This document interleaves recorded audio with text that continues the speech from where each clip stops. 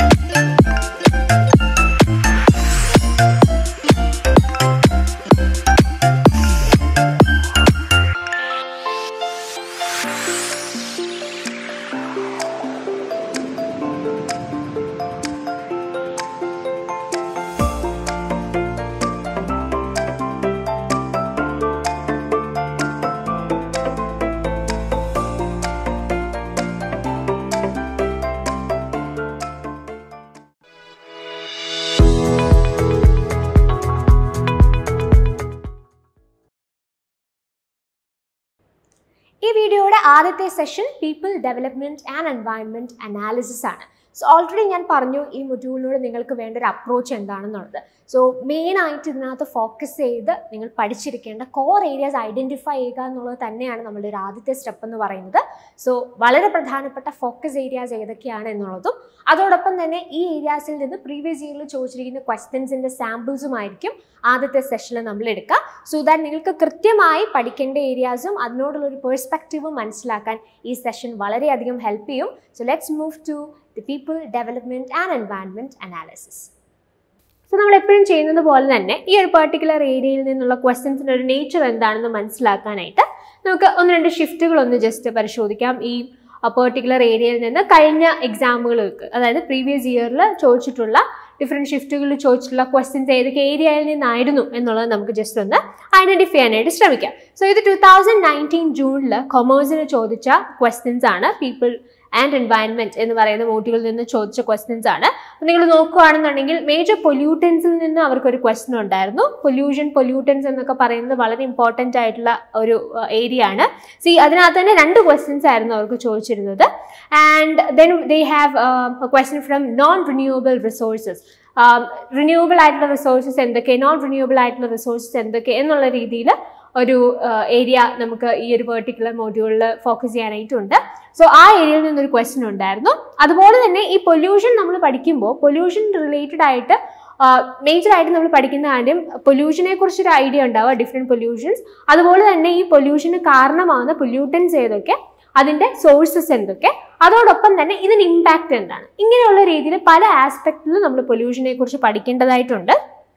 So ഈ പൊല്യൂഷൻ്റെ ഇമ്പാക്റ്റിന് കീഴിൽ നമ്മൾ ഫോക്കസ് ചെയ്യുന്ന ഒരു ഏരിയ ആണ് ഈ പൊല്യൂഷൻ കാരണം ഉണ്ടാകാവുന്ന ഡിസീസസ് എന്നുള്ള ഒരു ഏരിയ. സോ അതിൽ നിന്നൊരു ക്വസ്റ്റ്യൻ ഉണ്ടായിരുന്നു. ദെൻ ഒരു കാർബൺ ഡൈ ഓക്സൈഡിനെ ഫോക്കസ് ചെയ്തൊരു ക്വസ്റ്റ്യൻ ഉണ്ടായിരുന്നു. ലാർജ് സിങ്ക് ഓഫ് CO2 ഏതാണ് എന്നുള്ള രീതിയിലായിരുന്നു ആ ഒരു ക്വസ്റ്റ്യൻ വന്നിരുന്നത്. അപ്പോൾ ഇത്രയാണ് കൊമേഴ്സിന് 2019 ജൂണിൽ ചോദിച്ചിരുന്ന പീപ്പിൾ ആൻഡ് എൻവയൺമെൻറ്റ് എന്ന് പറയുന്ന മോഡ്യൂളിലെ ക്വസ്റ്റ്യൻസ്. ഇനി 2019 ഡിസംബറിൽ കൊമേഴ്സിന് ചോദിച്ച ക്വസ്റ്റ്യൻസ് നിങ്ങളൊന്ന് നോക്കിയേ. അതിനകത്ത് അവർക്ക് ഉണ്ടായിരുന്ന ഏരിയാസ് എന്ന് പറയുന്നത് energy content in biomass fuels, അതുപോലെ important conventions and protocols, waste management, പിന്നെ disease caused by pollution, CO2 concentration. ഇനി ഒരു ഷിഫ്റ്റും കൂടെ ഞാൻ ജസ്റ്റ് ഒന്ന് കാണിക്കാം. ഇത് 2020 ജൂണിൽ മാനേജ്മെന്റിന് ചോദിച്ച ക്വസ്റ്റ്യൻ ആണ്. സോ ഈ ക്വസ്റ്റിൽ അവർക്കുണ്ടായിരുന്ന ഈ ഒരു ഷിഫ്റ്റിൽ അവർക്ക് ചോദിച്ചിരുന്ന ക്വസ്റ്റ്യൻസ് എന്ന് പറഞ്ഞാൽ മില്ലേനിയം ഡെവലപ്മെന്റ് ഗോൾസ് എന്നൊരു ക്വസ്റ്റ്യൻ ഉണ്ടായിരുന്നു. കാർബൺ റേഷ്യോ ആ ഒരു ഏരിയയിൽ നിന്നൊരു ക്വസ്റ്റ്യൻ ഉണ്ടായിരുന്നു. അതുപോലെ തന്നെ പൊല്യൂഷനിൽ നിന്നൊരു ക്വസ്റ്റ്യൻ ഉണ്ടായിരുന്നു. ഒരു ക്വസ്റ്റ്യൻ നോയ്സ് പൊല്യൂഷൻ എന്ന് പറയുന്ന ഏരിയയിൽ നിന്നായിരുന്നു. മറ്റൊരു ക്വസ്റ്റ്യൻ പൊല്യൂട്ടൻസ് എന്ന് പറയുന്ന ആസ്പെക്റ്റിൽ നിന്നായിരുന്നു ചോദിച്ചിരുന്നത്. ആൻഡ് വേറൊരു ക്വസ്റ്റ്യൻ ഉണ്ടായിരുന്നത് നാഷണൽ ആക്ഷൻ പ്ലാൻ എന്ന് പറയുന്ന ഏരിയയിൽ നിന്നാണ്. സോ നിങ്ങൾ ഈ 3 ഷിഫ്റ്റുകൾ പരിശോധിക്കുമ്പോൾ നിങ്ങൾക്ക് മനസ്സിലാവുന്ന ഒരു കാര്യം, ഇതിനകത്ത് ജനറലായിട്ട് നമുക്ക് ഐഡന്റിഫൈ ചെയ്യാനായിട്ട് സാധിക്കുന്ന ഏരിയാസ് എന്ന് പറയുന്നത് വളരെ ലിമിറ്റഡ് ആണ്. ഇപ്പോൾ ഈ 3 ഷിഫ്റ്റ് നിങ്ങൾ എടുത്ത് നോക്കുകയാണെങ്കിൽ ഇതിനകത്ത് 3-നകത്തും ചോദിച്ചിട്ടുള്ള ഏരിയാസ് എന്ന് പറഞ്ഞാൽ മേ ബി പൊല്യൂഷൻ ഒരു ഏരിയ ആയിട്ട് നിങ്ങൾക്ക് ഐഡന്റിഫൈ ചെയ്യാനായിട്ട് സാധിച്ചേക്കാം. അങ്ങനെ വളരെ ചുരുക്കം ഏരിയാസ് ആണ് വളരെ ഫ്രീക്വന്റ് ആയിട്ട് നമുക്ക് ചോദിക്കുന്നു എന്ന് പറഞ്ഞ് ഐഡന്റിഫൈ ചെയ്യാനായിട്ട് സാധിക്കുന്നത്. മറിച്ച് ബാക്കിയുള്ള ഏരിയാസ് നോക്കുമ്പോഴത്തേക്കിനും വളരെ ഡിഫറെൻ്റ് ആയിട്ടുള്ള ഏരിയാസിൽ നിന്നാണ് ക്വസ്റ്റ്യൻസ് വരുന്നത് നമുക്ക് കാണാനായിട്ട് സാധിക്കും. അപ്പോൾ ഞാൻ ഓൾറെഡി പറഞ്ഞതുപോലെ നമുക്ക് ഈ ഒരു മോഡ്യൂളിൽ ചെയ്യാനായിട്ട് സാധിക്കുന്ന കാര്യം മേജറായിട്ട് ഇങ്ങനെ ഫ്രീക്വൻ്റ് ആയിട്ട് ക്വസ്റ്റ്യൻസ് വരുന്ന അങ്ങനെ അവർ കോൺസെൻട്രേറ്റ് ചെയ്യുന്ന ഏരിയാസ് നന്നായി ഫോക്കസ് ചെയ്യുക. ആ ഏരിയാസ് ഡീറ്റെയിൽഡ് ആയിട്ട് തന്നെ പഠിക്കാനായിട്ട് ശ്രദ്ധിക്കുക. ബാക്കിയുള്ള ഏരിയാസ് ക്വസ്റ്റ്യൻസ് വർക്ക്ഔട്ട് ചെയ്തിട്ട് ഒരു ഐഡിയ ഉണ്ടാക്കും. അപ്പോൾ ഇതിനകത്ത് നമ്മളിപ്പോൾ ഇപ്പം ഈ ക്വസ്റ്റ്യൻസ് വന്നിരിക്കുന്ന ഓരോ ഏരിയയും ഡീറ്റെയിൽഡ് ആയിട്ട് പഠിക്കുക എന്നുള്ളത് പോസിബിൾ അല്ല. അപ്പം ഫ്രീക്വന്റ് ആയിട്ട് ക്വസ്റ്റ്യൻസ് വരുന്ന ഏരിയാസ് നന്നായിട്ട് ഫോക്കസ് ചെയ്ത് പഠിക്കുന്നു. ബാക്കി ഏരിയാസിനെ കുറിച്ച് ക്വസ്റ്റ്യൻസ് ചെയ്ത് ഒരു അണ്ടർസ്റ്റാൻഡിങ്ങിലേക്ക് എത്താനായിട്ട് ശ്രമിക്കുന്നു. അതായിരിക്കും നമുക്ക് തീർച്ചയായിട്ടും ഈ ഒരു മോഡ്യൂളിൽ പഠിക്കുന്ന സമയത്ത് ഹെൽപ്ഫുൾ ആവുന്ന ഒരു മെത്തേഡ് എന്ന് പറയുന്നത്. അപ്പം നമ്മൾ ഈ 2 വീഡിയോസിലായിട്ട് ചെയ്യാനായിട്ട് പോകുന്ന കാര്യം, ഇങ്ങനെ കൃത്യമായിട്ട് നിങ്ങൾ പഠിച്ചിരിക്കേണ്ട അല്ലെങ്കിൽ ഫ്രീക്വൻ്റ് ആയിട്ട് ക്വസ്റ്റ്യൻസ് വരുന്ന, അപ്പോൾ ഇനി വരാനായിട്ട് പ്രോബിലിറ്റി ഉള്ള ചില ഏരിയാസ് നമ്മൾ ഐഡൻറ്റിഫൈ ചെയ്ത് ആ ഏരിയാസ് പഠിക്കാനായിട്ടാണ്, അല്ലെങ്കിൽ ആ ഏരിയാസ് റെക്കഗ്നൈസ് ചെയ്യാനായിട്ടാണ് ഈ 2 വീഡിയോസിലൂടെ നമ്മൾ ശ്രദ്ധിക്കുന്നത്. ഓക്കെ, അപ്പോൾ നിങ്ങൾ ആദ്യമായിട്ട് മനസ്സിലാക്കിയിരിക്കേണ്ട അല്ലെങ്കിൽ നിങ്ങൾ തീർച്ചയായിട്ടും പഠിച്ചിരിക്കേണ്ട ഒരു ഏരിയ എന്ന് പറയുന്നത് millennium development goals and sustainable development goals എന്ന് പറയുന്ന ഏരിയ ആണ്. സോ ഈ ഏരിയയിൽ നിന്നുള്ള ക്വസ്റ്റ്യൻസ് അത്യാവശ്യം ഫ്രീക്വൻ്റ് ആയിട്ട് വരാറുണ്ട്, എല്ലാ എക്സാമുകളിലും ചോദിക്കാറുള്ള ഒരു ഏരിയ തന്നെയാണ്. നിങ്ങൾ ജസ്റ്റ് ക്വസ്റ്റ്യൻസ് നമ്മൾ 2018 to 2020 ക്വസ്റ്റ്യൻസ് എല്ലാം എടുത്തൊന്ന് പരിശോധിച്ച് കഴിഞ്ഞാൽ ക്വസ്റ്റ്യൻസിന്റെ നമ്പർ നോക്കിയാലും ഈ ഏരിയാസിൽ നിന്ന് അത്യാവശ്യം നമ്പർ ഓഫ് ക്വസ്റ്റ്യൻസ് ഇത്രയും കാലമായിട്ട് ചോദിച്ചിട്ടുണ്ട്.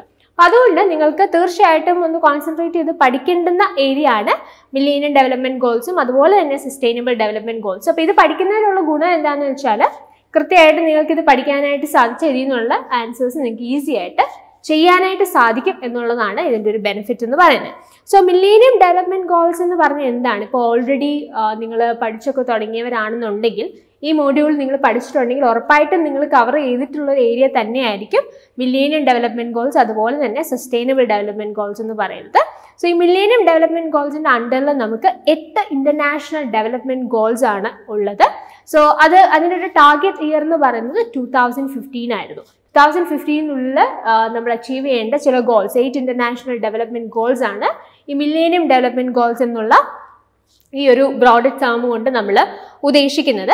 സോ ഈ ഒരു ആശയം വരുന്നത്, ഈ ഒരു ആശയത്തിന്റെ ഫൗണ്ടേഷൻ ഇടുന്നത് ശരിക്കും സെപ്റ്റംബർ 2000 നടന്ന millennium summit of the United Nations ആ ഒരു കോൺഫറൻസ്, അതാണ് ശരിക്കും ഇങ്ങനെ ഒരു ആശയം മുമ്പോട്ട് കൊണ്ടുവരുന്നത്. അതിന്റെ ഭാഗമായിട്ട് യുണൈറ്റഡ് നേഷൻസ് മില്ലേനിയം ഡിക്ലറേഷൻ ഉണ്ടായി. സോ അതാണ് ഈ മില്ലേനിയം ഡെവലപ്മെന്റ് ഗോൾസ് ഉണ്ടാവുന്നതിന് ഒരു റീസൺ ആയിട്ട് മാറിയത്. അപ്പോൾ ഇതിനകത്ത് മേജർ ആയിട്ടും നിങ്ങൾ മനസ്സിലാക്കിയിരിക്കേണ്ടുന്ന കാര്യം millennium summit of the United Nations എന്നുള്ള ആ ഒരു പെർട്ടിക്കുലർ പോയിന്റ് നിങ്ങൾ ഓർക്കുക.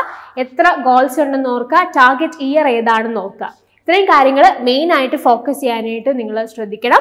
അതോടൊപ്പം തന്നെ ഈ 8 ഇന്റർനാഷണൽ ഡെവലപ്മെന്റ് ഗോൾസ് എന്തൊക്കെയാണ് അതും അറിയുന്നത് വളരെ ഹെൽപ്ഫുൾ ആയിരിക്കും. ബിക്കോസ് നമുക്ക് യൂഷ്വലി ക്വസ്റ്റ്യൻ ചോദിക്കുന്ന ഒരു പാറ്റേൺ നമുക്ക് ചില ഓപ്ഷൻസ് തരും. ആ ഓപ്ഷൻസിൽ നിന്ന് മില്ലേനിയം ഡെവലപ്മെന്റ് ഗോൾസ് ഏതൊക്കെയെന്ന് ഐഡന്റിഫൈ ചെയ്യാം, അല്ലെങ്കിൽ ഞാൻ പറഞ്ഞതുപോലെ സസ്റ്റൈനബിൾ ഡെവലപ്മെന്റ് ഗോൾസ് ആണെങ്കിൽ അത് ഏതൊക്കെയെന്ന് ഐഡന്റിഫൈ ചെയ്യാം എന്നുള്ള രീതിയിൽ നിങ്ങൾക്ക് ക്വസ്റ്റ്യൻസ് എക്സ്പെക്ട് ചെയ്യാവുന്നതാണ്. അപ്പം അങ്ങനെയാണെങ്കിൽ നിങ്ങൾ ആ ഒരു ഏരിയയിലും പ്രത്യേകിച്ച് ഫോക്കസ് ചെയ്യേണ്ടതായിട്ടുണ്ട്. സോ ഏതൊക്കെയാണ് ദി 8 മില്ലേനിയം ഡെവലപ്മെന്റ് ഗോൾസ്, അതിൽ ഏതൊക്കെ വരും അതാണ് ഈ പിക്ചറിൽ നിങ്ങൾക്ക് കാണാനായിട്ട് സാധിക്കുന്നത്. So eradicate extreme poverty and hunger, achieve universal primary education, promote gender equality and empower women, reduce child mortality, improve maternal health, combat HIV or AIDS, malaria and other diseases, and ensure environmental sustainability, and finally global partnership for development. So ഈ 8 goals ആണ് millennium development goals എന്നുള്ള ടാഗിൽ നിങ്ങൾ പഠിച്ചിരിക്കേണ്ടത്. അപ്പോൾ ഇതിനെക്കുറിച്ചൊരു idea നിങ്ങൾക്ക് ഉണ്ടാവണം. ഞാൻ പറഞ്ഞതുപോലെ ക്വസ്റ്റ്യനിൽ നിങ്ങളോട് മില്ലേനിയം ഡെവലപ്മെന്റ് ഗോൾസ് ഐഡന്റിഫൈ ചെയ്യാൻ പറഞ്ഞാൽ, അല്ലെങ്കിൽ ഈ തന്നിരിക്കുന്ന ഓപ്ഷൻസിൽ മില്ലേനിയം ഡെവലപ്മെന്റ് ഗോൾസ് അല്ലാത്തത് ഐഡന്റിഫൈ ചെയ്യാൻ പറഞ്ഞാലൊക്കെ നിങ്ങൾക്ക് കൃത്യമായിട്ട് ആൻസറിലേക്ക് എത്താൻ കഴിയുന്ന രീതിയിൽ കൃത്യമായിട്ടുള്ള ഒരു അണ്ടർസ്റ്റാൻഡിങ് ഈ 8 ഗോൾസിനെ കുറിച്ച് നിങ്ങൾക്ക് വേണം. Okay, moving to the next area. അപ്പം ഞാൻ ഓൾറെഡി പറഞ്ഞു അതിനോട് തന്നെ അസോസിയേറ്റ് ചെയ്ത് നിങ്ങൾ പഠിക്കേണ്ട ഏരിയ ആണ് സസ്റ്റൈനബിൾ ഡെവലപ്മെന്റ് ഗോൾസ് എന്ന് പറയുന്നത്. സോ ഈ സസ്റ്റൈനബിൾ ഡെവലപ്മെന്റ് ഗോൾസിനെ നമ്മൾ ഗ്ലോബൽ ഗോൾസ് എന്നും വിളിക്കാറുണ്ട്. അപ്പം ഇതുമായിട്ട് റിലേറ്റ് ചെയ്ത് നിങ്ങൾ ആദ്യം മനസ്സിലാക്കേണ്ട ഒരു പോയിന്റ് എന്ന് പറയുന്നത് ഈ ഒരു സസ്റ്റൈനബിൾ ഡെവലപ്മെന്റ് ഗോൾസ് ഉണ്ടാവാനായിട്ടുള്ള കാരണം, ഏത് കോൺഫറൻസ് ആണ് ഇങ്ങനൊരു ആശയം മുന്നോട്ട് വെച്ചത് എന്നുള്ളതാണ്. That is United Nations conference on sustainable development or റിയോ+20. റിയോ+20 എന്നറിയപ്പെടുന്ന United Nations conference on sustainable development, ആ കോൺഫറൻസ് ആണ് ഇങ്ങനെ ഒരു ആശയം ഉടലെടുക്കാനായിട്ട് കാരണമായത്. ആൻഡ് ദിസ് പെർട്ടിക്കുലർ കോൺഫറൻസ് അത് നടന്നത് റിയോ ഡി ജനീറോ, ബ്രസീലിലുള്ള ആ സ്ഥലത്താണ്. അതുകൊണ്ടാണ് ഇതിനെ നമ്മൾ റിയോ+20 എന്നുള്ള പേരിൽ പറയുന്നത്. And it happen in between 20 to 22 June 2012. Okay, അപ്പോൾ ഇതാണ് മെയിനായിട്ട് ആദ്യം നിങ്ങൾ മനസ്സിലാക്കിയിരിക്കേണ്ട കാര്യം. അപ്പോൾ മില്ലേനിയം ഡെവലപ്മെന്റ് ഗോൾസിൽ നമ്മൾ പറഞ്ഞു അവിടെ 8 ഗോൾസാണ് ഉള്ളതെന്ന് പറഞ്ഞു. On the other hand sustainable development ഗോൾസിൽ നമുക്ക് 17 ഗോൾസ് ഉണ്ട്. അതോടൊപ്പം തന്നെ 169 ടാർഗറ്റ്സ് ഉണ്ട്. 169 ടാർഗറ്റ്സും അതോടൊപ്പം 17 ഇന്റർലിങ്ക്ഡ് ആയിട്ടുള്ള ഗോൾസും. ഇത് അച്ചീവ് ചെയ്യേണ്ട ഒരു ടാർഗറ്റ് ഇയർ എന്ന് പറയുന്നത് 2030 ആണ്. അപ്പോൾ നിങ്ങൾ പോയിന്റ്സ് നോട്ട് ഡൗൺ ചെയ്ത് പഠിക്കാനായിട്ട് ശ്രദ്ധിക്കാം. ഇതിൻ്റെ ഗോൾസ് എന്ന് പറയുന്നത് 17 ആണ്, ടാർഗറ്റ്സ് എന്ന് പറയുന്നത് 169 ആണ്. ഇതിൻ്റെ ഒരു ഇയർ, ഇതിൻ്റെ ഒരു ടാർഗറ്റ് ഇയർ എന്ന് പറയുന്നത് 2030 ആണ്. അതുപോലെ തന്നെ ഈ SDGs വന്ന വർഷം എന്ന് പറയുന്നത് 2015 ആണ്. അത്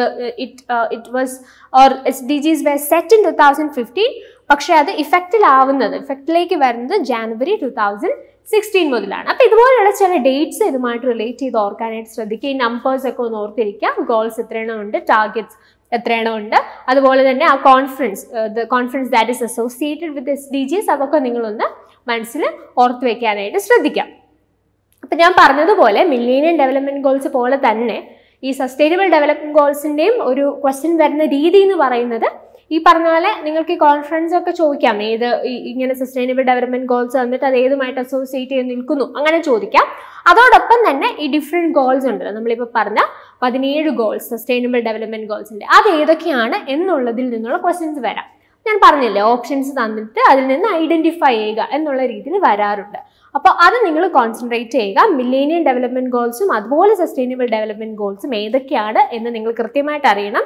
ചില സാഹചര്യങ്ങളിൽ അവരിങ്ങനെ മില്ലേനിയം ഡെവലപ്മെന്റ് ഗോൾസ് ഐഡന്റിഫൈ ചെയ്യാൻ പറഞ്ഞിട്ട് അതിൽ സസ്റ്റൈനബിൾ ഡെവലപ്മെന്റ് ഗോൾസിന്റെ ഓപ്ഷൻസ് തരും. അപ്പോൾ നമുക്ക് കൃത്യമായിട്ട് ഡിസ്റ്റിങ്വിഷ് ചെയ്യാൻ പറ്റിയാൽ മാത്രമേ നമുക്ക് കറക്റ്റ് ആൻസറിലേക്ക് വരാനായിട്ട് പറ്റുള്ളൂ. അപ്പോൾ അത് നിങ്ങൾ തീർച്ചയായിട്ടും ഒന്ന് മനസ്സിൽ സൂക്ഷിക്കേണ്ട കാര്യമാണ്. അപ്പോൾ നമുക്ക് ഒന്ന് രണ്ട് ക്വസ്റ്റ്യൻസ് ഒന്ന് നോക്കാം ഈ ഏരിയയിൽ നിന്ന് ചോദിച്ചിട്ടുള്ളത്. സോ ഇത് ജൂൺ 2020 ചോദിച്ചൊരു ക്വസ്റ്റ്യൻ ആണ്. Under Goal 2 of Millennium Development Goals, UN member countries were to ensure that by 2015, children everywhere, boys and girls, would be able to complete a full course of, and you have the options, primary education, secondary education, tertiary education and skill-based education. അപ്പോൾ നിങ്ങളൊന്ന് ശ്രദ്ധിച്ചേ, നമ്മൾ millennium development goals പറയുമ്പോൾ അതിൻ്റെ രണ്ടാമത്തെ ഗോളിൽ നിന്നുള്ള ഒരു ക്വസ്റ്റ്യൻ ആണത്. എന്താ രണ്ടാമത്തെ ഗോള്?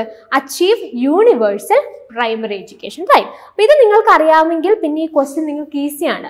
അപ്പോൾ ഇവിടെ ചോദിച്ചിരിക്കുന്നത് മില്ലേനിയം ഡെവലപ്മെന്റ് ഗോൾസിൻ്റെ ഗോൾ 2 അതിന് കീഴിൽ ഇവർ എന്ത് തരത്തിലുള്ള എഡ്യൂക്കേഷൻ ആണ് ഫോക്കസ് കൊടുക്കുന്നത്? UN member countries were to ensure that by 2015, that is a target year, children everywhere, boys and girls, would be able to complete a full course of, that is primary education അല്ലേ? Primary education എന്നുള്ളതായിരുന്നു അതിനകത്തെ focus goal 2-ന്റെ. So the right answer for this question is option A. Moving to the next question. Identify the objectives specific to sustainable development goals among the following, and you have the options: responsible consumption and production, life on land, improving maternal health, ensuring environmental sustainability and reduced inequality. And you have different options here as well. അപ്പോൾ ഇതിനകത്ത് ചോദിച്ചിരിക്കുന്നത് എന്താ? ഈ തന്നിരിക്കുന്ന ഓപ്ഷൻസിൽ നിന്ന് sustainable development ഗോൾസുമായിട്ട് relate ചെയ്യുന്ന options നിങ്ങൾ identify ചെയ്യുക എന്നുള്ളതാണ് നമ്മളുടെ ക്വസ്റ്റ്യൻ ഇവിടെ അല്ലേ? അപ്പം നമുക്ക് എന്താ ഈ ഞാൻ ഓൾറെഡി പറഞ്ഞില്ലേ, നമ്മൾ ഈ തന്നിരിക്കുന്ന ഗോൾസ് എന്തൊക്കെ? മില്ലേനിയം ഡെവലപ്മെന്റ് ഗോൾസ് എന്ന് പറയുമ്പോൾ അതിനകത്ത് ഏതൊക്കെ വരും, സസ്റ്റൈനബിൾ ഡെവലപ്മെന്റ് ഗോൾസ് എന്ന് പറയുമ്പോൾ അതിൽ ഏതൊക്കെ വരും എന്ന് കൃത്യമായിട്ട് അറിഞ്ഞാൽ മാത്രമേ നമുക്ക് ഇങ്ങനെയുള്ള ക്വസ്റ്റ്യൻസ് ആൻസർ ചെയ്യാനായിട്ട് സാധിക്കുള്ളൂ. അപ്പോൾ നിങ്ങൾ 1-2 തവണ അത് കൃത്യമായിട്ട് വായിച്ച് പഠിച്ച് മനസ്സിലാക്കി വെക്കാനായിട്ട് ശ്രദ്ധിക്കുക. അപ്പോൾ നമ്മൾ സസ്റ്റൈനബിൾ ഡെവലപ്മെന്റ് ഗോൾസിനകത്ത് ശ്രദ്ധിക്കുകയാണെങ്കിൽ responsible consumption and production, life on land, അതുപോലെ തന്നെ റെഡ്യൂസ്ഡ് ഇൻഇക്വാലിറ്റി. ഈ 3 ഓപ്ഷൻസ് ആണ് നമുക്ക് ശരിക്കും ഇതിൻ്റെ ഭാഗമായിട്ട് പറയാനായിട്ട് സാധിക്കുന്നത്. അപ്പോൾ നിങ്ങൾക്ക് ഇവിടെ ഈ 17 ഗോൾസ് എന്തൊക്കെയാണ് എന്നുള്ളത് കൃത്യമായിട്ട് തന്നിട്ടുണ്ട്. അപ്പോൾ ഈ 17 ഗോൾസിനെ കുറിച്ച് നിങ്ങൾക്കൊരു അണ്ടർസ്റ്റാൻഡിങ് ഉണ്ടാവുക എങ്കിൽ തന്നെ നിങ്ങൾക്ക് ഈസി ആയിട്ട് ആ ആൻസറിലേക്ക് എത്താവുന്നതേ ഉള്ളൂ. So what is the right answer here? A, B and D. So the right answer for this question is option A. സോ അടുത്ത നിങ്ങൾ പഠിച്ചിരിക്കേണ്ടുന്ന ഒരു ഏരിയ ആണ് important conventions and protocols. So നമ്മുടെ എൻവയൺമെൻറ്റ് റിലേറ്റഡ് ആയിട്ടുള്ള ഡിഫറെൻറ്റ് കൺവെൻഷൻസ് ആൻഡ് പ്രോട്ടോകോൾസ് വളരെ important ആയിട്ടുള്ളൊരു ഏരിയ തന്നെയാണ് ഈ ഒരു മോഡ്യൂൾ നമ്മൾ കൺസിഡർ ചെയ്യുമ്പോൾ. സോ നമുക്ക് വളരെ പ്രധാനപ്പെട്ട ചില പ്രോട്ടോകോൾസ് ഉണ്ട്, എപ്പോഴും ക്വസ്റ്റ്യൻസ് വരാറുള്ള ചില പ്രോട്ടോകോൾസ് ആൻഡ് കൺവെൻഷൻസ് ഉണ്ട്. അതിൽ നിങ്ങൾ പ്രത്യേകമായിട്ട് ഫോക്കസ് ചെയ്യുക. ആ പ്രോട്ടോകോൾസ് ഒക്കെ എന്തിനെ ബേസ് ചെയ്ത് അല്ലെങ്കിൽ എന്തിനു വേണ്ടിയിട്ടാണ് അത് വന്നത്, അല്ലെങ്കിൽ ഏതിപ്പോൾ ലെറ്റ്സ് സേ ഇപ്പോൾ മോൺട്രിയൽ പ്രോട്ടോകോൾ ആണെങ്കിൽ that is associated with the depletion of ozone layer, അതുമായിട്ട് റിലേറ്റ് ചെയ്തിട്ടാണ്. പാരീസ് എഗ്രിമെന്റ് ആണെങ്കിൽ that is associated with climate change. അങ്ങനെ കൃത്യമായിട്ട് നിങ്ങൾ ചില കീ വേർഡ്സ് ഓർത്ത് വെക്കുകയാണെന്നുണ്ടെങ്കിൽ തീർച്ചയായിട്ടും നിങ്ങളത് എക്സാം പോയിന്റ് ഓഫ് വ്യൂവിൽ ഒരുപാട് ഹെൽപ്പ് ചെയ്യും. അപ്പം അങ്ങനെ പ്രധാനപ്പെട്ട പ്രോട്ടോകോൾസ് നിങ്ങൾ ഐഡന്റിഫൈ ചെയ്ത് പഠിക്കുക. അതിന് നിങ്ങളെ ഹെൽപ്പ് ചെയ്യുന്നത് ക്വസ്റ്റ്യൻ പേപ്പർ അനാലിസിസ് തന്നെയാണ്. ക്വസ്റ്റ്യൻ പേപ്പേഴ്സ് അനലൈസ് ചെയ്യുമ്പോൾ നിങ്ങൾക്ക് മനസ്സിലാവും ഇതുപോലെയുള്ള പ്രധാനപ്പെട്ട എപ്പോഴും ക്വസ്റ്റ്യൻസ് വരുന്ന മോൺട്രിയൽ, ക്യോട്ടോ പ്രോട്ടോകോൾ അല്ലെങ്കിൽ പാരീസ് എഗ്രിമെന്റ്, ഇതൊക്കെ എപ്പോഴും ക്വസ്റ്റ്യൻസ് വരുന്ന ഏരിയാസ് ആണ്. അപ്പോൾ അതിൽ മേജറായിട്ട് ഫോക്കസ് ചെയ്യാനായിട്ട് നിങ്ങൾ ശ്രദ്ധിക്കുക. ഓക്കെ, അപ്പോൾ നിങ്ങൾ ശ്രദ്ധിച്ചേ ഈ ഒരു ഏരിയയിൽ നിന്നുള്ള questions most of the cases നിങ്ങൾക്ക് മാച്ച് ദ ഫോളോയിങ് ആയിട്ടാണ് വരാറുള്ളത്, അല്ലാണ്ടും വരാറുണ്ട്. പക്ഷെ മാച്ച് ദ ഫോളോയിങ് ക്വസ്റ്റ്യൻസ് ഒരുപാട് ഈ ഒരു ഏരിയയിൽ നിന്ന് വരാറുള്ളതാണ്. അപ്പോൾ ഇന്റർനാഷണൽ എഗ്രിമെന്റ്സ് അല്ലെങ്കിൽ പ്രോട്ടോകോൾസ് തരും, അതിന്റെ പ്രൊവിഷൻസ് അതുമായിട്ട് റിലേറ്റ് ചെയ്ത് നിൽക്കുന്ന കാര്യങ്ങൾ നിങ്ങൾക്ക് തരും, എന്നിട്ട് അതിനെ അങ്ങോട്ടും ഇങ്ങോട്ടും മാച്ച് ചെയ്യാം. അങ്ങനെയുള്ളൊരു ക്വസ്റ്റ്യൻ ആണ് ഇവിടെ നിങ്ങൾക്ക് കാണാനായിട്ട് സാധിക്കുന്നത്. സോ ഇത് ജൂൺ 2020 ചോദിച്ചതാണ്. അപ്പോൾ നമുക്ക് എന്തൊക്കെയുണ്ട്? മോൺട്രിയൽ പ്രോട്ടോകോൾ ഉണ്ട്, ക്യോട്ടോ പ്രോട്ടോകോൾ ഉണ്ട്, കൺവെൻഷൻ ഓൺ ബയോഡൈവേഴ്സിറ്റി ഉണ്ട്, ഫൈനലി ഇന്റർനാഷണൽ സോളർ അലയൻസ് ഉണ്ട്. മോൺട്രിയൽ പ്രോട്ടോകോൾ ഞാൻ ഓൾറെഡി നിങ്ങളോട് പറഞ്ഞു കഴിഞ്ഞു. ദാറ്റ് ഈസ് അസോസിയേറ്റഡ് വിത്ത് അത് ഓസോൺ ലാൻഡ് ഡിപ്ലീഷനുമായിട്ട് റിലേറ്റ് ചെയ്ത് ആ ഒരു ഇഷ്യൂവിനെ കോൺസെൻട്രേറ്റ് ചെയ്ത് ഫോക്കസ് ചെയ്ത് ഉണ്ടായിട്ടുള്ളൊരു പ്രോട്ടോകോളാണ്.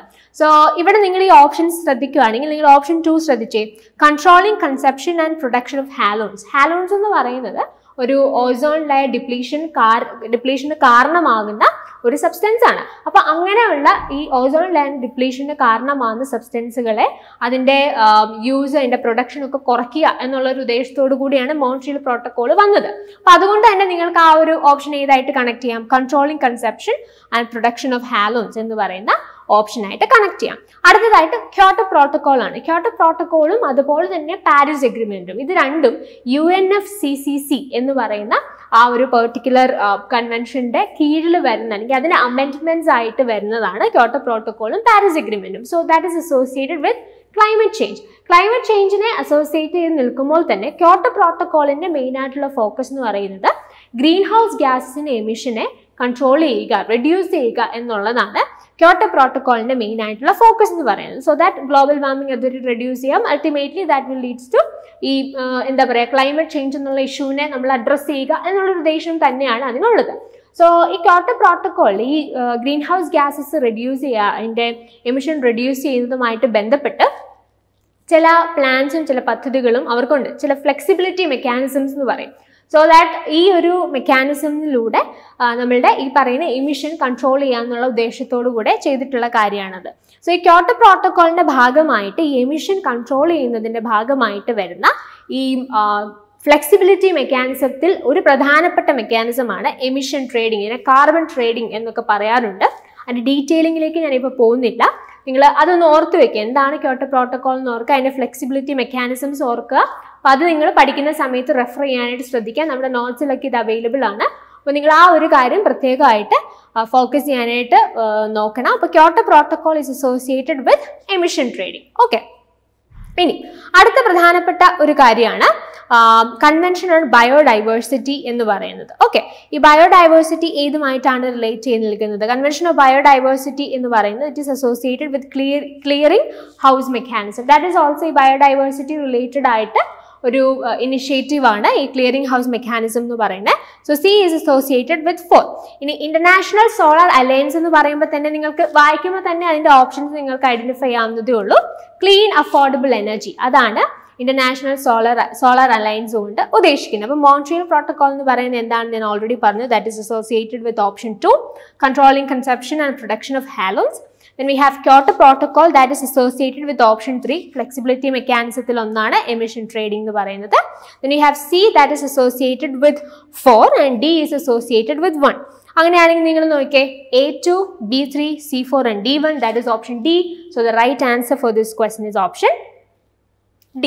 ഒരു ക്വസ്റ്റ്യൻ ഇവിടെ നമുക്ക് നോക്കാം. ഇതും 2020 ജൂണിൽ ചോദിച്ചതാണ്. Which of the following was the central aim of the Paris agreement? ഞാൻ ഓൾറെഡി നിങ്ങളോട് പറഞ്ഞ കാര്യങ്ങൾ നിങ്ങൾ ശ്രദ്ധിച്ചിട്ടുണ്ടെങ്കിൽ നിങ്ങൾക്ക് ഇപ്പോൾ ആൻസർ ഓൾറെഡി കിട്ടിക്കാണും അല്ലേ. Paris agreement is associated with climate change. അപ്പോൾ ഓപ്ഷൻസ് നോക്കിയേ, to reduce the CFC's emissions, to strengthen the global response to the threat of climate change, to address biological diversity issues, to address the problem of ozone layer depletion. Paris Agreement is associated with climate change. ആ key term അറിയാമെങ്കിൽ നിങ്ങൾക്ക് answer എഴുതാം. Option B അല്ലേ, to strengthen the global response to the threat of climate change. So that is the right answer.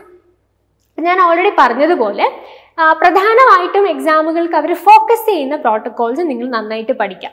അപ്പോൾ അത് പഠിച്ചാൽ തന്നെ നിങ്ങൾക്ക് ആൻസറിലേക്ക് വരാം. ഇപ്പോൾ മാച്ച് ദ ഫോളോയിങ് ഒക്കെ ആണെന്നുണ്ടെങ്കിൽ ഇങ്ങനെ ഈ മോൺട്രിയലും ക്യോട്ടോയും പാരീസ് എഗ്രിമെന്റും ഒക്കെ അറിയാമെങ്കിൽ തന്നെ നിങ്ങൾക്ക് കൃത്യമായിട്ട് ആ ഓപ്ഷൻസ് ഐഡന്റിഫൈ ചെയ്യാനായിട്ട് സാധിക്കും അല്ലേ. അപ്പോൾ അതുകൊണ്ട് കൃത്യമായിട്ട് എപ്പോഴും ക്വസ്റ്റ്യൻസ് ചോദിക്കുന്ന കൺവെൻഷൻസും പ്രോട്ടോകോൾസും ഫോക്കസ് ചെയ്യുക.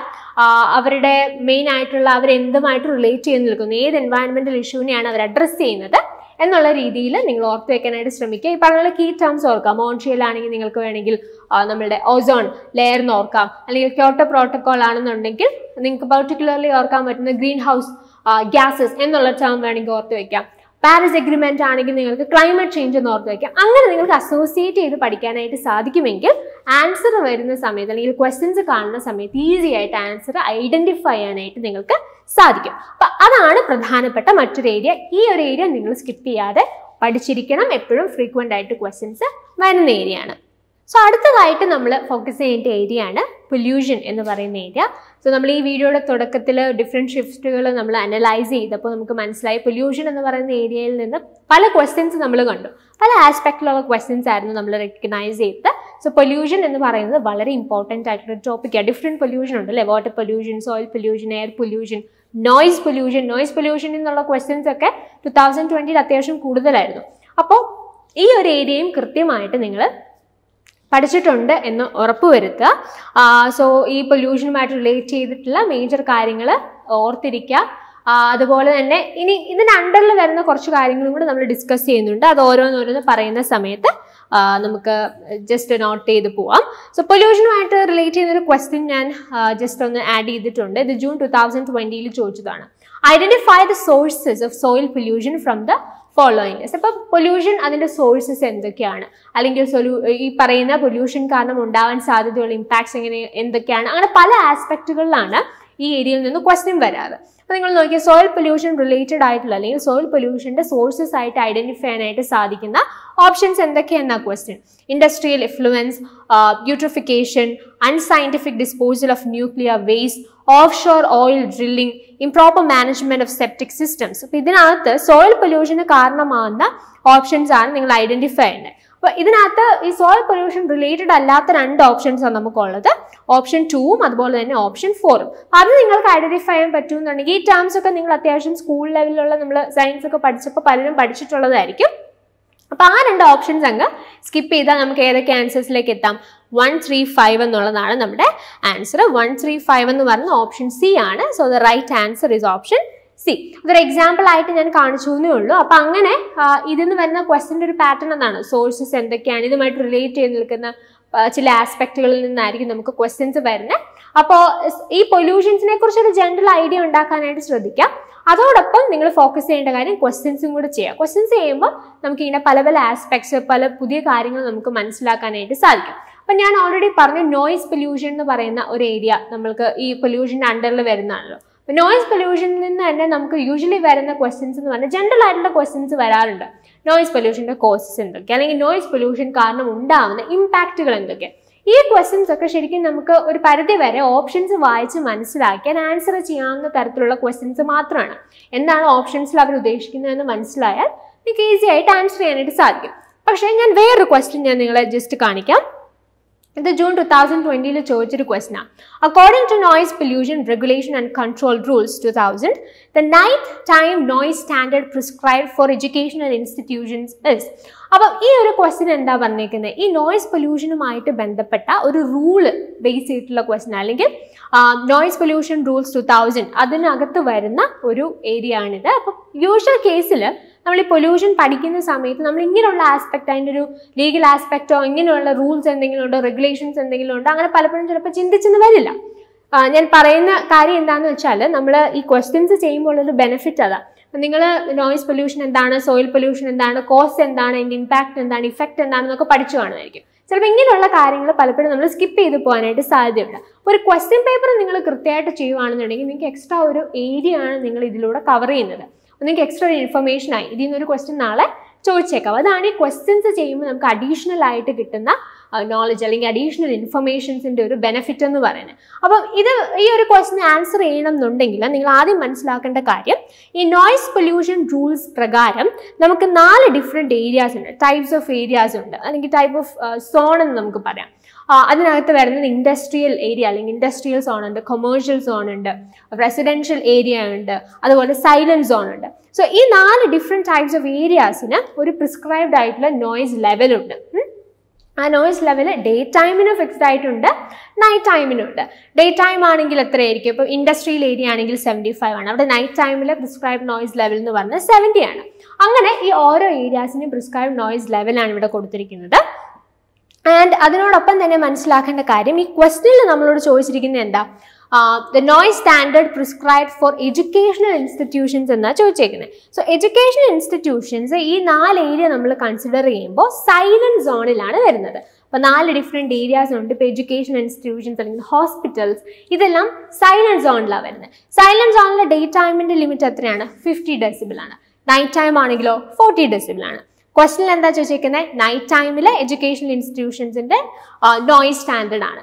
സോ എഡ്യൂക്കേഷണൽ ഇൻസ്റ്റിറ്റ്യൂഷൻസ് എന്ന് പറയുന്നത് സൈലന്റ് സോണിലാണ് വരുന്നത്. സൈലന്റ് സോൺ ആയതുകൊണ്ട് തന്നെ അവിടുത്തെ ഡേ ടൈം ലിമിറ്റ് എന്ന് പറഞ്ഞാൽ 50, നൈറ്റ് ടൈം 40 ആണ്. ക്വസ്റ്റ്യൻ നൈറ്റ് ടൈം ആണ്. So the right answer is 40 decibel. So the right answer for this question is option D. അപ്പം ഈ ഒരു ഇങ്ങനെയുള്ള ആസ്പെക്റ്റുകൾ പലപ്പോഴും നമ്മൾ പ്രിപ്പയർ ചെയ്യുന്ന സമയത്ത് മിസ് ഔട്ട് ആയി പോകാൻ സാധ്യതയുണ്ട്. അങ്ങനെയുള്ള ഏരിയാസും കൂടെ കോൺസെൻട്രേറ്റ് ചെയ്യാൻ നമ്മളെ ഹെൽപ്പ് ചെയ്യുന്നത് ക്വസ്റ്റ്യൻ പേപ്പേഴ്സ് ചെയ്യുമ്പോഴാണ്, എസ്പെഷ്യലി ഇതുപോലെയുള്ള വാസ്റ്റ് ആയിട്ടുള്ള മോഡ്യൂൾസ് കൺസിഡർ ചെയ്യുമ്പോൾ.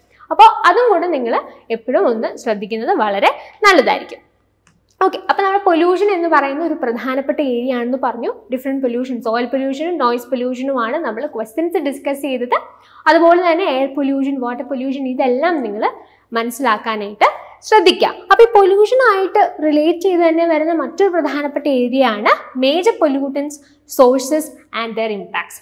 ഇതും വളരെ പ്രധാനപ്പെട്ട ഏരിയ ആണ്. അപ്പോൾ നമ്മളോട് കണ്ടിന്യൂസ് ആയിട്ട് ചോദിക്കുന്ന ചില പൊല്യൂട്ടൻസ് ഉണ്ട്. അപ്പോൾ നമ്മൾ ഇങ്ങനത്തെ ക്വസ്റ്റ്യൻസ് ഒക്കെ കാണുമ്പോൾ പലപ്പോഴും ഇത് ഭയങ്കര ബുദ്ധിമുട്ടാണല്ലോ എന്ന് ചിന്തിക്കാനായിട്ട് സാധ്യതയുണ്ട്. പക്ഷേ ഇതിനകത്ത് ഏറ്റവും ഇൻട്രസ്റ്റിംഗ് ആയിട്ടുള്ള ഒരു കാര്യം എന്താണെന്ന് വെച്ചാൽ, നിങ്ങൾ കൃത്യമായിട്ട് ക്വസ്റ്റ്യൻസ് ചെയ്യുമ്പോൾ നിങ്ങൾക്ക് മനസ്സിലാവുന്ന ഒരു കാര്യം, ഈ പൊല്യൂട്ടൻസ് തന്നെ പലപ്പോഴും അവർ റിപ്പീറ്റഡ് ആയിട്ട് ചോദിക്കുന്ന പൊല്യൂട്ടൻസ് ഉണ്ട്. അതിൽ അവർ തരുന്നത് ഇപ്പം ലെറ്റ്സ് സേ ചില പൊല്യൂട്ടൻസിൻ്റെ സോഴ്സസ് ഐഡൻറ്റിഫൈ ആയിട്ടുള്ള ഒരു ക്വസ്റ്റ്യൻ ആണെന്ന് വിചാരിക്കാം.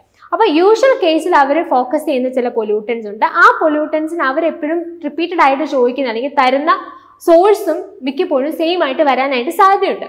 അപ്പം നിങ്ങൾ കൃത്യമായിട്ട് ഈ ക്വസ്റ്റ്യൻസ് ചെയ്യുന്നവരാണെങ്കിൽ നിങ്ങൾക്ക് അത് തന്നെ ഭയങ്കരമായിട്ട് ഹെൽപ്ഫുൾ ആയിരിക്കും ഈ ക്വസ്റ്റ്യൻസിന് ആൻസർ ചെയ്യാൻ. നിങ്ങൾ ആ ക്വസ്റ്റ്യൻ കാണുമ്പോൾ നിങ്ങൾ ഓൾറെഡി ചെയ്തിരിക്കുന്ന ക്വസ്റ്റ്യൻസിലെ സോഴ്സസോ അല്ലെങ്കിൽ ഇമ്പാക്ട്സോ ഒക്കെ തന്നെയായിരിക്കും നിങ്ങൾക്ക് അവിടെയും കാണാനായിട്ട് സാധിക്കുക, ഈസി ആയിട്ട് ഐഡൻറ്റിഫൈ ചെയ്യാം. ഇനി മാച്ച് ദ ഫോളോയിങ് ക്വസ്റ്റ്യൻസ് ഒക്കെ ഇതൊന്നും ഒരുപാട് വരാറുണ്ട്. അപ്പോൾ നിങ്ങൾക്ക് അറ്റ്ലീസ്റ്റ് അതിനകത്തൊരു 2 പൊല്യൂട്ടൻസും അതിൻ്റെ സോഴ്സസും നിങ്ങൾ പഠിച്ചിട്ടുള്ളതാണെങ്കിൽ അത് തന്നെ ചിലപ്പോൾ നിങ്ങളെ റൈറ്റ് ആൻസറിലേക്ക് നയിച്ചേക്കാം. മനസ്സിലായില്ലേ? അപ്പോൾ ആ രീതിയിൽ നിങ്ങൾ ഈ ഏരിയയിലും ക്വസ്റ്റ്യൻ പേപ്പേഴ്സ് നന്നായിട്ട് വർക്ക്ഔട്ട് ചെയ്യാനായിട്ട് ശ്രദ്ധിക്കുക. അതിനോടൊപ്പം തന്നെ യൂഷ്വലി എപ്പോഴും ചോദിക്കുന്ന മേജർ പൊല്യൂട്ടൻസിനെ കുറിച്ച് ഒരു ഐഡിയ ഉണ്ടാക്കുക. അപ്പോൾ ആ മേജർ പൊല്യൂട്ടൻസ് പഠിക്കുന്നത് തന്നെ നിങ്ങളെ ഒരു റൈറ്റ് ആൻസറിലേക്ക് എത്തിക്കാനായിട്ട് പലപ്പോഴും ഹെൽപ്പ് ചെയ്യും. Especially match the following questions ഒക്കെ നമ്മൾ ചിന്തിക്കുമ്പോൾ ഈ ഏരിയയിൽ നിന്ന് കൂടുതലും മാച്ച് ദ ഫോളോയിങ് ക്വസ്റ്റ്യൻസ് വരാറുമുണ്ട്. അപ്പോൾ ആ ഒരു രീതിയിൽ നിങ്ങൾ ഈ ഒരു പഠനം ഈ ഒരു ഏരിയയിൽ ഫോക്കസ് ചെയ്യാനായിട്ട് ശ്രദ്ധിക്കുക. ഒരു ക്വസ്റ്റ്യൻ നമുക്ക് നോക്കാം. ഇത് ഡിസംബർ 2019 ചോദിച്ചതാണ്. Which of the following air pollutants are produced from room deodorizers? അപ്പോൾ ഇത് എയർ പൊല്യൂഷൻ എന്ന് പറയുന്ന ഏരിയയിൽ നിന്നുള്ള ക്വസ്റ്റ്യൻ ആണ്. റൂം ഡിയോഡറൈസേഴ്സിൽ നിന്ന് വരുന്ന എന്താ പറയുക എയർ പൊല്യൂട്ടൻറ്റ് ഏതാണ് എന്നുള്ളതാണ് ക്വസ്റ്റ്യൻ. അപ്പോൾ ഇതിൻ്റെ റൈറ്റ് ആൻസർ എന്ന് പറയുന്നത് വോളറ്റൈൽ ഓർഗാനിക് കോമ്പൗണ്ട്സ് ആണ്. അപ്പോൾ ഇതേ ക്വസ്റ്റ്യൻ തന്നെ പല ഫോർമാറ്റിൽ പലതവണ ചോദിക്കാനായിട്ട് സാധ്യതയുണ്ട്. പലതവണ ഈ ഒരു ഫോർമാറ്റിൽ നിന്ന് മാറി ഇപ്പോൾ വോളറ്റൈൽ ഓർഗാനിക് കോമ്പൗണ്ട്സിൻ്റെ സോഴ്സ് എന്താണ് എന്ന് വേണമെങ്കിൽ ചോദിക്കാം. ഓക്കെ, അല്ലെന്നുണ്ടെങ്കിൽ അത് ഈ വോളറ്റൈൽ ഓർഗാനിക് കോമ്പൗണ്ട്സ് ഏതിൽ നിന്നൊക്കെ ഏതൊക്കെ വസ്തുക്കളിലാണ് ഉള്ളത് എന്നുള്ള രീതിയിൽ ചോദിക്കാം. പല ആസ്പെക്റ്റിൽ ചോദിക്കാം അവർക്ക്, അല്ലേ? അപ്പോൾ അതുകൊണ്ട് നിങ്ങൾ ആ രീതിയിൽ ഈ പൊല്യൂട്ടൻസിൻ്റെ ഞാൻ പറഞ്ഞ പോലെ അതിൻ്റെ സോഴ്സസ് എന്താണെന്ന് ഓർക്കണം. അതുപോലെ തന്നെ അതിൻ്റെ ഇമ്പാക്റ്റ് എന്താണ് എന്നുള്ളതും കൂടെ ഓർക്കുന്നത് വളരെ ഹെൽപ്ഫുൾ ആയിരിക്കും. അപ്പോൾ ക്വസ്റ്റ്യൻസ് ചെയ്യുമ്പോഴത്തേനും കൃത്യമായിട്ട് നിങ്ങൾ ഈ കീ വേർഡ്സ് വെച്ച്, ഇപ്പം വോളറ്റൈൽ ഓർഗാനിക് കോമ്പൗണ്ട്സ് ആണെങ്കിൽ റൂം ഡിയോഡറൈസേഴ്സ്, ഈ സ്മെല്ലൊക്കെ ഉള്ള സാധനങ്ങൾ പെയിൻറ്റിലൊക്കെ ഉണ്ട്. അപ്പോൾ ആ രീതിയിലൊക്കെ നിങ്ങൾ ചില കീ വേർഡ്സ് ഒക്കെ ഓർത്ത് ഇതുമായിട്ട് അസോസിയേറ്റ് ചെയ്ത് പഠിക്കാനായിട്ട് ശ്രദ്ധിക്കുക. So the right answer for this question is option D. മറ്റൊരു ക്വസ്റ്റ്യൻ ആണ്, ഞാൻ ഓൾറെഡി പറഞ്ഞു, നമുക്ക് മാച്ച് ദ ഫോളോയിങ് ആയിട്ട് പലപ്പോഴും ചോദിക്കാറുണ്ട്. സോ എമിറ്റഡ് പൊല്യൂട്ടൻസിൻ്റെ ഒരു ലിസ്റ്റ് തന്നിട്ടുണ്ട്. എൻവയൺമെൻറ്റൽ ഇമ്പാക്ട്സ്, പൊല്യൂട്ടൻസിൻ്റെ സോഴ്സ് എന്നുള്ളൊരു ക്വസ്റ്റ്യൻ നമ്മൾ കണ്ടു. അല്ലെങ്കിൽ ഈ പറയുന്ന ഈ നമ്മളുടെ ഡിഫറെൻറ്റ് വസ്തുക്കളിലുള്ള പൊല്യൂട്ടൻ്റ് ഏതാണ് എന്നുള്ള രീതിയിലുള്ള ക്വസ്റ്റ്യൻസ് വരാം. അതുപോലെ തന്നെ എമിറ്റഡ് പൊല്യൂട്ടൻസ് മൂലം ഉണ്ടാവുന്ന, അല്ലെങ്കിൽ പൊല്യൂട്ടൻസ് കാരണം ഉണ്ടാകുന്ന ഇമ്പാക്ട്സ് എന്തൊക്കെ, എൻവയൺമെൻറ്റൽ ഇമ്പാക്ട്സ് വരാം. അതുപോലെ തന്നെ ഹെൽത്തുമായിട്ട് റിലേറ്റ് ചെയ്യുന്ന, ഹ്യൂമൻ ഹെൽത്തുമായിട്ട് റിലേറ്റ് ചെയ്യുന്ന ഇമ്പാക്ട്സും വളരെ ഇമ്പോർട്ടൻ്റ് ആയിട്ട് തന്നെയുള്ള ഒരു ഏരിയ ആണ്. അപ്പോൾ ഇതിനകത്ത് നിങ്ങൾക്ക് ഡിഫറെൻറ്റ് ഓപ്ഷൻസ് തന്നിട്ടുണ്ട്. കാർബൺ ഡൈ ഓക്സൈഡ് തന്നിട്ടുണ്ട്, കാർബൺ മോണോക്സൈഡ് തന്നിട്ടുണ്ട്, അതുപോലെ നൈട്രജൻ ഓക്സൈഡ്സ് ഉണ്ട്, ബെൻസീൻ ആൻഡ് ഹൈഡ്രോ കാർബൺസ് ഉണ്ട്. ഓക്കെ, അപ്പോൾ നിങ്ങൾക്ക് എൻവയൺമെൻറ്റൽ ഇമ്പാക്ട്സിൽ എന്തൊക്കെയാണ് തന്നിരിക്കുന്നത്? Formation of acid rain, toxic and carcinogenic, toxic and can cause respiratory diseases, contribution to global warming as a greenhouse gas.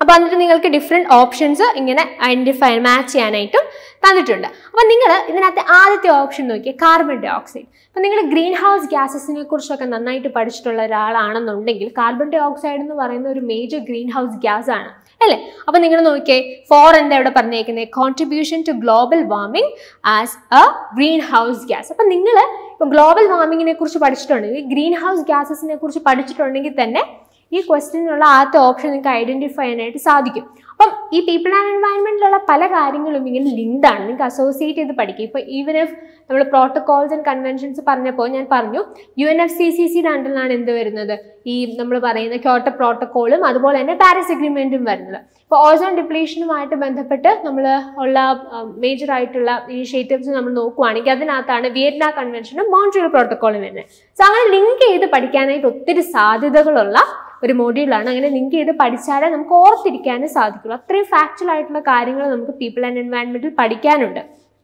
അതുകൊണ്ട് തന്നെ ലിങ്ക് ചെയ്ത് പഠിക്കാനായിട്ട് ശ്രദ്ധിക്കുക. അതൊരു എക്സ്ട്രാ നിങ്ങൾ പഠിക്കുന്ന സമയത്ത് ശ്രദ്ധിക്കേണ്ടതാണ്. നിങ്ങൾ പലപ്പോൾ പ്രോട്ടോകോൾ തന്നെയാണെങ്കിൽ മോൺട്രിയൽ എന്താണ് അല്ലെങ്കിൽ പിന്നെ പോയിട്ട് ക്യോട്ടോ എന്താണ് എന്ന് പഠിക്കുന്നതിന് പകരം കൃത്യമായിട്ട് ലിങ്ക് ചെയ്ത് കാര്യങ്ങളെ പഠിക്കാനായിട്ട് നിങ്ങൾക്ക് സാധിച്ചാൽ അതും വളരെ ഹെൽപ്ഫുൾ ആണ്, എസ്പെഷ്യലി ഈ ഒരു മോഡ്യൂളിൽ. അപ്പോൾ ഈ ഒരു ക്വസ്റ്റ്യനിൽ നിങ്ങൾ കാർബൺ ഡൈ ഓക്സൈഡ് എന്നുള്ളത് നിങ്ങൾക്ക് ഈസി ആയിട്ട് ഓപ്ഷൻ 4 അസോസിയേറ്റ് ചെയ്യാം. Carbon dioxide is a major green house gas. Greenhouse ഗ്യാസിന്റെ ഇമ്പാക്ട് എന്ന് പറയുന്നത് ഗ്ലോബൽ വാർമിംഗ് തന്നെയാണ്.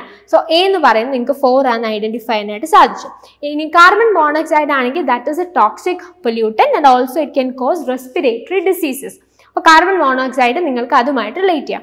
നൈട്രജൻ ഓക്സൈഡ് എന്ന് പറഞ്ഞാൽ എന്താണ്? നൈട്രജൻ ഓക്സൈഡിന് ഈ ആസിഡ് റെയിൻ്റെ ഫോർമേഷനിൽ പ്രധാനപ്പെട്ട പങ്ക് വഹിക്കുന്ന ഒരു പൊല്യൂട്ടന്റ് ആണ് nitrogen oxide. Then we have benzene and hydrocarbons. അത് ടോക്സിക് ആണ്, അതുപോലെ തന്നെ ക്യാൻസറോജനിക്കുമാണ്. അപ്പോൾ ക്യാൻസർ രോഗം വരാനായിട്ടുള്ള അങ്ങനെ അതിന് സാധ്യതയുള്ള ഒരു കൈൻഡ് ഓഫ് പൊല്യൂട്ടന്റ് ആണ് ബെൻസീൻ ആൻഡ് ഹൈഡ്രോകാർബൺസ് എന്ന് പറയുന്നത്. അപ്പോൾ നിങ്ങൾ ഈ ഒരു ക്വസ്റ്റ്യൻ പഠിച്ചാൽ തന്നെ ചിലപ്പോൾ നിങ്ങൾക്ക് കുറേ അധികം ക്വസ്റ്റ്യൻസ് ഈ ഒരു ഏരിയയിൽ നിന്ന് വരുന്ന ആൻസർ ചെയ്യാനായിട്ട് സാധിക്കും. കാർബൺ മോണോക്സൈഡും കാർബൺ ഡൈ ഓക്സൈഡും ഒക്കെ എപ്പോഴും ചോദിക്കുന്ന ഏരിയാസാണ്. സോ നിങ്ങൾക്ക് ആ രീതിയിൽ ഒരു അണ്ടർസ്റ്റാൻഡിങ് ഉണ്ടെങ്കിൽ പല ക്വസ്റ്റ്യൻസും നിങ്ങൾക്ക് ആൻസർ ചെയ്യാനായിട്ട് സാധിക്കും. അപ്പോൾ നമ്മൾ ഓൾറെഡി ഈ ഒരു ക്വസ്റ്റ്യൻ ഡിസ്കസ് ചെയ്തു. A4, B3, C1 and D2, that is option A. So the right answer for this question is option A. ഇനി ഇമ്പാക്റ്റുകളെ കുറിച്ച് തന്നെ ചിന്തിക്കുമ്പോൾ നിങ്ങൾ കോൺസെൻട്രേറ്റ് ചെയ്യേണ്ട ഒരു ഏരിയയാണ് ഡിസീസസ് ഡ്യൂ ടു പൊല്യൂഷൻ എന്ന് പറയുന്നത്. പൊല്യൂഷൻ ഡിഫറെൻറ്റ് ടൈപ്സ് ഉണ്ട്, അത് പഠിക്കണം എന്ന് പറഞ്ഞു. അതുപോലെ ഇതിൻ്റെ ഈ മേജർ പൊല്യൂട്ടൻസ് എന്തൊക്കെയാണ്, അതിൻ്റെ സോഴ്സസ് എന്തൊക്കെയാണ്, അതിൻ്റെ ഇമ്പാക്റ്റ് എന്തൊക്കെയാണെന്ന് പഠിക്കണം എന്ന് പറഞ്ഞു. ആ ഇമ്പാക്റ്റിൽ ഒരു ഇമ്പാക്റ്റ് എന്ന് പറഞ്ഞാൽ എൻവയൺമെന്റൽ ഇമ്പാക്റ്റുകളാണ് അല്ലേ. എൻവയൺമെന്റിന് എന്തൊക്കെ പ്രശ്നങ്ങൾ ഇത് കാരണം ഉണ്ടാവാനായിട്ട് സാധിക്കും. Let's say carbon dioxide ആണെന്നുണ്ടെങ്കിൽ അതൊരു ഗ്രീൻ ഹൗസ് ഗ്യാസ് ആയതുകൊണ്ട് തന്നെ ഗ്ലോബൽ വാർമിങ്ങിനുള്ള സാധ്യതയുണ്ട്. സോ ദാറ്റ് ഇസ് എൻ എൻവയൺമെന്റൽ ഇമ്പാക്ട്. അതുപോലെ തന്നെ ഹ്യൂമൻ ഹെൽത്തിന് റിലേറ്റ് ചെയ്ത് അല്ലെങ്കിൽ ഹ്യൂമൻ ഹെൽത്തുമായിട്ട് ബന്ധപ്പെട്ടും ചില ഇമ്പാക്റ്റുകൾ ഈ പറയുന്ന പൊല്യൂട്ടൻസിന് ഉണ്ടാക്കാനായിട്ട് സാധിക്കും. സോ അതിനെയാണ് നമ്മൾ ഡിസീസസ് ഡ്യൂ ടു പൊല്യൂഷൻ എന്നുകൊണ്ട് ഉദ്ദേശിക്കുന്നത്. പൊല്യൂഷൻ മൂലം ഉണ്ടാകുന്ന ഡിഫറെൻറ്റ് ഡിസീസസ് എന്തൊക്കെയാണ് എന്നുള്ള രീതിയിൽ നമ്മൾ ഓർത്തിരിക്കേണ്ടത്. ഒരു എക്സാമ്പിൾ നോക്കി, ഇപ്പോൾ ഡിസംബർ 2019 ചോദിച്ചൊരു ക്വസ്റ്റ്യൻ ആണ്, identify the correct group of diseases caused by polluted water. നമുക്ക് ഒരു 4 സെറ്റ് തന്നിട്ടുണ്ട്. ഈ സെറ്റുകളിൽ പൊല്യൂട്ടഡ് വാട്ടർ കൊണ്ടുണ്ടാകുന്ന ഡിസീസസ് മാത്രം അടങ്ങുന്ന സെറ്റ് ഏതാണ് എന്നുള്ളതാണ് നമ്മൾ ഐഡന്റിഫൈ ചെയ്യേണ്ടത്. സോ ഡിഫറെൻറ്റ് ആയിട്ടുള്ള ഡിസീസസിൻ്റെ ലിസ്റ്റാണ് നമുക്കിവിടെ തന്നിട്ടുള്ളത്. സോ ഇതിനകത്ത് ഇപ്പോൾ ഒരു ഓപ്ഷൻ നിങ്ങൾക്ക് ഐഡന്റിഫൈ ചെയ്യാനായിട്ട് സാധിച്ചാൽ തന്നെ ഇതിൻ്റെ ആൻസർ നിങ്ങൾക്ക് ഈസി ആയിട്ട് കിട്ടും.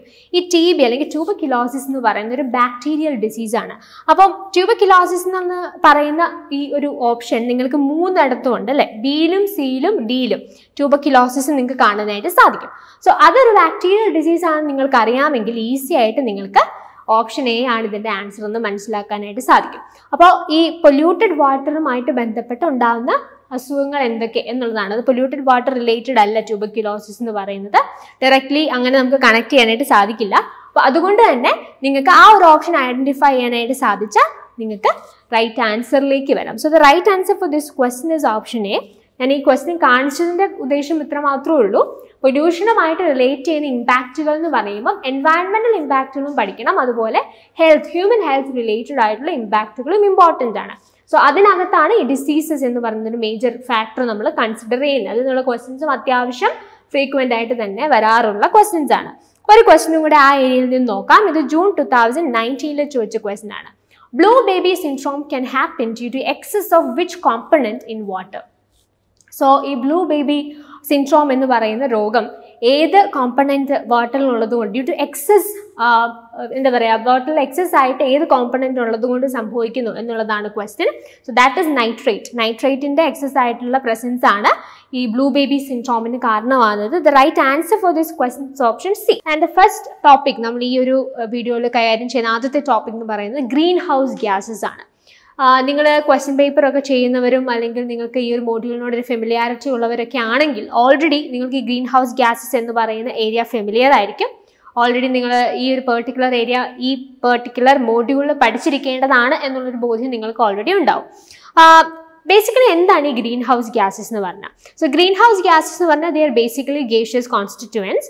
ഇതിൻ്റെ പ്രത്യേകത എന്ന് പറഞ്ഞാൽ ഇൻഫ്രാറെഡ് റേഡിയേഷനെ അബ്സോർബ് ചെയ്യാനും റീഎമിറ്റ് ചെയ്യാനും കപ്പാസിറ്റി ഉള്ള അല്ലെങ്കിൽ അതിന് സാധിക്കുന്ന ഗേഷ്യസ് കോൺസ്റ്റിറ്റ്യുവൻസിനെയാണ് നമ്മൾ ഗ്രീൻ ഹൗസ് ഗ്യാസസ് എന്നതുകൊണ്ട് ഉദ്ദേശിക്കുന്നത്. അപ്പോൾ ഇതിനകത്ത് നമുക്ക് മെയിൻ ആയിട്ടും ഉള്ള ഗ്യാസസ് അല്ലെങ്കിൽ മെയിൻ ഗ്രീൻ ഹൗസ് ഗ്യാസസ് ഏതൊക്കെയാണെന്ന് ചോദിച്ചാൽ അതിൻ്റെ ലിസ്റ്റാണ് ഇവിടെ കൊടുത്തിരിക്കുന്നത്. Water vapour, carbon dioxide, methane, ozone, nitrous oxide, fluorinated gases. അപ്പം ഇതൊക്കെ നാച്ചുറലി തന്നെ നമ്മുടെ അറ്റ്മോസ്ഫിയറിൽ ഉള്ളതാണ്. പക്ഷേ ഇതിൻ്റെ ഈ ഗ്രീൻ ഹൗസ് ഗ്യാസസിൻ്റെ എമൗണ്ട് അല്ലെങ്കിൽ എമിഷൻ കൂടിക്കഴിഞ്ഞാലുള്ള പ്രശ്നം എന്താണ്? ഓൾറെഡി നമ്മൾ പറഞ്ഞു ഇൻഫ്രാറെഡ് റേഡിയേഷനെ അബ്സോർബ് ചെയ്യാനും റീഎമിറ്റ് ചെയ്യാനും കപ്പാസിറ്റി ഉള്ള ഗേഷ്യസ് കോൺസ്റ്റിറ്റ്യുവൻസ് ആണ് ഈ ഗ്രീൻ ഹൗസ് ഗ്യാസസ് എന്ന് പറഞ്ഞു. സോ ഇതിൻ്റെ അളവ് അന്തരീക്ഷത്തിൽ കൂടിക്കഴിഞ്ഞാൽ ഒബ്വിയസ്ലി അതെന്താവും, ടെമ്പറേച്ചർ റൈസ് ആവും, ഗ്ലോബൽ വാർമിങ്ങിലേക്ക് അത് നയിക്കും. അതാണ് ഇതിനകത്തെ പ്രശ്നം. അപ്പോൾ ആ ഒരു ഐഡിയ നിങ്ങൾക്ക് എല്ലാവർക്കും ഓൾറെഡി ഉണ്ടാകും എന്ന് ഞാൻ പ്രതീക്ഷിക്കുന്നു. അപ്പോൾ നിങ്ങൾക്ക് ഈ ഗ്രീൻ ഹൗസ് ഗ്യാസസ് എന്ന് പറയുന്ന ഏരിയയിൽ നമ്മൾ പഠിക്കുന്ന സമയത്ത് വേണ്ടുന്ന അണ്ടർസ്റ്റാൻഡിങ് അല്ലെങ്കിൽ എന്തിലാണ് ഫോക്കസ് ചെയ്യേണ്ടതെന്ന് ചോദിച്ചാൽ first and foremost the main greenhouse gases ഏതൊക്കെയാണ് എന്നുള്ളതിനെ കുറിച്ചൊരു ഐഡിയ വേണം. അതുപോലെ തന്നെ ഇതിൻ്റെ സോഴ്സസ് എന്തൊക്കെയാണ് എന്നുള്ളതിനെ കുറിച്ചൊരു ഐഡിയ ഉണ്ടെങ്കിൽ അത് വളരെ ഹെൽപ്ഫുൾ ആയിരിക്കും. ഇപ്പോൾ മീഥെയിൻ ഒക്കെ ആണെങ്കിൽ വെറ്റ്ലാൻഡ്സ് ആണ് മീഥെയിൻ്റെ ഏറ്റവും പ്രധാനപ്പെട്ട ഒരു സോഴ്സ് എന്ന് പറയുന്നത്. അപ്പോൾ ആ രീതിയിൽ ഇതിനകത്ത് ഓരോ ഗ്രീൻ ഹൗസ് ഗ്യാസസിൻ്റെയും സോഴ്സസ് എന്താണ് എന്നുള്ളതിനെ പറ്റി ഒരു ഐഡിയ നിങ്ങൾക്ക് വേണം. അതുപോലെ തന്നെ ഗ്ലോബൽ വാർമിംഗ് പൊട്ടൻഷ്യൽ എന്ന് പറയുന്നത് വളരെ ഇമ്പോർട്ടൻ്റ് ആയിട്ട് ഈ ഏരിയയിൽ നമ്മൾ പഠിച്ചിരിക്കേണ്ട മറ്റൊരു കോൺസെപ്റ്റാണ്. അപ്പോൾ ഇങ്ങനെ അസോസിയേറ്റ് ചെയ്ത് ലിങ്ക് ചെയ്ത് ഈ ഗ്രീൻ ഹൗസ് ഗ്യാസസുമായിട്ട് റിലേറ്റ് ചെയ്യുന്ന ചില ഏരിയാസ് നിങ്ങൾ പഠിക്കേണ്ടതായിട്ടുണ്ട്. അപ്പോൾ ആദ്യം തന്നെ ഈ ഒരു ഐഡിയ ആണ് വേണ്ടത്. ഗ്രീൻ ഹൗസ് ഗ്യാസസ് ഏതൊക്കെയാണ്, അതിൻ്റെ സോഴ്സസ് ഏതൊക്കെയാണ്, ഇതിനെക്കുറിച്ച് പഠിക്കാനായിട്ട് നിങ്ങൾ ശ്രദ്ധിക്കുക. പിന്നീട് ഞാൻ പറഞ്ഞതുപോലെ ഗ്ലോബൽ വാർമിംഗ് പൊട്ടൻഷ്യൽ എന്ന് പറയുന്ന ആസ്പെക്ട് വളരെ ഇമ്പോർട്ടൻ്റ് ആണ്. എന്താണ് ഈ ഗ്ലോബൽ വാർമിംഗ് പൊട്ടൻഷ്യൽ എന്ന് പറഞ്ഞാൽ?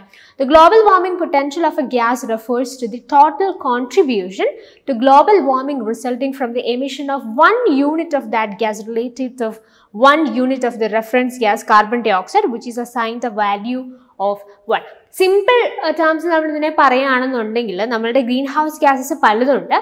ആ ഗ്രീൻ ഹൗസ് ഗ്യാസസ് എന്തുമാത്രമാണ് ഗ്ലോബൽ വാർമിങ്ങിലേക്ക് കോൺട്രിബ്യൂട്ട് ചെയ്യുന്നത് എന്നുള്ളതാണ് ഈ ഗ്ലോബൽ വാർമിംഗ് പൊട്ടൻഷ്യലിൻ്റെ മെയിൻ ആയിട്ടുള്ള കോൺസെപ്റ്റ് എന്ന് പറയുന്നത്. ഈച്ച് ഗ്യാസസ് അത് എന്തുമാത്രം ഗ്ലോബൽ വാർമിങ്ങിലേക്ക് കോൺട്രിബ്യൂട്ട് ചെയ്യുന്നു എന്നുള്ളതാണ് ഗ്ലോബൽ വാർമിംഗ് പൊട്ടൻഷ്യൽ കൊണ്ട് നമ്മൾ ഉദ്ദേശിക്കുന്നത്. അപ്പോൾ അതൊരു പ്രത്യേക കണക്കിലാണ് നമ്മൾ അതിനെ റെഫർ ചെയ്യുന്നത്. അതിൻ്റെ ഒരു വിശദീകരണമാണ് പിന്നെ തന്നിരിക്കുന്നത്. അപ്പോൾ നമ്മുടെ ഒരു റെഫറൻസ് എന്ന് പറയുന്നത് കാർബൺ ഡൈ ഓക്സൈഡ് ആണ്, റെഫറൻസ് ഗ്യാസ് എന്ന് പറയുന്നത്. അപ്പോൾ അത് നിങ്ങൾക്ക് ഈ ഒരു ആശയം മനസ്സിലാക്കാനായിട്ട് ഞാൻ ജസ്റ്റ് ഒരു എക്സാമ്പിളിലൂടെ പറയാനായിട്ട് ശ്രമിക്കാം. If methane has A global warming potential of 21, it means that 1 kilogram of methane has the same impact on climate change as 21 kilogram of carbon dioxide, and thus 1 kilogram of methane would count as 21 kilogram of carbon dioxide equivalent. അപ്പോൾ ഇവിടെ ഉദ്ദേശിക്കുന്നത് എന്താണ്? നമ്മൾ carbon dioxide ആണ് reference point ആയിട്ട് വെക്കുന്നതെന്ന് പറഞ്ഞു. ഇപ്പം നമ്മൾ പറയാണ് മീഥെയിന് 21 ഗ്ലോബൽ വാർമിംഗ് പൊട്ടൻഷ്യൽ എന്ന് പറയുന്നത് എന്ന് നമ്മൾ വെക്കാമെന്ന് വിചാരിക്കുക. അതിൻ്റെ അർത്ഥം എന്താണ്?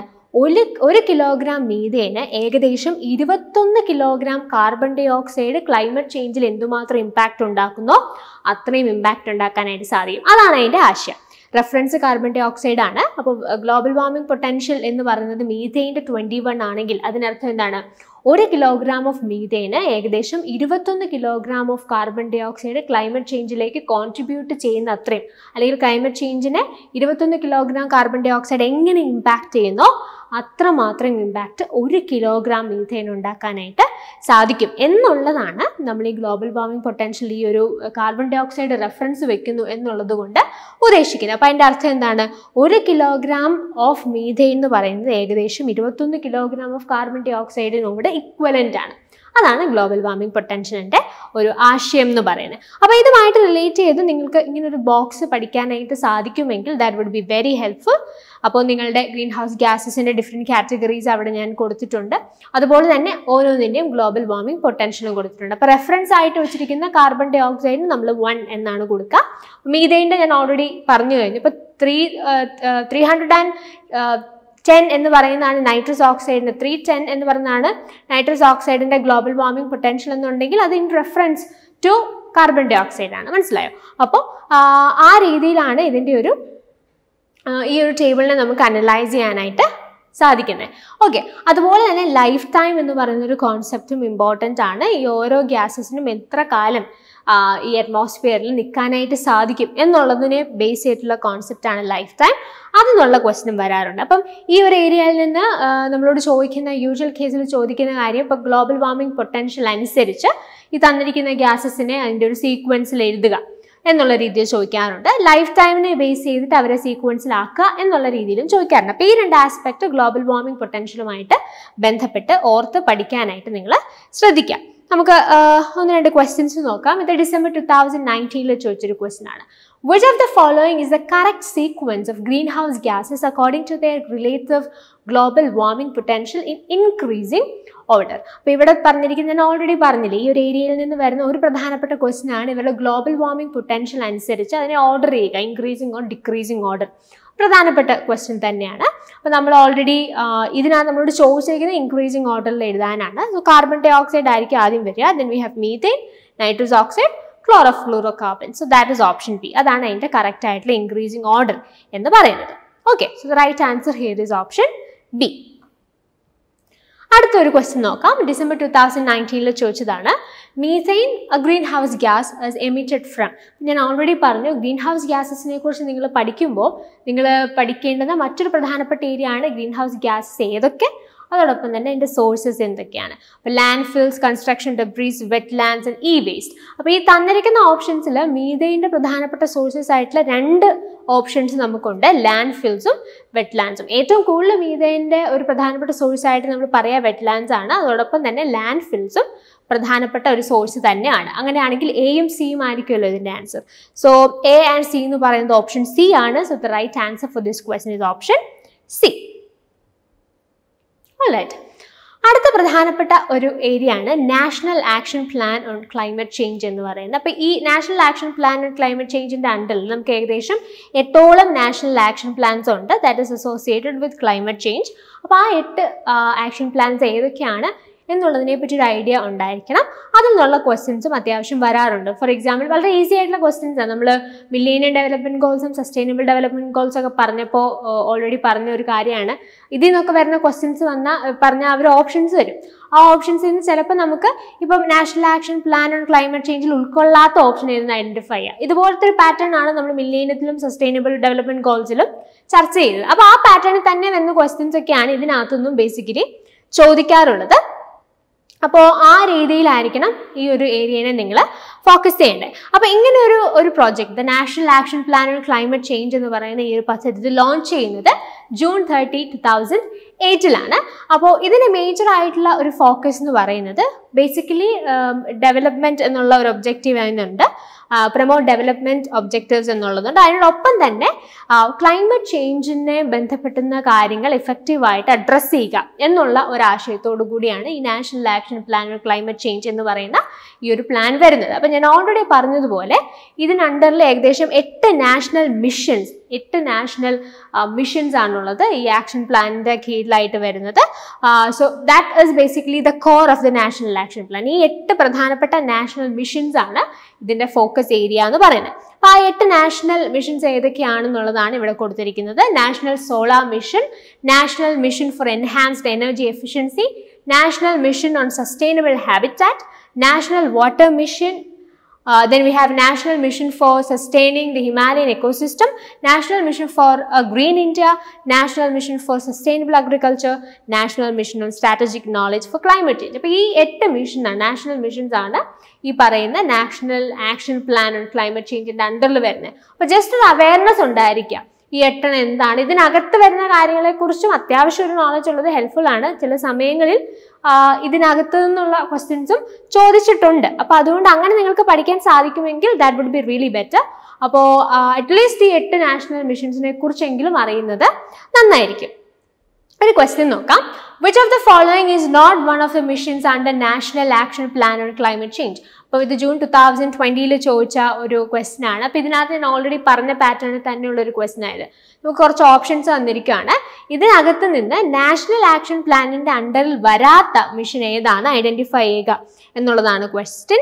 സോ നിങ്ങൾ ഓപ്ഷൻസ് നോക്കിയാൽ national water mission, national mission on energy efficiency improvement, green India mission and finally national mission on solid waste management. So the right answer is option D. ഇതിനകത്ത് നാഷണൽ ആക്ഷൻ പ്ലാനിന്റെ ഭാഗമല്ലാത്ത mission ഏത് എന്നുള്ളത് identify ചെയ്യാനാണ് പറഞ്ഞത്. 8 നമ്മൾ ചർച്ച ചെയ്തു. അതിൽ നമുക്ക് national mission on solid waste management എന്ന് പറയുന്ന ഒരു സംഭവം ഇല്ലായിരുന്നു. അപ്പോൾ the right answer for this question is option D. So അടുത്തൊരു പ്രധാനപ്പെട്ട ഏരിയ ആണ് റിന്യൂവബിൾ എനർജി എന്നുള്ളത്. സോ ഈ റിന്യൂവബിൾ എനർജി എന്ന് പറയുമ്പോൾ അതുകൊണ്ട് ഉദ്ദേശിക്കുന്നത് എന്താണ്? നാച്ചുറൽ റിസോഴ്സസിൽ നിന്ന് ജനറേറ്റ് ചെയ്യപ്പെടുന്ന എനർജി, അതാണ് റിന്യൂവബിൾ എനർജി എന്നതുകൊണ്ട് ഉദ്ദേശിക്കുന്നത്. സോ അതിനകത്ത് നമുക്ക് പല ഫോമിൽ എനർജി ഉണ്ട് അല്ലേ. സൺലൈറ്റ് ഒരു എക്സാമ്പിൾ ആണ്, ജിയോ തെർമൽ ഹീറ്റ്, അല്ലെങ്കിൽ വിൻഡ്, ടൈഡ്സ്, ബയോമാസ്, ഇങ്ങനെ പല പല എക്സാമ്പിൾസ് നമുക്ക് ഇതുമായിട്ട് റിലേറ്റ് ചെയ്ത് ചിന്തിക്കാവുന്നതാണ്. അപ്പോൾ റിന്യൂവബിൾ എനർജി ഒരു പ്രധാനപ്പെട്ട ഒരു ഏരിയ തന്നെയാണ്. അപ്പോൾ ഇതിനുള്ള ക്വസ്റ്റ്യൻ എങ്ങനെയാണ് എന്നുള്ളത് മനസ്സിലാക്കാൻ ജസ്റ്റ് ഒരു സാമ്പിൾ ക്വസ്റ്റ്യൻ കാണിക്കാം. ഇത് ജൂൺ 2020 ചോദിച്ചതാണ്.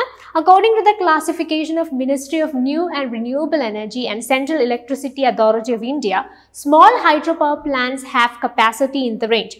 സോ ഇത് വളരെ ഫാക്ച്വൽ ആയിട്ടുള്ള ഒരു ക്വസ്റ്റ്യൻ ആണ്. അപ്പോൾ റിന്യൂവബിൾ എനർജിയുമായിട്ട് ബന്ധപ്പെട്ട് ഈ ഡിഫറെൻറ്റ് റിന്യൂവബിൾ എനർജിയുടെ സോഴ്സസ്, അതിൽ നിന്ന് നമുക്ക് ഉൽപ്പാദിപ്പിക്കപ്പെടുന്ന എനർജിയുടെ എമൗണ്ട് എന്നുള്ള രീതിയിൽ വളരെ ഫാക്ച്വൽ ആയിട്ടുള്ള ക്വസ്റ്റ്യൻസ് ഈ ഏരിയയിൽ നിന്ന് ചോദിക്കാം. അത്യാവശ്യം എല്ലാ തവണയും ചോദിക്കാറുള്ള ഒരു ഏരിയ തന്നെയാണ്. അപ്പോൾ ഇതൊന്ന് അപ്ഡേറ്റഡ് ആയിട്ടിരിക്കുന്നത് വളരെ നല്ലതായിരിക്കും. അപ്പോൾ ഈ ഒരു ഏരിയ നിങ്ങൾക്ക് പ്രധാനമായിട്ടും പഠിക്കേണ്ടതാണ്. ഈ ക്വസ്റ്റ്യൻ ഇതിൻ്റെ ആൻസർ എന്ന് വന്ന ഓപ്ഷൻ എ ആണ്. സോ ഞാനൊരു സാമ്പിൾ ആയിട്ട് ഇതിവിടെ ഇട്ടു എന്നേ ഉള്ളൂ. അപ്പോൾ റിന്യൂവബിൾ എനർജി ആയിട്ട് നിങ്ങൾ ബന്ധപ്പെട്ട് പഠിക്കുമ്പോൾ അത് എന്താണെന്ന് അറിയുക എന്നുള്ളത് മാത്രമല്ല, അതുമായിട്ട് ബന്ധപ്പെട്ട ഫാക്ച്വൽ ആയിട്ടുള്ള കുറച്ച് കാര്യങ്ങളും കൂടെ അറിഞ്ഞിരിക്കുന്നത് നിങ്ങളെ എക്സാം പോയിന്റ് ഓഫ് വ്യൂവിൽ വളരെയധികം ഹെൽപ്പ് ചെയ്യും. അടുത്ത പ്രധാനപ്പെട്ട ഒരു ഏരിയ എന്ന് പറയുന്നത് എൻവയൺമെൻറ്റൽ ഡിസാസ്റ്റേഴ്സ് ആണ്. ഇപ്പോൾ നമുക്കറിയാം നാച്ചുറൽ ആയിട്ടുള്ള ഡിസാസ്റ്റേഴ്സ് ഉണ്ട്, അതുപോലെ മാൻ മെയ്ഡ് ആയിട്ടുള്ള ഡിസാസ്റ്റേഴ്സ് ഒക്കെ ഉണ്ട്. നാച്ചുറൽ ആയിട്ടും അതുപോലെ തന്നെ മറ്റ് പല രീതിയിലും ഉണ്ടാകുന്ന എൻവയൺമെൻറ്റൽ ഡിസാസ്റ്റേഴ്സ് ഉണ്ട്. അതിനെക്കുറിച്ചും ഉള്ള ക്വസ്റ്റ്യൻസ് അത്യാവശ്യമൊക്കെ വരുന്നതാണ്. അത്യാവശ്യം ഫ്രീക്വൻ്റ് ആയിട്ട് തന്നെ വരുന്നു എന്ന് വേണമെങ്കിൽ നമുക്ക് പറയാം. അപ്പോൾ പ്രധാനപ്പെട്ട ഇങ്ങനത്തെ ഡിസാസ്റ്റേഴ്സിനെ കുറിച്ചുള്ളൊരു അറിവ്, അത് എന്ത് കൊണ്ട് ഇങ്ങനെയുള്ള ഡിസാസ്റ്റേഴ്സ് ഉണ്ടായി, especially the man made disasters. അപ്പോൾ അതിനുള്ള റീസൺ എന്താണ്? ഇപ്പം ന്യൂക്ലിയർ ഡിസാസ്റ്റേഴ്സ് ഒരു എക്സാമ്പിളാണ്. അപ്പോൾ ആ രീതിയിൽ ഡിഫറെൻറ്റ് ഇങ്ങനെ നടന്നിട്ടുള്ള സംഭവങ്ങളെ ഒന്ന് തരം തിരിച്ച് അതിൻ്റെ കോഴ്സ് പഠിക്കുന്നത് വളരെ നന്നായിരിക്കും. ഇപ്പം ഞാൻ ഈ ഒരു ഏരിയയിൽ നിന്നൊരു ക്വസ്റ്റ്യൻ നിങ്ങളെ കാണിക്കാം. ജൂൺ 2019 ചോദിച്ച ക്വസ്റ്റ്യൻ ആണിത്. Which of the following disasters belongs to the category of nuclear disasters? അപ്പോൾ നമുക്ക് കുറച്ച് ഓപ്ഷൻ തന്നിരിക്കുകയാണ്. ഇതിൽ നിന്ന് ന്യൂക്ലിയർ ഡിസാസ്റ്റേഴ്സിൻ്റെ കാറ്റഗറിയിൽ വരുന്നത് ഏതൊക്കെയാണെന്ന ക്വസ്റ്റ്യൻ. അപ്പോൾ നമ്മൾ നോക്കുവാണെന്നുണ്ടെങ്കിൽ ഇതിനകത്തെ ആദ്യത്തെ 3 Fukushima disaster, Chernobyl disaster, 3 mile island incident, ഇത് 3 ന്യൂക്ലിയർ ഡിസാസ്റ്റേഴ്സുമായിട്ട് റിലേറ്റ് ചെയ്തതാണ്. ദ ലവ് കനാൽ ഡിസാസ്റ്റർ എന്ന് പറഞ്ഞാൽ ബേസിക്കലി ഈ ടോക്സിക് ആയിട്ടുള്ള കെമിക്കൽസിൻ്റെ ഡംപിങ് മൂലം ഉണ്ടായിട്ടുള്ള ഒരു കുറേ നാളുകളായിട്ട് തുടർച്ചയായിട്ട് ടോക്സിക് കെമിക്കൽസ് ഡംപ് ചെയ്യുന്നത് മൂലം ഉണ്ടായിട്ടുള്ള ഒരു ഡിസാസ്റ്ററാണ് ദ ലവ് കനാൽ ഡിസാസ്റ്റർ എന്ന് പറയുന്നത്. So that is not related to nuclear disasters. അപ്പം അങ്ങനെയാണെങ്കിൽ ABC എന്നുള്ളതാണ് നമ്മുടെ ആൻസർ. സോ ABC എന്ന് പറയുന്ന ഓപ്ഷൻ എ ആണ്. So the right answer four this question is option A. നമ്മുടെ അനാലിസിസ് സെഷനിൽ നമ്മൾ ഫോക്കസ് ചെയ്യുന്നത് വളരെ പ്രധാനപ്പെട്ട ഏരിയാസ് ഏതൊക്കെയാണ്, പീപ്പിൾ ആൻഡ് എൻവയൺമെൻറ്റ് എന്ന മൊഡ്യൂളിലെ ഏറ്റവും പ്രധാനപ്പെട്ട ഏരിയാസ് ഏതൊക്കെയാണ്, നിങ്ങൾ പഠിച്ചിരിക്കേണ്ട, സ്കിപ്പ് ചെയ്യാതെ തീർച്ചയായും ഫോക്കസ് ചെയ്തിരിക്കേണ്ട ഏരിയാസ് ഏതൊക്കെയാണെന്ന് ഐഡൻറ്റിഫൈ ആയിട്ടാണ് നമ്മൾ ശ്രമിച്ചത്. സോ ഇനി നമ്മൾ ഫോക്കസ് ചെയ്യാനായിട്ട് പോകുന്നത്, നിങ്ങൾ ഓൾറെഡി അനാലിസിസിൽ കണ്ടിട്ടുണ്ടാവും, നമ്മുടെ ഈ കോർ ഏരിയാസിൽ വളരെ ഇമ്പോർട്ടൻ്റ് ആയിട്ടുള്ള ഒരു ഏരിയ ആണ് എൻവയൺമെൻറ്റ് റിലേറ്റഡ് ആയിട്ടുള്ള കൺവെൻഷൻസ്, എഗ്രിമെൻറ്റ്സ്, പ്രോട്ടോകോൾസ്, അങ്ങനെയുള്ള കാര്യങ്ങളൊക്കെ. സോ അതുമായി റിലേറ്റ് ചെയ്യുന്ന ഒരു ഏരിയ ആണ് ഇനി നമ്മൾ ഫോക്കസ് ചെയ്യാനായിട്ട് പോകുന്നത്. So important environmental conferences and summits ഒരുപാടെണ്ണം നമുക്ക് പഠിക്കാനായിട്ടുണ്ട്. എന്നാൽ അതിൽ വളരെ സ്പെസിഫിക് ആയി ഫ്രീക്വൻ്റ് ആയ ചോദ്യങ്ങൾ ചോദിക്കുന്ന ഒരു ഏരിയ ആണ്, അല്ലെങ്കിൽ കുറച്ച് കോൺഫറൻസസും സമ്മിറ്റ്സുമാണ് നമ്മൾ ഫോക്കസ് ചെയ്യാനായിട്ട് പോകുന്നത് ഇനി. സോ ഇതിൻ്റെ ഉദ്ദേശം നിങ്ങൾ ആ ഒരു സമ്മിറ്റ് അല്ലെങ്കിൽ കോൺഫറൻസ് പഠിക്കുന്ന സമയത്ത് ഇമ്പോർട്ടൻ്റ് ആയിട്ട് മനസ്സിലുണ്ടാവേണ്ട ചില ഇമ്പോർട്ടൻ്റ് ഐഡിയാസ്, പെർസ്പെക്റ്റീവ്സ് ഒക്കെയാണ് നമ്മളിവിടെ ഫോക്കസ് ചെയ്യുക. എങ്ങനെ ആ ഏരിയ ഡീൽ ചെയ്യണം എന്നുള്ളതാണ് നമ്മളിവിടെ നോക്കാനായിട്ട് പോകുന്നത്. So let's move to the important environmental conferences and summits. People development and environment എന്ന മോഡ്യൂളിൽ നമ്മൾ പ്രധാനമായിട്ട് പഠിക്കുന്ന ഒരു ഏരിയ ആണ് important conferences and summits. So നമ്മൾ ഈ വീഡിയോയിൽ 4 പ്രധാനപ്പെട്ട കോൺഫറൻസസ് അല്ലെങ്കിൽ സമ്മിറ്റ്സും അതിൻ്റെ മറ്റ് പേരുകളുമായിരിക്കും ഡിസ്കസ് ചെയ്യാനായിട്ട് പോകുന്നത്. So here you have the first one, the Stockholm Conference of 1972. So ഈ Stockholm Conference which was happened in 1972 അതിൻ്റെ മറ്റൊരു പേരെന്താണ്? That is United Nations Conference on the Human Environment. So Stockholm Conference എന്ന് പറയുമ്പോൾ തന്നെ നിങ്ങളുടെ മനസ്സിലേക്ക് വരേണ്ട പേരിതാണ്, United Nations Conference on the Human Environment. Then you have the next one, that is the Rio de Janeiro Conference of 1992. അതിൻ്റെ മറ്റൊരു പേരെന്താണ്? That is United Nations Conference on Environment and Development. അതിനെ നിങ്ങൾക്ക് ഷോർട്ടായിട്ട് UNCED എന്ന് വിളിക്കാം. പക്ഷെ അവിടെ കൊണ്ട് തീരുന്നില്ല, ഈ ഒരു കോൺഫറൻസിന് മറ്റു പല പേരുകളുമുണ്ട്. You can call it as Rio summit, Rio conference and earth summit. അപ്പോൾ ഇത്രയും പേരുകളാണ് റിയോ ഡി ജനീറിയോ കോൺഫറൻസിന് നിങ്ങൾക്ക് ഓർത്ത് വയ്ക്കാനായിട്ട് സാധിക്കുന്നത്. So Rio de Janeiro conference of 1992 is also known as United Nations Conference on Environment and Development, Rio Summit, Rio Conference and Earth Summit. Now we are moving to the next one. അടുത്തത് ഏതാണ്? That is Johannesburg Summit of 2002. 2002 നടന്ന Johannesburg സബ്മിറ്റിന്റെ മറ്റൊരു പേരെന്താണ്? That is World Summit on Sustainable Development.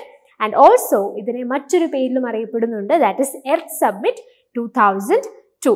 Okay, അപ്പോൾ നമ്മൾ already പറഞ്ഞു Rio de ജനീറിയോ കോൺഫറൻസിനെ നമ്മൾ already earth summit എന്ന് വിളിക്കാറുണ്ട്. 2002 നടന്ന ജോഹാനസ്ബർഗ് സമ്മിറ്റിനെ നമ്മൾ എന്താ വിളിക്കുക? Earth summit 2002. സോ അത് തമ്മിൽ കൺഫ്യൂഷൻ ആകാതെ ഇരിക്കുക, ആ ഇയർ കൃത്യമായി സ്പെസിഫൈ ചെയ്യുന്ന കാര്യം നിങ്ങൾ ശ്രദ്ധിക്കുക.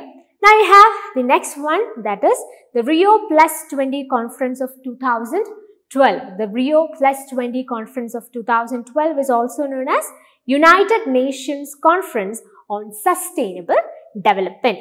United Nations Conference on Sustainable Development. അപ്പോൾ 4 പ്രധാനപ്പെട്ട കോൺഫറൻസ് അല്ലെങ്കിൽ സബ്മിറ്റുകളാണ് നമ്മൾ ഡിസ്കസ് ചെയ്തത്. ഒന്നുകൂടെ നമുക്കതൊന്ന് ഓർത്ത് നോക്കാം.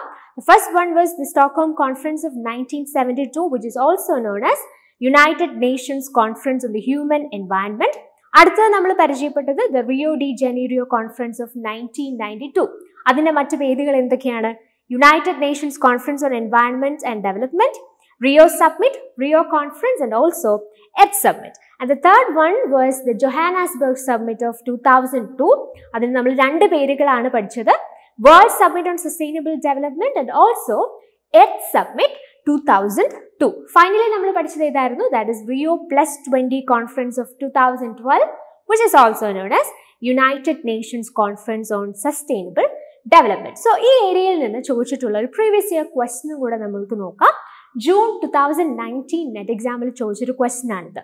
Which one of the following conferences or summit is also known as UN Conference on Sustainable Development അല്ലെങ്കിൽ United Nations conference on sustainable development എന്നറിയപ്പെടുന്ന കോൺഫറൻസ് അല്ലെങ്കിൽ സബ്മിറ്റ് ഏതാണ് എന്നുള്ളതാണ് ക്വസ്റ്റ്യൻസ്. ഓപ്ഷൻസ് ഏതൊക്കെയാണ്? The Stockholm Conference of 1972, the Rio de Janeiro Conference of 1992, the Johannesburg Summit of 2002 and finally the Rio +20 Conference of 2012. അപ്പോൾ UN Conference on Sustainable Development എന്ന പേരുള്ള conference അല്ലെങ്കിൽ submit ചെയ്താണ് നമ്മൾ ഓൾറെഡി പഠിച്ചു കഴിഞ്ഞു. That is option 4, the Rio +20 Conference of 2012. ഇനി നമ്മൾ പ്രാക്ടീസ് സെഷനിലേക്കാണ് പോകുന്നത്. ഞാൻ ഓൾറെഡി പറഞ്ഞതുപോലെ പീപ്പിൾ ആൻഡ് എൻവയൺമെൻറ്റിൽ മാത്രമല്ല, പൊതുവിൽ പേപ്പർ 1 റിലേറ്റഡ് ആയിട്ടുള്ള അല്ലെങ്കിൽ നെറ്റിന് നിങ്ങൾ പ്രിപ്പയർ ചെയ്യുന്ന സമയത്ത് കോൺസെപ്റ്റ് പഠിച്ചതിന് ശേഷം മാക്സിമം ക്വസ്റ്റ്യൻസ് പ്രാക്ടീസ് ചെയ്യുക എന്നുള്ളത് വളരെ ഇമ്പോർട്ടൻ്റ് ആയിട്ടുള്ളൊരു സ്ട്രാറ്റജിയാണ്. എസ്പെഷ്യലി പീപ്പിൾ ആൻഡ് എൻവയൺമെൻറ്റ് പോലൊരു മൊഡ്യൂൾ നിങ്ങൾ എടുക്കുമ്പോൾ കോർ ഏരിയാസ് നന്നായി പഠിക്കുക, അതിൻ്റെ അകത്ത് നിങ്ങൾക്ക് ഓർത്തിരിക്കേണ്ട പോയിന്റ്സ് കൃത്യമായി മനസ്സിലാക്കുക, അതിനുശേഷം പ്രീവിയസ് ഇയർ ക്വസ്റ്റ്യൻസിലൂടെ നിങ്ങൾക്ക് ഒരുപാട് എക്സ്ട്രാ ഇൻഫർമേഷൻ ഗ്യാദർ ചെയ്യാനായിട്ട് അത് ഹെൽപ്പ് ചെയ്യും, അല്ലെങ്കിൽ അത് സഹായകരമാണ്. സോ ഇൻ ദാറ്റ് സെൻസ് നമ്മൾ പ്രാക്ടീസ് സെഷനിലേക്ക് മൂവ് ചെയ്യാണ്. So practice questions with explanation set 1 ആണ് നമ്മൾ ആദ്യമായിട്ട് ചെയ്യുക. സോ ഇതിനകത്ത് നിങ്ങൾ ഓൾറെഡി പഠിച്ചിട്ടുള്ള ഏരിയാസിൽ നിന്നുള്ള ചോദ്യങ്ങൾ കാണും. അതോടൊപ്പം തന്നെ നിങ്ങൾക്ക് അഡീഷണൽ ആയിട്ട് ചില ഇൻഫർമേഷൻ ഗ്യാദർ ചെയ്യാൻ ഹെൽപ്പ് ചെയ്യുന്ന കുറച്ച് ഏരിയാസ് കൂടി ഇതിനകത്ത് ഉണ്ടാവും. So practice questions with explanation set 1. So here you have the first question. Consider the following statements, and you have several statements given here. The Millennium Development Goals were to be achieved by 2015. The Sustainable Development Goal will guide United Nations Development Program policy until 2035. The Sustainable Development Goals came into effect in January 2016. നിങ്ങൾക്ക് പല കോമ്പിനേഷൻസും ഇവിടെ തന്നിട്ടുണ്ട്. So നമുക്ക് തന്നിരിക്കുന്ന ഈ സ്റ്റേറ്റ്മെൻറ്റ്സിൽ നിന്ന് correct ആയിട്ടുള്ള statements identify ചെയ്യുക എന്നുള്ളതാണ് ഈ ക്വസ്റ്റ്യനിൽ നമ്മളോട് ചോദിച്ചിരിക്കുന്നത്. സോ നമ്മൾ അനാലിസിസ് ചെയ്ത സമയത്ത് തന്നെ ഞാൻ ഫസ്റ്റ് ആൻഡ് ഫോർമോസ്റ്റ് നമ്മൾ പഠിച്ചിരിക്കേണ്ടുന്ന ഏരിയ ആയിട്ട് ഐഡൻറ്റിഫൈ ചെയ്തൊരു ഏരിയ ആയിരുന്നു millennium development goals and sustainable development goals. അപ്പോൾ എക്സാംസ് നമ്മളൊന്ന് അനലൈസ് ചെയ്യുമ്പോൾ, ഇതിന് മുമ്പുള്ള എക്സാംസ് അതിൻ്റെ ക്വസ്റ്റ്യൻ പേപ്പേഴ്സ് ഒന്ന് അനലൈസ് ചെയ്യുമ്പോൾ ഈ രണ്ട് ഏരിയാസിൽ നിന്നുള്ള ക്വസ്റ്റ്യൻസ് അത്യാവശ്യം ഫ്രീക്വൻ്റ് ആയിട്ട് എപ്പോഴും നമുക്ക് ചോദിക്കുന്നതാണ്. പീപ്പിൾ ഡെവലപ്മെൻറ്റ് ആൻഡ് എൻവയൺമെൻറ്റ് എന്നുള്ള മോഡ്യൂൾ പലപ്പോഴും അൺഎക്സ്പെക്റ്റഡ് ആയിട്ടുള്ള ചില ഏരിയാസിൽ നിന്നുള്ള ക്വസ്റ്റ്യൻസ് നമുക്ക് പ്രതീക്ഷിക്കാവുന്ന അല്ലെങ്കിൽ അങ്ങനെ കാണുന്ന ഒരു മൊഡ്യൂളാണ്. പക്ഷേ ക്വസ്റ്റ്യൻ പേപ്പർ നമ്മൾ എൻറ്റയർ ആയിട്ട് പ്രീവിയസ് ഇയർ ഒക്കെ ഒന്ന് അനലൈസ് ചെയ്യുമ്പോൾ ഈ ഏരിയാസിൽ നിന്നുള്ള ക്വസ്റ്റ്യൻസ് എല്ലാ എക്സാമിനും അവർ ഫോക്കസ് ചെയ്യുന്നതായിട്ട് നമുക്ക് കാണാനായിട്ട് സാധിക്കും. അപ്പോൾ ഉറപ്പായിട്ടും നിങ്ങൾ സ്കിപ്പ് ചെയ്യുന്നില്ല എന്ന് ഉറപ്പ് വരുത്തേണ്ടുന്ന ഒരു ഏരിയ തന്നെയാണ് millennium development goals and sustainable development goals. Already നമ്മളത് മെൻഷൻ ചെയ്തിരുന്നു. സോ ഇവിടുത്തെ ഫസ്റ്റ് സ്റ്റേറ്റ്മെൻറ്റ് നോക്കിക്കേ, the millennium development goals were to be achieved by 2015. അപ്പോൾ മില്ലേനിയം ഡെവലപ്മെൻറ്റ് ഗോൾസിൽ നമുക്ക് 8 ഗോൾസ് ആണുള്ളത്. അത് ഏതൊക്കെയാണ് എന്നുള്ളത് നമ്മൾ പിന്നീടുള്ള ക്വസ്റ്റ്യൻസിൽ അനലൈസ് ചെയ്യും, അതിനെക്കുറിച്ച് ഡിസ്കസ് ചെയ്യുന്നതായിരിക്കും. സോ ഈ 8 മില്ലേനിയം ഗോൾസ് അച്ചീവ് ചെയ്യാനായിട്ട് വെച്ചിരിക്കുന്ന ടാർഗറ്റ് ഇയർ എന്ന് പറയുന്നത് ഇറ്റ്സ് 2015. അപ്പം എ സ്റ്റേറ്റ്മെൻറ്റ് ശരിയാണ്.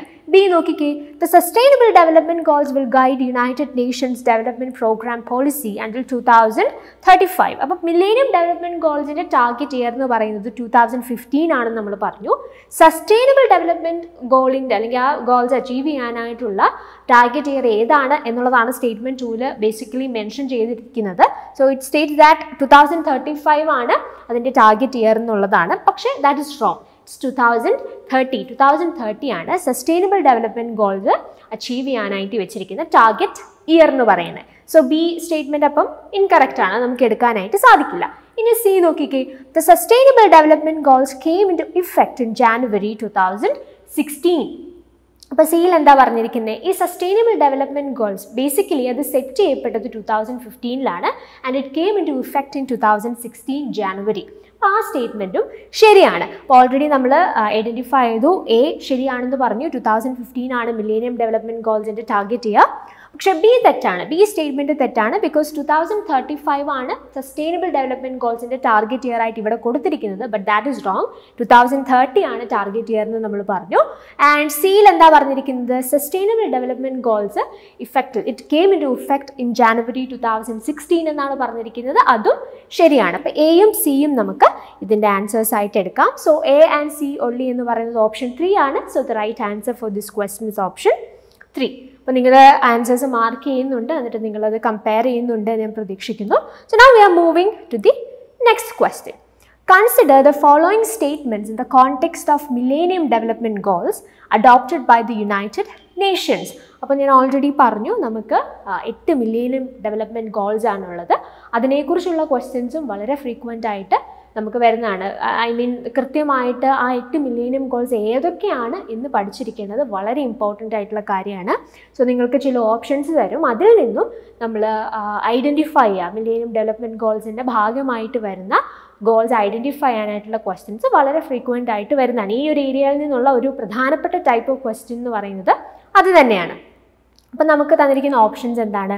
Eradicate extreme poverty and hunger, improve maternal health, responsible conception and protection, reduce child mortality. അപ്പോൾ consider the following statements in the context of millennium development goals adopted by the United Nations. അതാണ് നമ്മളോട് ചോദിച്ചിരിക്കുന്നത്. So നമുക്ക് ആദ്യം ഈ millennium development ഗോൾസിന്റെ ഭാഗമായിട്ട് വരുന്ന goals ഏതൊക്കെയാണ് എന്ന് നോക്കാം. So the first goal is eradicate extreme poverty and hunger. Extreme poverty and hunger eradicate ചെയ്യുക എന്നുള്ളതാണ് മില്ലേനിയം ഡെവലപ്മെന്റ് ഗോൾസിലെ ഗോൾ 1 എന്ന് പറയുന്നത്. 2 is achieve universal primary education. ആ പ്രൈമറി എഡ്യൂക്കേഷൻ എന്നുള്ളത് വളരെ നിങ്ങൾ ഫോക്കസ് ചെയ്ത് ഓർത്തിരിക്കുക. Achieve universal primary education. Promote gender equality and empower women. നാലാമത്തെ goal reduce child mortality. Improve maternal health is the fifth goal. And then we have combat HIV or AIDS, malaria and other diseases, and ensure environmental sustainability, and finally global partnership for development. അപ്പോൾ ഈ 8 എണ്ണമാണ്, 8 goals ആണ് millennium development ഗോൾസിൻ്റെ അണ്ടറിൽ നമുക്ക് വരുന്നത്. So നമ്മൾ ക്വസ്റ്റ്യനിലേക്ക് വരുവാണെന്നുണ്ടെങ്കിൽ ഇതിനകത്ത് നിന്ന് ഈ തന്നിരിക്കുന്ന ഓപ്ഷൻസിൽ മില്ലേനിയം ഡെവലപ്മെൻറ്റ് ഗോൾസിൻ്റെ ഭാഗമായിട്ട് വരുന്ന ഗോൾസ് ഏതൊക്കെയാണെന്ന് ഐഡൻറ്റിഫൈ ചെയ്യുക എന്നുള്ളതാണ് ബേസിക്കലി നമ്മളോട് ക്വസ്റ്റ്യനിൽ പറഞ്ഞിരിക്കുന്നത്. Eradicate extreme poverty and hunger, that is goal 1 അല്ലേ. അപ്പോൾ അത് നമുക്ക് എടുക്കാം, ഓപ്ഷൻ എ എടുക്കാം. Improve maternal health. Maternal health improve ചെയ്യാന്ന് പറയുന്നത് ഗോൾ 5 ആണ്. So that is also associated with millennium development goals. ഇനി reduce child mortality. Reduce child mortality എന്ന് പറയുന്നത് ഗോൾ 4 ആണ്. Reduce child mortality is goal 4, അതും എടുക്കാം. റെസ്പോൺസിബിൾ കൺസെപ്ഷൻ ആൻഡ് പ്രൊട്ടക്ഷൻ എന്ന് പറയുന്ന ഒരു ഗോള് നിങ്ങൾക്ക് ഇവിടെ കാണാനായിട്ട് സാധിക്കുന്നുണ്ട് ഈ കൊടുത്തിരിക്കുന്ന 8 ഗോൾസിൽ. അത് നിങ്ങൾക്ക് ഇവിടെ ഇല്ല അല്ലേ. That is not associated with millennium development goals. അപ്പോൾ അങ്ങനെയാണെങ്കിൽ ഓപ്ഷൻ സി നിങ്ങൾക്ക് ഇതിൽ നിന്ന് എലിമിനേറ്റ് ചെയ്ത് കളയാം. That is not associated with millennium development goals. അപ്പോൾ ഏതൊക്കെയാണ് നമുക്ക് എടുക്കാൻ പറ്റുന്നത്? A, B and D. A, B, D എന്ന് പറയുന്ന ഓപ്ഷൻ ഏതാ? That is option 3. So the right answer for this question is option 3. Moving to the next question. Identify the sustainable development goals from the list given below. അപ്പോൾ millennium development goals പോലെ തന്നെ sustainable development ഗോൾസിൻ്റെ അണ്ടറിൽ വരുന്ന goals ഏതൊക്കെയാണ്, അതിനകത്ത് ഉൾപ്പെട്ടിട്ടുള്ള കാര്യങ്ങൾ, focus areas ഏതൊക്കെയാണ് എന്നുള്ളത് വളരെ പ്രധാനപ്പെട്ട ഒരു ഏരിയ തന്നെയാണ്. ഞാൻ മുമ്പേ പറഞ്ഞതുപോലെ നമുക്ക് ഓപ്ഷൻസ് തന്നിട്ട് അതിൽ നിന്ന് ഐഡൻറ്റിഫൈ ചെയ്യുക, സസ്റ്റൈനബിൾ ഡെവലപ്മെൻറ്റ് ഗോൾസിൻ്റെ ഭാഗമായിട്ട് വരുന്നത് ഏതൊക്കെയാണെന്ന് ഐഡൻറ്റിഫൈ ചെയ്യുക എന്നുള്ള രീതിയിൽ ക്വസ്റ്റ്യൻസ് നമുക്ക് പ്രതീക്ഷിക്കാം. അപ്പോൾ ഇവിടെ തന്നിരിക്കുന്ന ഓപ്ഷൻസ് ഏതൊക്കെയാണ്? Zero hunger, quality education, universal primary education, clean water and sanitation, green agriculture and climate action. So ഇതാണ് നമ്മളുടെ സസ്റ്റൈനബിൾ ഡെവലപ്മെൻറ്റ് ഗോൾസ് എന്ന് പറയുന്നത്. ഇതിനെ നമ്മൾ ഗ്ലോബൽ ഗോൾസ് എന്ന് വിളിക്കാറുണ്ട്. 17 ഗോൾസ് ആണ് നമുക്കിവിടെ കാണാനായിട്ട് സാധിക്കുന്നത്. അപ്പോൾ എന്തൊക്കെയാണ് ഇതിനകത്ത് കൊടുത്തിരിക്കുന്നതെന്ന് ജസ്റ്റ് നമുക്ക് നോക്കാം. No poverty, no hunger, good health, quality education, gender equality, clean water and sanitation. Then we have clean energy, good jobs and economic growth, innovation and infrastructure, reduced inequalities, sustainable cities and communities, responsible consumption, protect the planet, life below water, life on land, and peace and justice. And finally, you have partnerships for the goals. അപ്പോൾ ഇത്രയുമാണ് sustainable development ഗോൾസിൻ്റെ ഭാഗമായിട്ട് വരുന്ന goals എന്ന് പറയുന്നത്. ഇനി നമുക്ക് ഇതിലേക്ക് ഒന്നും കൂടെ വന്ന് നോക്കാം. അപ്പോൾ ഇതിനകത്ത് നമുക്ക് എടുക്കാൻ പറ്റുന്ന ഓപ്ഷൻസ് ഏതൊക്കെയാണ് സസ്റ്റൈനബിൾ ഡെവലപ്മെൻറ്റുമായിട്ട് ബന്ധപ്പെട്ട് നോക്കാം. സോ ഈ ഓപ്ഷൻസ് നിങ്ങൾ ശ്രദ്ധിക്കുമ്പോൾ യൂണിവേഴ്സൽ പ്രൈമറി എഡ്യൂക്കേഷൻ എന്ന് പറയുന്ന ഒരു ഗോള് ബേസിക്കലി സസ്റ്റൈനബിൾ ഡെവലപ്മെൻറ്റിൻ്റെ ഭാഗമാണെങ്കിൽ സസ്റ്റൈനബിൾ ഡെവലപ്മെൻറ്റ് ഗോൾസിൻ്റെ ഭാഗമായിട്ട് വരുന്നില്ല. പ്രൈമറി എഡ്യൂക്കേഷൻ എന്നുള്ളത് ഫോക്കസ് ചെയ്തിരുന്നത് മില്ലേനിയം ഡെവലപ്മെൻറ്റ് ഗോൾസിലായിരുന്നു. ഗുഡ് എഡ്യൂക്കേഷൻ എന്ന് പറയുന്നത് സസ്റ്റൈനബിൾ ഡെവലപ്മെൻറ്റ് ഗോൾസിൻ്റെ പ്രധാനപ്പെട്ട ഒരു ഫോക്കസ് ആണ്. പ്രൈമറി എഡ്യൂക്കേഷന് എംഫസിസ് കൊടുക്കുന്നത് മില്ലേനിയം ഡെവലപ്മെൻറ്റ് ഗോൾസ് ആണ്. അപ്പം അങ്ങനെയാണെങ്കിൽ നിങ്ങൾക്ക് ആ ഒരു ഓപ്ഷൻ സ്കിപ്പ് ചെയ്യാനായിട്ട് സാധിക്കുമല്ലോ. യൂണിവേഴ്സൽ പ്രൈമറി എഡ്യൂക്കേഷൻ എന്നുള്ളത് നമുക്ക് സ്കിപ്പ് ചെയ്യാം. പിന്നെ ഗ്രീൻ അഗ്രികൾച്ചർ എന്ന് പറയുന്ന ഒരു ഓപ്ഷൻ നിങ്ങൾക്ക് ഇവിടെ കാണാനായിട്ട് സാധിക്കുന്നുണ്ട്. ഗ്രീൻ അഗ്രികൾച്ചർ എന്നൊരു ഓപ്ഷൻ, അതും നമുക്ക് ഇവിടെ ഓപ്ഷൻസിൽ അല്ലെങ്കിൽ സസ്റ്റൈനബിൾ ഡെവലപ്മെൻറ്റ് ഗോൾസിൻ്റെ ഭാഗമായിട്ട് അങ്ങനെ ഒരു ഗോളും നമുക്ക് കാണാനായിട്ട് സാധിക്കുന്നില്ല. അപ്പോൾ 3ഉം 5ഉം നമുക്ക് ഇതിനകത്ത് നിന്ന് കളയാമല്ലോ. അപ്പോൾ 3ഉം 5ഉം ഇല്ലാത്ത ഓപ്ഷൻ നോക്കിയാൽ മതി ഇതിനകത്ത് നിന്ന്. സോ 3ഉം 5ഉം ഇല്ലാത്ത ഓപ്ഷൻ ഏതാണ്? ഓപ്ഷൻ 4 ആണ്. 1, 2, 4 and 6. So the right answer four this question is option 4. ബാക്കി അതിനകത്ത് തന്നിരിക്കുന്ന ആ 2 ഓപ്ഷൻസ് എലിമിനേറ്റ് ചെയ്താൽ ബാക്കി അതിൽ തന്നിരിക്കുന്നതെല്ലാം സസ്റ്റൈനബിൾ ഡെവലപ്മെൻറ്റ് ഗോൾസിൻ്റെ ഭാഗമായിട്ട് വരുന്ന ഗോൾസ് തന്നെയാണ്. ഓൾറൈറ്റ്. അപ്പോൾ ആ രീതിയിൽ ഈ ഒരു ഏരിയ നിങ്ങൾ പഠിക്കാനായിട്ട് പ്രത്യേകം ശ്രദ്ധിക്കാം. ഇനി വേറെ ഒരു ക്വസ്റ്റ്യൻ, ഈ ഒരു ഏരിയ കുറച്ചും കൂടെ ഒന്ന് തറവാവാൻ വേണ്ടി നമുക്ക് വേറൊരു ക്വസ്റ്റ്യനും കൂടെ നോക്കാം. Which of the following is not a sustainable development goal? അപ്പോൾ ഇതിനകത്ത് നമുക്ക് 4 ഓപ്ഷൻ തന്നിട്ടുണ്ട്. ഇതിനകത്തുനിന്ന് സസ്റ്റൈനബിൾ ഡെവലപ്മെൻറ്റ് ഗോൾ അല്ലാത്തത് ഐഡൻറ്റിഫൈ ചെയ്യുക എന്നുള്ളതാണ് ക്വസ്റ്റ്യൻ. അപ്പോൾ മുമ്പേ നമ്മൾ ചെയ്ത് എന്തായിരുന്നു, സസ്റ്റൈനബിൾ ഡെവലപ്മെൻറ്റ് ഗോൾസിൻ്റെ ഭാഗമായിട്ട് വരുന്ന ഗോൾസ് ഏതൊക്കെയാണെന്ന് കണ്ടെത്തുക എന്നുള്ളതായിരുന്നു മുമ്പത്തെ ക്വസ്റ്റ്യൻ. പക്ഷേ ഈ ക്വസ്റ്റ്യനിൽ സസ്റ്റൈനബിൾ ഡെവലപ്മെൻറ്റ് ഗോൾസിൻ്റെ ഭാഗമല്ലാത്ത ഓപ്ഷൻ ഏത് എന്ന് ഐഡൻറ്റിഫൈ ചെയ്യാനാണ് പറഞ്ഞിരിക്കുന്നത്. So you have the options gender equity, climate action, protection of ozone layer, life below water. അപ്പോൾ ഇപ്പം നിങ്ങൾക്ക് കൃത്യമായിട്ട് ആ 17 ഗോൾസ് എന്തൊക്കെയാണെന്ന് അറിയാം അല്ലേ? അപ്പോൾ ഏതായിരിക്കും ഇതിൻ്റെ right answer? That is option 3, protection of ozone layer എന്ന് പറയുന്നത് നമ്മൾ സസ്റ്റൈനബിൾ ഡെവലപ്മെൻറ്റ് ഗോൾസിൽ കൺസിഡർ ചെയ്യുന്ന ഒരു ഗോളല്ല, അല്ലെങ്കിൽ അതിൽ അങ്ങനെ ഒരു ഗോൾ മെൻഷൻ ചെയ്തിട്ടില്ല. സോ നമ്മളോട് ചോദിച്ചിരിക്കുന്നത് എന്താ, സസ്റ്റൈനബിൾ ഡെവലപ്മെൻറ്റ് ഗോൾസ് അല്ലാത്തത് ഇതിൽ നിന്ന് കണ്ടെത്തുക എന്നുള്ളതാണ് question. So the right answer for this question is option 3. Now we are moving to the next question. Montreal Protocol aims at.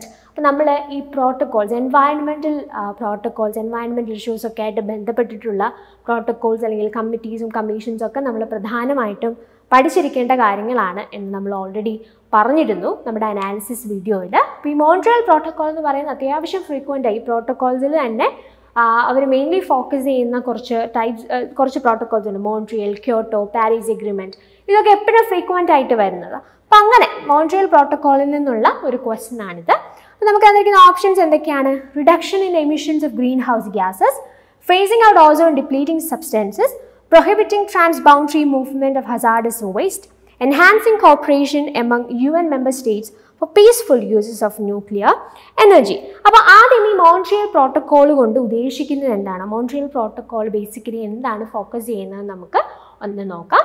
അപ്പോൾ 1970s ഈ ക്ലോറോഫ്ലൂറോ കാർബൺ CFCs നമുക്ക് കോമൺ ആയിട്ട് പരിചയമുള്ള ഒരു ടേം ആയിരിക്കും അല്ലേ? അപ്പോൾ CFCs ആക്ച്വലി ഓസോണെ ഡിസ്ട്രോയ് ചെയ്യുന്നുണ്ട് എന്ന് 1970s പഠനങ്ങൾ വരികയും അതിനകത്ത് തെളിയിക്കപ്പെടുകയും ചെയ്തു.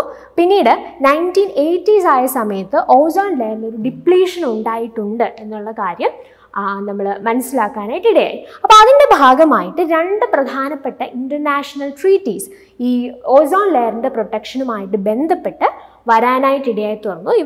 ഈ രണ്ട് ഇൻ്റർനാഷണൽ ട്രീറ്റീസും UNEPയുടെ അണ്ടറിലാണ് വരുന്നത്, United Nations environment programme.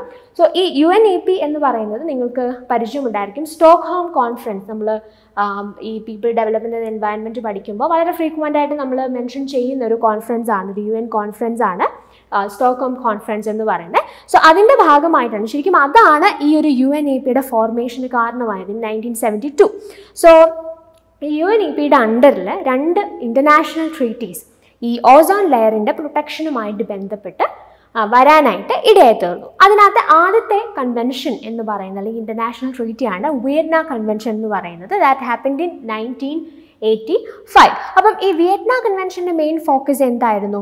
Objective of the Vienna convention is to preserve human health and to protect the environment from any harmful effects of the depletion of the ozone layer. അപ്പം ഇതിനകത്ത് Vienna കൺവെൻഷനും അതുപോലെ Montreal പ്രോട്ടോക്കോളും രണ്ടും focus ചെയ്തിരുന്നത് ozone ലെയറിൻ്റെ protection എന്നുള്ള കാര്യത്തിൽ തന്നെയായിരുന്നു. So basically എൻവയൺമെൻറ്റിൽ ഉണ്ടാവുന്ന പ്രശ്നങ്ങൾ, അതായത് ഓസോൺ ഡിപ്ലീഷൻ മൂലം എൻവയൺമെൻറ്റിന് സംഭവിക്കുന്ന ഹാർംഫുൾ എഫക്ട്സിനെ അഡ്രസ്സ് ചെയ്യുക, അതുപോലെ തന്നെ ഹ്യൂമൻ ഹെൽത്തിനെ പ്രിസർവ് ചെയ്യുക എന്നുള്ളതൊക്കെയായിരുന്നു വിയന്ന കൺവെൻഷൻ്റെ ഫോക്കസ് ഏരിയ. അതുപോലെ തന്നെ പിന്നീട് വന്ന ഒരു ഇൻ്റർനാഷണൽ ട്രീറ്റി ആയിരുന്നു 1987 മോൺട്രിയൽ പ്രോട്ടോക്കോൾ എന്ന് പറയുന്നത്. ഓക്കെ, അപ്പോൾ ഇവിടെ ഈ മോൺട്രിയൽ പ്രോട്ടോക്കോളിൽ ഇവർ ഫോക്കസ് ചെയ്തിരുന്ന കാര്യം ബേസിക്കലി ഓസോൺ ലെയറിൻ്റെ ഡിപ്ലീഷനാണ് നമ്മൾ അഡ്രസ്സ് ചെയ്യുന്ന ഇഷ്യൂ ഇവിടെ. അപ്പോൾ അതുമായിട്ട് ബന്ധപ്പെട്ട് ഈ ഓസോൺ ലെയറിനെ എങ്ങനെ നമുക്ക് റിപ്പയർ ചെയ്യാം, ഈ ഒരു ഡിപ്ലീഷൻ സംഭവിച്ചു, അപ്പോൾ അതിനെ റിപ്പയർ ചെയ്യാനായിട്ട് ഓസോൺ ഡിപ്ലീറ്റിംഗ് സബ്സ്റ്റൻസസുകളുടെ ഉപയോഗം അല്ലെങ്കിൽ അതിൻ്റെ പ്രൊഡക്ഷനൊക്കെ റെഡ്യൂസ് ചെയ്യുക എന്നുള്ള ഒരു സൊല്യൂഷനാണ് മോൺട്രിയൽ പ്രോട്ടോക്കോൾ മുമ്പോട്ട് വെക്കാനായിട്ട് ഇടയായിത്തീർന്നത്. അപ്പോൾ ഇവിടെ ഒരു ലിസ്റ്റ് ഓഫ് ഓസോൺ ഡിപ്ലീറ്റിംഗ് അല്ലെങ്കിൽ ഓസോൺ ഡിപ്ലീഷന് കാരണമാകുന്ന സബ്സ്റ്റൻസുകളുടെ ഒരു ലിസ്റ്റ് ഞാൻ ജസ്റ്റ് മെൻഷൻ ചെയ്തിട്ടുണ്ട്. CFC, അതുപോലെ കാർബൺ ടെട്രാക്ലോറൈഡ്, ഹാലോൺസ്, ഇതെല്ലാം ഓസോൺ ഡിപ്ലീറ്റിംഗ് സബ്സ്റ്റൻസസ് ആണ്, ഓസോൺ ഡിപ്ലീഷന് കാരണമാകുന്ന വസ്തുക്കളാണ്, സബ്സ്റ്റൻസസ് ആണ്. മോൺട്രിയൽ പ്രോട്ടോക്കോൾ ബേസിക്കലി ഫോക്കസ് ചെയ്ത് എന്തായിരുന്നു? ഈ ഓസോൺ ലെയറിൻ്റെ പ്രൊട്ടക്ഷൻ അല്ലെങ്കിൽ ഓസോൺ ലെയറിനെ നമ്മൾ റിപ്പയർ ചെയ്തുകൊണ്ട് വരിക, how we can do that, ഇങ്ങനെയുള്ള ഓസോൺ ഡിപ്ലീറ്റിംഗ് സബ്സ്റ്റൻസുകളുടെ പ്രൊഡക്ഷനും ഉപയോഗവും റെഡ്യൂസ് ചെയ്യുക, അതായിരുന്നു മോൺട്രിയൽ പ്രോട്ടോക്കോളിൻ്റെ മെയിൻ ആയിട്ടുള്ള ഫോക്കസ്. അപ്പം നിങ്ങൾക്ക് കാര്യങ്ങൾ മനസ്സിലായില്ലേ? അപ്പോൾ നമ്മൾ പറഞ്ഞു ഓസോൺ ലെയറിനുണ്ടാകുന്ന ഇങ്ങനെയുള്ള പ്രശ്നങ്ങളുമായിട്ട് റിലേറ്റ് ചെയ്ത് ആ ഇഷ്യൂവിനെ അഡ്രസ്സ് ചെയ്യാനായിട്ടുണ്ടായ 2 പ്രധാനപ്പെട്ട ഇൻ്റർനാഷണൽ ട്രീറ്റീസാണ് നമ്മൾ ഡിസ്കസ് ചെയ്തത്. Vienna convention and Montreal protocol. അങ്ങനെയാണെങ്കിൽ ഇനി ഈ ക്വസ്റ്റ്യനിലേക്ക് ഒന്ന് തിരിച്ചു വന്നേ. Montreal protocol aims at, options നോക്കുക. Reduction in emissions of greenhouse gases, phasing out ozone depleting substances, prohibiting transboundary movement of hazardous waste, enhancing cooperation among UN member states for peaceful uses of nuclear energy. Montreal എന്ന word അല്ലെങ്കിൽ Montreal protocol എന്ന് നിങ്ങൾ കാണുമ്പോൾ തന്നെ അതിനെ associate ചെയ്ത് വെക്കേണ്ട വേർഡാണ് ഓസോൺ ഡിപ്ലീഷൻ അല്ലെങ്കിൽ ഓസോൺ ലെയർ എന്നൊക്കെയുള്ളത്. അപ്പം എക്സാമിൻ്റെ സമയത്തും നിങ്ങൾക്ക് മോൺട്രിയൽ പ്രോട്ടോകോൾ റിലേറ്റഡ് ആയിട്ടുള്ളൊരു ക്വസ്റ്റ്യൻ വന്നാൽ ഓസോൺ ലെയർ എന്നുള്ള ഓപ്ഷൻ അവിടെ ഉണ്ടോ എന്ന് നോക്കുക, and you can opt that option. അപ്പോൾ ഇതിൻ്റെ റൈറ്റ് ആൻസർ ഏതാണ്? Option 2, phasing out ozone depleting substances. Alright, ഇനി മറ്റൊരു പ്രധാനപ്പെട്ട ടൈപ്പ് ഓഫ് ക്വസ്റ്റ്യൻ ആണ് ഈ ഏരിയയിൽ നിന്ന് വരുന്നത് തന്നെ. Match the following question. നമുക്ക് ഇൻ്റർനാഷണൽ അഗ്രിമെൻറ്റ്സ് അല്ലെങ്കിൽ ഇങ്ങനെയുള്ള പ്രോട്ടോകോൾസ് ഒക്കെ തരും. അതിനകത്ത് മെയിൻലി അവർ ഫോക്കസ് ചെയ്തിരുന്ന ഏരിയ അല്ലെങ്കിൽ അവർ അഡ്രസ്സ് ചെയ്യുന്ന ഏരിയ എന്താണ്, അല്ലെങ്കിൽ അതിൻ്റെ ഭാഗമായിട്ട് വന്നിട്ടുള്ള പ്രൊവിഷൻസ് എന്തൊക്കെയാണ്, അങ്ങനെയുള്ള കാര്യങ്ങൾ മെയിനായിട്ടും ഈ ഒരു ഏരിയയിൽ നിന്ന് ചോദിക്കാനായിട്ട് സാധ്യതയുണ്ട്. അപ്പോൾ നിങ്ങൾ ഈ ഒരു ക്വസ്റ്റ്യനിലെ ഓപ്ഷൻസ് നോക്കിയാൽ നമുക്ക് ക്യോട്ടോ പ്രോട്ടോകോൾ ഉണ്ട്, പാരീസ് എഗ്രിമെൻ്റ് ഉണ്ട്, റിയോ സബ്മിറ്റ് ഉണ്ട്, അതുപോലെ ഇൻ്റർനാഷണൽ സോളാർ അലയൻസ് ഉണ്ട്. പ്രൊവിഷൻസിൽ എന്താ പറഞ്ഞേക്കുന്നത്? Convention on biodiversity, affordable reliable clean energy, nationally determined contributions, joint implementation. അപ്പോൾ ഇതിനകത്ത് ഓരോ എഗ്രിമെൻറ്റ്സും ഇതിൽ ഏതുമായിട്ട് കണക്ട് ചെയ്ത് നിൽക്കുന്നു അല്ലെങ്കിൽ ഏതുമായിട്ട് നമുക്ക് കണക്ട് ചെയ്യാം എന്ന് പറയുന്നതിന് മുമ്പ് ജസ്റ്റ് നമുക്ക് ഈ ഒരു എഗ്രിമെൻറ്റ്സ് തമ്മിൽ ഉള്ള ബന്ധം എന്താണ്, അല്ലെങ്കിൽ നമുക്ക് ഇതിനകത്ത് പ്രധാനപ്പെട്ട ഫാക്ടേഴ്സ് നമ്മൾ ഓർത്തിരിക്കേണ്ട പ്രധാനപ്പെട്ട കാര്യങ്ങൾ എന്തൊക്കെയാണ് എന്നൊന്ന് ജസ്റ്റ് ഡിസ്കസ് ചെയ്യാം. സോ ആദ്യം നമ്മൾ അറിയേണ്ട കാര്യം എർത്ത് സബ്മിറ്റിനെ കുറിച്ചാണ്, വിച്ച് ഹാപ്പൻഡ് ഇൻ 1992. അപ്പോൾ എർത്ത് സബ്മിറ്റ് എന്ന് നമ്മൾ വിളിക്കുന്ന അല്ലെങ്കിൽ ഏത് UN കോൺഫറൻസിനെയാണ് നമ്മൾ ഈ 1992 എർത്ത് സബ്മിറ്റ് അല്ലെങ്കിൽ റിയോ സബ്മിറ്റ് എന്ന് വിളിക്കുന്നത്? That is United Nations conference on environment and development. അതാണ് ഈ എർത്ത് സബ്മിറ്റ് 1992 എന്ന് പറയുന്നത്, അല്ലെങ്കിൽ റിയോ സബ്മിറ്റ് എന്ന് നമ്മൾ വിളിക്കുന്നത്. ഓക്കെ, അപ്പോൾ എന്തുകൊണ്ടാണ് ഇത് റിയോ സബ്മിറ്റ് എന്ന് അറിയപ്പെടാൻ കാരണം? ബിക്കോസ് അത് ഈ ഒരു കോൺഫറൻസ് നടന്നത് റിയോ ഡി ജനീറോ, ബ്രസീലിലുള്ള ആ സ്ഥലത്തായതുകൊണ്ടാണ് ഇതിനെ റിയോ സബ്മിറ്റ് എന്ന് നമ്മൾ കോമൺ ആയിട്ട് പറയാറുള്ളത്. അപ്പോൾ ഇതിൻ്റെ മെയിൻ ഫോക്കസ് എന്തായിരുന്നു? To reconcile world wide economic development with protection of environment. Environment പ്രൊട്ടക്ഷനോടൊപ്പം തന്നെ വേൾഡ് വൈഡ് ആയിട്ടുള്ള എക്കണോമിക് ഡെവലപ്മെൻറ്റും ഈ ഒരു എർത്ത് സബ്മിറ്റിൻ്റെ മെയിനായിട്ടുള്ള ഫോക്കസ് ആയിരുന്നു. അപ്പം ഈ എർത്ത് സബ്മിറ്റിൻ്റെ ഭാഗമായിട്ട് 2 പ്രധാനപ്പെട്ട എഗ്രിമെൻറ്റ്സ് സൈൻ ചെയ്യപ്പെടുകയുണ്ടായി. പ്രധാനപ്പെട്ട കേട്ടോ, എക്സാം പോയിന്റ് ഓഫ് വ്യൂവിൽ നമ്മൾ വളരെ പ്രധാനമായിട്ട് ഓർത്തിരിക്കേണ്ട 2 എഗ്രിമെൻറ്റ്സ് ഈ ഒരു എർത്ത് സബ്മിറ്റിൻ്റെ ഭാഗമായിട്ട് സൈൻ ചെയ്യപ്പെട്ട എഗ്രിമെൻറ്റ്സ് ഏതൊക്കെയാണ് എന്നുള്ളതാണ് ഇനി നമ്മൾ നോക്കാൻ പോകുന്നത്. അതിൽ ഒന്നാമത്തെ എഗ്രിമെൻ്റ് ആയിരുന്നു convention on biological diversity or biodiversity treaty. അപ്പോൾ ഞാൻ പറഞ്ഞു എർത്ത് സബ്മിറ്റ് 1992 നടന്ന എർത്ത് സബ്മിറ്റിൻ്റെ ഭാഗമായിട്ട് സൈൻ ചെയ്യപ്പെട്ട 2 പ്രധാനപ്പെട്ട എഗ്രിമെൻറ്റ്സ്, അതാണ് നമ്മൾ ഡിസ്കസ് ചെയ്യുന്നത്. അതിലൊന്ന് convention on biological diversity or biodiversity treaty. Basically എന്താ? ബയോഡൈവേഴ്സിറ്റി കൺസർവ് ചെയ്യുക, അതുമായിട്ട് ബന്ധപ്പെട്ട് അല്ലെങ്കിൽ അതിനെ ഫോക്കസ് ചെയ്യുന്നൊരു എഗ്രിമെൻ്റ് ആണ് convention on biological diversity or biodiversity treaty എന്ന് പറയുന്നത്. രണ്ടാമത്തെ എഗ്രിമെൻ്റ് ഏതാണ്? United Nations framework convention on climate change. നമ്മളതിനെ ഷോർട്ടായിട്ട് UNFCCC എന്ന് വിളിക്കും. United Nations framework convention on climate change, global warming convention എന്നും ഇതിനെ പറയാറുണ്ട്. അപ്പം ഇതിൻ്റെ മെയിനായിട്ടുള്ള ഫോക്കസ് എന്തായിരുന്നു? നമുക്കറിയാം ഗ്രീൻ ഹൗസ് ഗ്യാസസ് അല്ലേ. ഗ്രീൻ ഹൗസ് ഗ്യാസസ് എന്ന് പറഞ്ഞാൽ എന്താണ്? ഗ്രീൻ ഹൗസ് ഗ്യാസസിൻ്റെ കൊണ്ടുണ്ടാകുന്ന അല്ലെങ്കിൽ ഗ്രീൻ ഹൗസ് ഗ്യാസസ് അറ്റ്മോസ്ഫിയറിൽ ഒരുപാട് കൂടിക്കഴിഞ്ഞാൽ that will lead to global warming അല്ലേ. അപ്പോൾ ഈ ഗ്രീൻ ഹൗസ് ഗ്യാസസിൻ്റെ എമിഷൻ റെഡ്യൂസ് ചെയ്യുക എന്നുള്ളതായിരുന്നു UNFCCCയുടെ മെയിൻ ആയിട്ടുള്ള ഫോക്കസ് എന്ന് പറഞ്ഞത്. ബേസിക്കലി ക്ലൈമറ്റ് ചേഞ്ച് ആണ് അവർ ഫോക്കസ് ചെയ്യുന്നത്. ക്ലൈമറ്റ് ചേഞ്ച് എന്ന് പറയുമ്പോൾ ഈ ഗ്ലോബൽ വാർമിംഗ് ടെമ്പറേച്ചർ ഇങ്ങനെ ഒരുപാട് ഇൻക്രീസ് ചെയ്യുന്നു, ഗ്ലോബൽ വാർമിംഗ് കൂടുന്നു. അത് റിഡ്യൂസ് ചെയ്യാൻ എന്താ നമുക്ക് ചെയ്യാനായിട്ട് പറ്റുന്നത്? ഗ്രീൻ ഹൗസ് ഗ്യാസസിൻ്റെ എമിഷൻ മാക്സിമം കുറയ്ക്കാനായിട്ട് ശ്രമിക്കുക. അതായിരുന്നു UNFCCCയുടെ മെയിൻ ആയിട്ടുള്ള ഫോക്കസ് എന്ന് പറയുന്നത്. സോ അതിൻ്റെ ഭാഗമായിട്ട് അതിൻ്റെ അമെൻഡ്മെൻ്റ് ആയിട്ട് വന്നിട്ടുള്ള 2 പ്രധാനപ്പെട്ട എഗ്രിമെൻറ്റ്സ് അല്ലെങ്കിൽ പ്രോട്ടോകോൾസ് ആണ് ക്യോട്ടോ പ്രോട്ടോകോളും പാരീസ് എഗ്രിമെൻ്റ് ഓൺ ക്ലൈമറ്റ് ചേഞ്ചും. അപ്പോൾ എന്ന് പറഞ്ഞാൽ ഞാൻ ഓൾറെഡി പറഞ്ഞു UNFCCC എന്ന് പറയുന്നത് മെയിനായിട്ട് അവർ ഫോക്കസ് ചെയ്യുന്നത് എന്താണ്?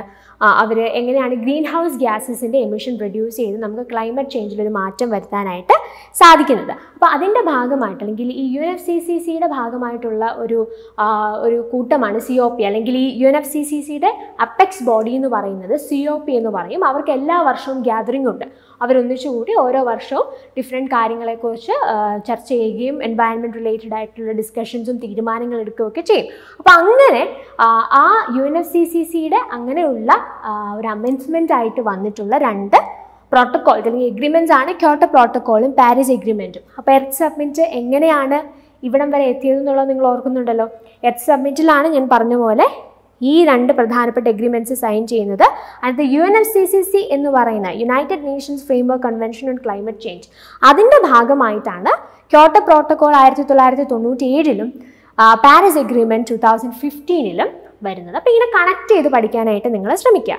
ഇനി നമുക്ക് ക്യോട്ടോ പ്രോട്ടോക്കോളിലേക്ക് വരാം. അപ്പോൾ ക്യോട്ടോ പ്രോട്ടോക്കോൾ എന്ന് പറയുന്നത് 1997 വന്നത്, അഡോപ്റ്റ് ചെയ്തതെന്ന് പറഞ്ഞു. ജപ്പാനിലെ ക്യോട്ടോ എന്ന് പറയുന്ന സ്ഥലത്താണ് ഈ പ്രോഗ്രാം അല്ലെങ്കിൽ ഒരു കൺവെൻഷൻ നടന്നത്. അതുകൊണ്ടാണ് അതിനെ നമ്മൾ ക്യോട്ടോ പ്രോട്ടോക്കോൾ എന്ന് വിളിക്കുന്നത്. അപ്പോൾ ഞാൻ COPനെ കുറിച്ച് ഓൾറെഡി പറഞ്ഞു. അപ്പോൾ ഈ COP എന്ന് പറഞ്ഞാൽ നമ്മുടെ ഈ ഒരു അപ്പെക്സ് ബോഡിയാണ്, നമ്മുടെ UNFCCCയുടെ അപ്പെക്സ് ബോഡിയാണ്. അവരുടെ ഗ്യാതറിങ് എല്ലാ ഇയറും നടക്കാറുണ്ട്. അപ്പോൾ അതിൻ്റെ 3ാമത്തെ COPയിലാണ് ക്യോട്ടോ പ്രോട്ടോക്കോള് വരുന്നത്. അല്ലെങ്കിൽ ക്യോട്ടോ പ്രോട്ടോക്കോൾ അല്ലെങ്കിൽ ക്യോട്ടോയിൽ നടന്ന COP 3ാമത്തെ COP ആയിരുന്നു അത്. അവിടെ വെച്ചാണ് ഈ ക്യോട്ടോ പ്രോട്ടോക്കോള് അവർ അഡോപ്റ്റ് ചെയ്യുന്നത്. അപ്പോൾ ഇതിന് ബേസിക്കലി 2 കമ്മിറ്റ്മെൻറ്റ് പീരീഡ്സ് ഉണ്ട്. 2018 to 2012 അവരുടെ ആദ്യത്തെ ഒരു കമ്മിറ്റ്മെൻറ്റ് പീരീഡ്. അതിനുശേഷം അത് അവർ എക്സ്റ്റെൻഡ് ചെയ്യാനായിട്ട് ഇടയായിരുന്നു. അതായത് അവർ ടാർഗറ്റ് വെച്ചിട്ടുണ്ടായിരിക്കുമല്ലോ. അതിൻ്റെ ആദ്യത്തെ ഒരു കമ്മിറ്റ്മെൻറ്റ് പീരീഡ് ആയിരുന്നു 2008 to 2012. പിന്നീട് അവരത് എക്സ്റ്റെൻഡ് ചെയ്തത് 2020 വരെ ആക്കി മാറ്റി. 2012 to 2020 ആണ് അപ്പോൾ അതിൻ്റെ സെക്കൻഡ് കമ്മിറ്റ്മെൻറ്റ് പീരീഡ് എന്ന് പറയുന്നത്. അപ്പോൾ ക്യോട്ടോ പ്രോട്ടോക്കോൾ എന്ന് പറയുമ്പോൾ തന്നെ നിങ്ങൾ ഓർക്കേണ്ട കാര്യം എന്താണ്? ഗ്രീൻ ഹൗസ് ഗ്യാസസ് എന്ന് ഓർത്ത് വയ്ക്കുക. അപ്പോൾ മോൺട്രിയലാണെങ്കിൽ ഓസോൺ ഡിപ്ലീഷൻ അല്ലെങ്കിൽ ഓസോൺ ലെയർ എന്നുള്ള വാക്കായിരിക്കണം നിങ്ങളുടെ മനസ്സിൽ വരേണ്ടത്. ക്യോട്ടോ പ്രോട്ടോക്കോൾ ആണെങ്കിൽ it should be associated with green house gases. അപ്പോൾ ഞാൻ ഓൾറെഡി പറഞ്ഞു UNFCCCയുടെ ഫോക്കസ് ക്ലൈമറ്റ് ചേഞ്ച് ആണ്. അതെങ്ങനെയാണ് സാധിക്കുന്നത്? ഗ്രീൻ ഹൗസ് ഗ്യാസസിൻ്റെ എമിഷൻ മാക്സിമം റെഡ്യൂസ് ചെയ്ത് നമുക്ക് എങ്ങനെ ഗ്ലോബൽ വാർമിംഗ് അല്ലെങ്കിൽ ക്ലൈമറ്റ് ചേഞ്ച് കുറയ്ക്കാനായിട്ട് സാധിക്കും എന്നുള്ളതാണ് അവരുടെ ഫോക്കസ്. അപ്പോൾ അതിനകത്ത് ക്യോട്ടോ പ്രോട്ടോക്കോൾ പെർട്ടിക്കുലർലി ഫോക്കസ് ചെയ്യുന്നത് ഗ്രീൻ ഹൗസ് ഗ്യാസസിൻ്റെ റിഡക്ഷൻ ആണ്, അല്ലെങ്കിൽ അതിൻ്റെ എമിഷൻ റിഡ്യൂസ് ചെയ്യുക എന്നുള്ളതാണ് ക്യോട്ടോ പ്രോട്ടോക്കോളിൻ്റെ മെയിൻ ആയിട്ടുള്ള ഫോക്കസ് എന്ന് പറയുന്നത്. അപ്പം ഞാൻ പറഞ്ഞു 2 കമ്മിറ്റ്മെൻറ്റ് പീരീഡ്സ് ആണ് അവർക്കുള്ളത്. അതിൽ ആദ്യത്തെ കമ്മിറ്റ്മെൻറ്റ് പീരീഡ് എന്ന് വരെയായിരുന്നു 2008 മുതൽ 2012 വരെയായിരുന്നു. ആ കമ്മിറ്റ്മെൻറ്റ് പീരീഡിൽ അവർ ഫോക്കസ് ചെയ്ത് അല്ലെങ്കിൽ ആ കമ്മിറ്റ്മെൻറ്റ് പീരീഡിൽ അവർ ഏതൊക്കെ ഗ്രീൻ ഹൗസ് ഗ്യാസസിൻ്റെ എമിഷൻസ് ആണ് റിഡ്യൂസ് ചെയ്യാനായിട്ട് തീരുമാനിച്ചത്, ഏതൊക്കെ ഗ്രീൻ ഹൗസ് ഗ്യാസസ് ആണ് അവർ കവർ ചെയ്തിരുന്നതെന്നാണ് ഇവിടെ കൊടുത്തിരിക്കുന്നത്. Carbon dioxide, methane, nitrous oxide, hydrofluorocarbons, perfluorocarbons and sulphur hexafluoride. അപ്പോൾ ഇത്രയും ഗ്രീൻ ഹൗസ് ഗ്യാസസ് ആയിരുന്നു അവർ മെയിൻലി ഫോക്കസ് ചെയ്യുന്നത്. ഇതിൽ നിന്ന് ഇതുപോലെ തന്നെ ഡയറക്റ്റ് ക്വസ്റ്റ്യൻ ചോദിച്ചിട്ടുണ്ട്. ക്യോട്ടോ പ്രോട്ടോക്കോൾ ഏതൊക്കെ ഗ്രീൻ ഹൗസ് ഗ്യാസസിനെയാണ് റിഡ്യൂസ് ചെയ്യണം അല്ലെങ്കിൽ എമിഷൻ റിഡ്യൂസ് ചെയ്യാനായിട്ടാണ് ക്യോട്ടോ പ്രോട്ടോക്കോളിൻ്റെ ഫസ്റ്റ് കമ്മിറ്റ്മെൻറ്റ് പീരീഡിൽ തീരുമാനിച്ചതെന്നുള്ളത്. അപ്പം ഇത് കൃത്യമായിട്ട് ഈ ലിസ്റ്റ് നിങ്ങൾ ഓർത്തിരിക്കുക. അപ്പോൾ ഈ എമിഷൻ കൺട്രോൾ ചെയ്യുക അല്ലെങ്കിൽ ഗ്രീൻ ഹൗസ് ഗ്യാസസിൻ്റെ എമിഷൻ കുറയ്ക്കുക എന്നൊക്കെ പറയുമ്പോൾ അതെങ്ങനെയല്ലേ പോസിബിൾ ആണ്? അതിന് ചില മാർഗ്ഗങ്ങൾ ചില മെക്കാനിസംസ് നമ്മൾ അഡോപ്റ്റ് ചെയ്യേണ്ടതായിട്ടുണ്ട്. അപ്പോൾ ക്യോട്ടോ പ്രോട്ടോക്കോളിൻ്റെ ഭാഗമായിട്ട് ചില ഫ്ലെക്സിബിലിറ്റി മെക്കാനിസംസ് അവർ ഇൻട്രൊഡ്യൂസ് ചെയ്തു. അതായത് നമ്മളിപ്പം ഈ കാർബൺ ട്രേഡിങ് എന്നൊക്കെ നമ്മൾ പറഞ്ഞു കേട്ടിട്ടുണ്ടായിരിക്കും. അതായത് നമ്മുടെ ഈ കാർബൺ ഡൈ ഓക്സൈഡ് അല്ലെങ്കിൽ ഈ പറയുന്ന ഗ്രീൻ ഹൗസ് ഗ്യാസസിൻ്റെ എമിഷൻ കുറയ്ക്കണം എന്നുണ്ടെങ്കിൽ ഇതിൻ്റെ ഭാഗമായിട്ട് വരുന്ന കൺട്രീസ് തമ്മിൽ അസോസിയേറ്റ് ചെയ്തിട്ട് അവർ അങ്ങോട്ടും ഇങ്ങോട്ടും ചില ചില മെക്കാനിസംസ് ഒക്കെ യൂസ് ചെയ്താൽ മാത്രമേ ഗ്ലോബൽ ലെവലിൽ നമുക്ക് എമിഷൻ കുറയ്ക്കാനായിട്ട് സാധിക്കുകയുള്ളൂ. അപ്പോൾ ഈ എമിഷൻ കുറയ്ക്കാൻ, ഗ്രീൻ ഹൗസ് ഗ്യാസസിൻ്റെ എമിഷൻ കുറയ്ക്കാനായിട്ട് സഹായകരമാകുന്ന ചില പദ്ധതികൾ, ചില പ്ലാനുകൾ ക്യോട്ടോ പ്രോട്ടോക്കോളിൻ്റെ ഭാഗമായിട്ട് വന്നു. അതിനെയാണ് നമ്മൾ ഫ്ലെക്സിബിലിറ്റി മെക്കാനിസംസ് എന്ന് വിളിക്കുന്നത്. അതിൻ്റെ അണ്ടറിൽ വരുന്ന പ്രധാനപ്പെട്ട അല്ലെങ്കിൽ ആ ഫ്ലെക്സിബിലിറ്റി മെക്കാനിസംസ് ഏതൊക്കെയെന്നാണ് ഇവിടെ കൊടുത്തിരിക്കുന്നത്. International emissions trading, clean development mechanism, joint implementation. ഇപ്പോൾ ഈ കാർബൺ ട്രേഡിംഗ് എന്നൊക്കെ പറഞ്ഞാൽ എന്താണ്? ഇപ്പം ഒരു ലിമിറ്റ് ഉണ്ടാവും, ഒരു കാർബൺ എമിഷന് വേണ്ടി ഒരു കൺട്രിക്ക് ഒരു ലിമിറ്റ് ഉണ്ടാവും. അപ്പോൾ അവർ ലിമിറ്റിനേക്കാളും കൂടുതലാണ് അവരുടെ എമിഷൻ എന്നുണ്ടെങ്കിൽ ഇവർക്ക് ഈ എമിഷൻ അതിനാവശ്യമായിട്ടുള്ള ചില ക്രെഡിറ്റ്സ് ഒക്കെ ഉണ്ട്. അപ്പോൾ അത് രാജ്യങ്ങൾ തമ്മിൽ അങ്ങോട്ടും ഇങ്ങോട്ടും കൈമാറാനും കാർബൺ ട്രേഡിംഗ് നമ്മളതിനെ വിളിക്കുന്നത്. അപ്പം ബേസിക്കലി ഇതിൻ്റെ ഉദ്ദേശവും ഇത്രയേ ഉള്ളൂ.